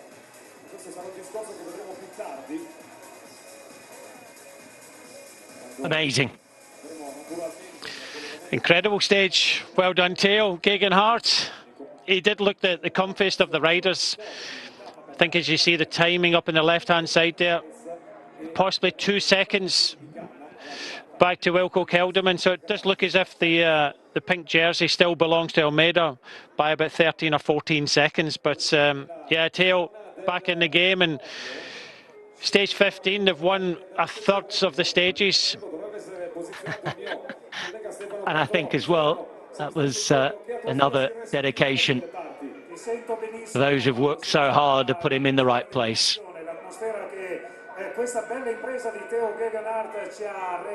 Look at the fighting spirit from his former teammate in the under-23s.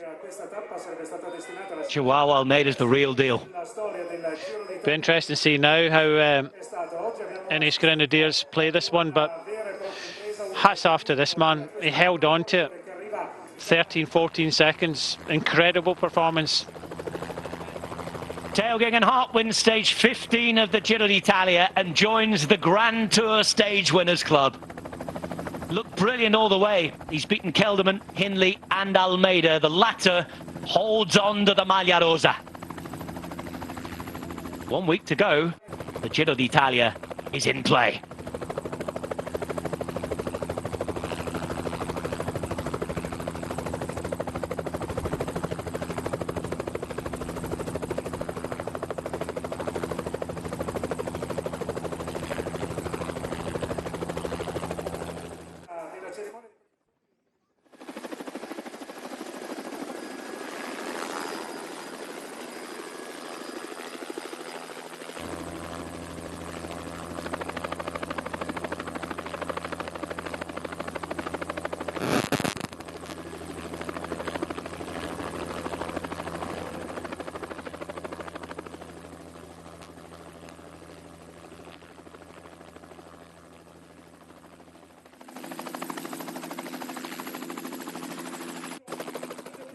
Signore e signori, va a vincere questa frazione Teo Gegenhardt, seconda posizione per Kelderman, terza per un monumentale Jay Hindley. Sul traguardo di Piancavallo con il tempo di 4 ore, 58 minuti e 52 secondi. Secondo vinco Kelderman a 2 secondi, terzo è Jay Hindley a 4 secondi, quarto è Joao Almeida a 37 secondi. Quinto è Rafael Mike a 1 minuto e 22, sesto è Patrick Conrad a 1,29, settimo è James Knox a 1,36. Con lo stesso tempo ci sono Peio Bilbao, Jakob Fuglsang e Vincenzo Nibali. Pertanto Nibali accumula 1 minuto e 36 di ritardo dal vincitore, ma soprattutto, quando arriva Peter Sell in questo istante, ma soprattutto Nibali perde non solo 1,36 ma computato con la buono perde 1,42 da Kelderman, una classifica che non sarà rivoluzionata più di tanto in termini di maglia rosa, ma una classifica che va a sancire in questo momento qualcuno che sale e qualcuno che scende. Chi sale è sicuramente Wilco Kelderman ed è a questo punto uno dei...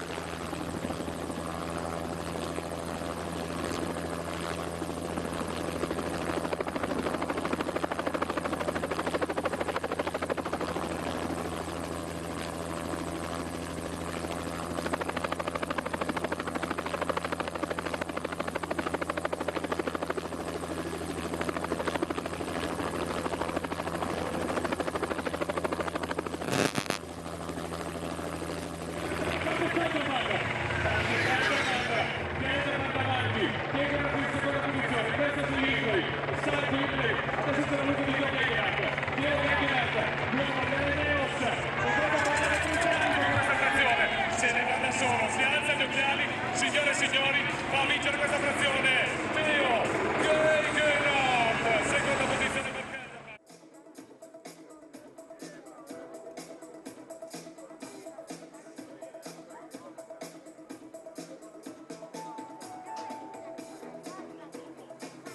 Altri corridori sono vicini al taglio del traguardo. Qui sono il corridore Cofidis, del Cofidis con il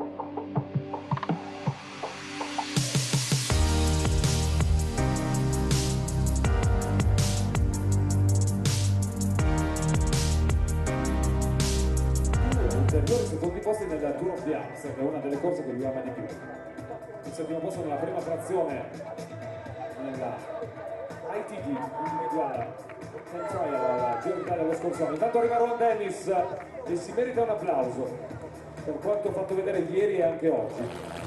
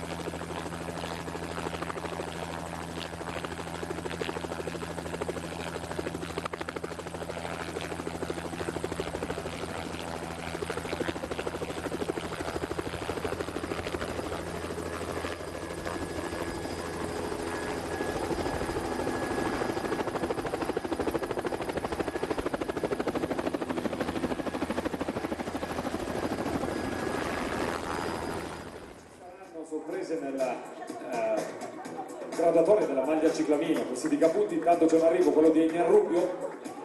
Ci si aspettava di più da Enan Rubio su questa salita, rigore sudamericano, colombiano, che era riuscito a ottenere il secondo posto al Giro d'Italia Under 23. Tornando alla classifica generale, o meglio, la classifica di tappa, classifica di frazione odierna, oltre alla top 5, ecco che arriva De Ghent.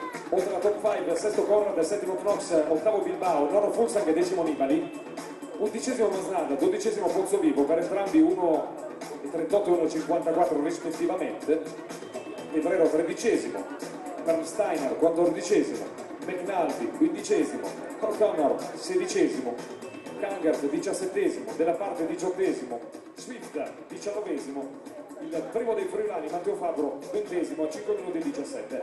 Hanno deluso Tao, your first Grand Tour victory, it looks like a very special one for you.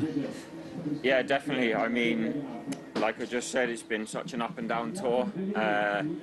We have an incredible Filippo Ganna, an equally incredible Rowan yesterday, and yeah, Johnny, who we're really sad to lose today, also won a stage in the breakaway, and everyone in our team has been in the top 4 of a stage minimum. So yeah, I'm really honoured to be a part of this team, to be a Grenadier, and to be in this Giro. Take us through the last few kilometers or 100 meters. Did you only have the stage win in mind? Yeah, pretty much, because obviously I lost some time in the prologue. Obviously the plan here for the whole team was to support Geraint for the victory, and I really believe that Geraint would have been on the podium of this Giro, if not better, to be honest. And then Etna was a very strange day for us. We stood for about 5 or 6 minutes with G on the floor in the neutral zone, and yeah, the day wasn't great. So I'm behind on GC, but I really wanted to win. I've only won a few races in my career, so this is something truly, yeah, incredible for me. But you are yourself very close to the podium now. Is today's win just the beginning? I don't know. I haven't seen the results. For me, it was, yeah, crossing the line first is something truly incredible, and yeah, this one was for Nico Portal especially. we lost him this spring, and it's been really difficult for the team, I think. Not only that, but all the season we've had some great highs, but also some big lows in the Tour, and for me personally, and also even in this race. So we just have to show the Grenadier spirit that we're trying to foster in this team, and keep bouncing back like we know we can. Very good job, thank you. Grazie.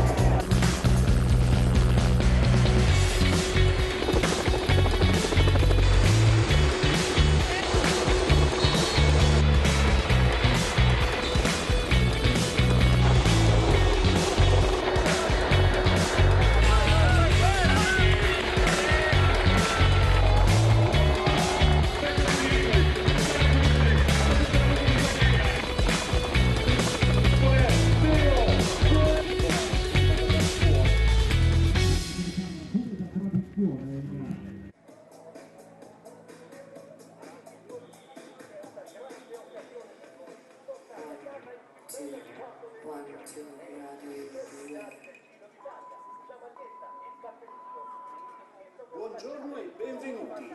Nell'augurarvi una piacevole giornata di sport, vi ricordiamo di rispettare le seguenti norme di sicurezza. Evitare di creare assembramenti, mantenere la distanza di almeno 1,5 metri dagli altri spettatori e dai ciclisti, indossare sempre la mascherina e disinfettare le mani con frequenza con i gel disponibili. Joao, congratulations, you are still in Maglia Rosa. Have you had the most difficult 7 kilometers on your bike so far? Yeah, for sure. Anyway, I'm really happy with all this. You know, I'm very thankful for my team, for all the work they do for me. Personally, today I felt really good. You know, but there were stronger riders out there, and congrats for them because they were super strong. Can you tell us what went through your mind when you got dropped and when you were trying to hold to this jersey? I will be honest, the first 1-2 Ks I really thought I could make a comeback, but then I thought there was no way. So I was just pushing my limits, you know, mentally going further, and was a suffer test until the finish line. Was it just you with your bike? It seems like you didn't want to hear the time gaps. Yeah, exactly. You know, I took the radio off before because, you know, I couldn't hear anything. I was so focused on doing just, you know, the best I could, and I just was giving everything to keep the jersey another day. Well done, thank you. Thank you. Zona nella quale abbiamo potuto ammirare questa mattina una delle eccellenze non italiane ma mondiali, le Frecce tricolori che hanno volato per il Giro d'Italia, che hanno onorato l'edizione 103 del Giro. E allora a questo punto la linea va in zona premiazione a te Stefano Bertolotti. Signore e signori, è ora il momento della cerimonia di premiazione della 15ª tappa del Giro d'Italia, dalla base aerea di Rivolto a Piancavallo di 185 km.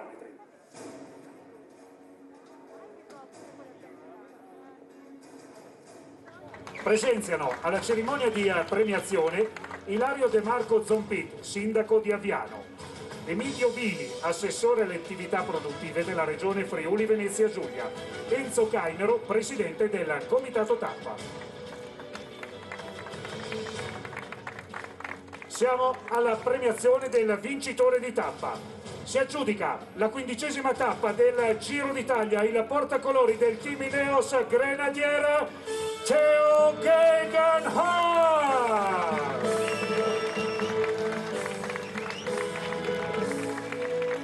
Theo Gegenhardt, che arriva dalla Gran Bretagna e difende i colori del team Ineos Grenadier ad aggiudicarsi questa 15ª tappa in una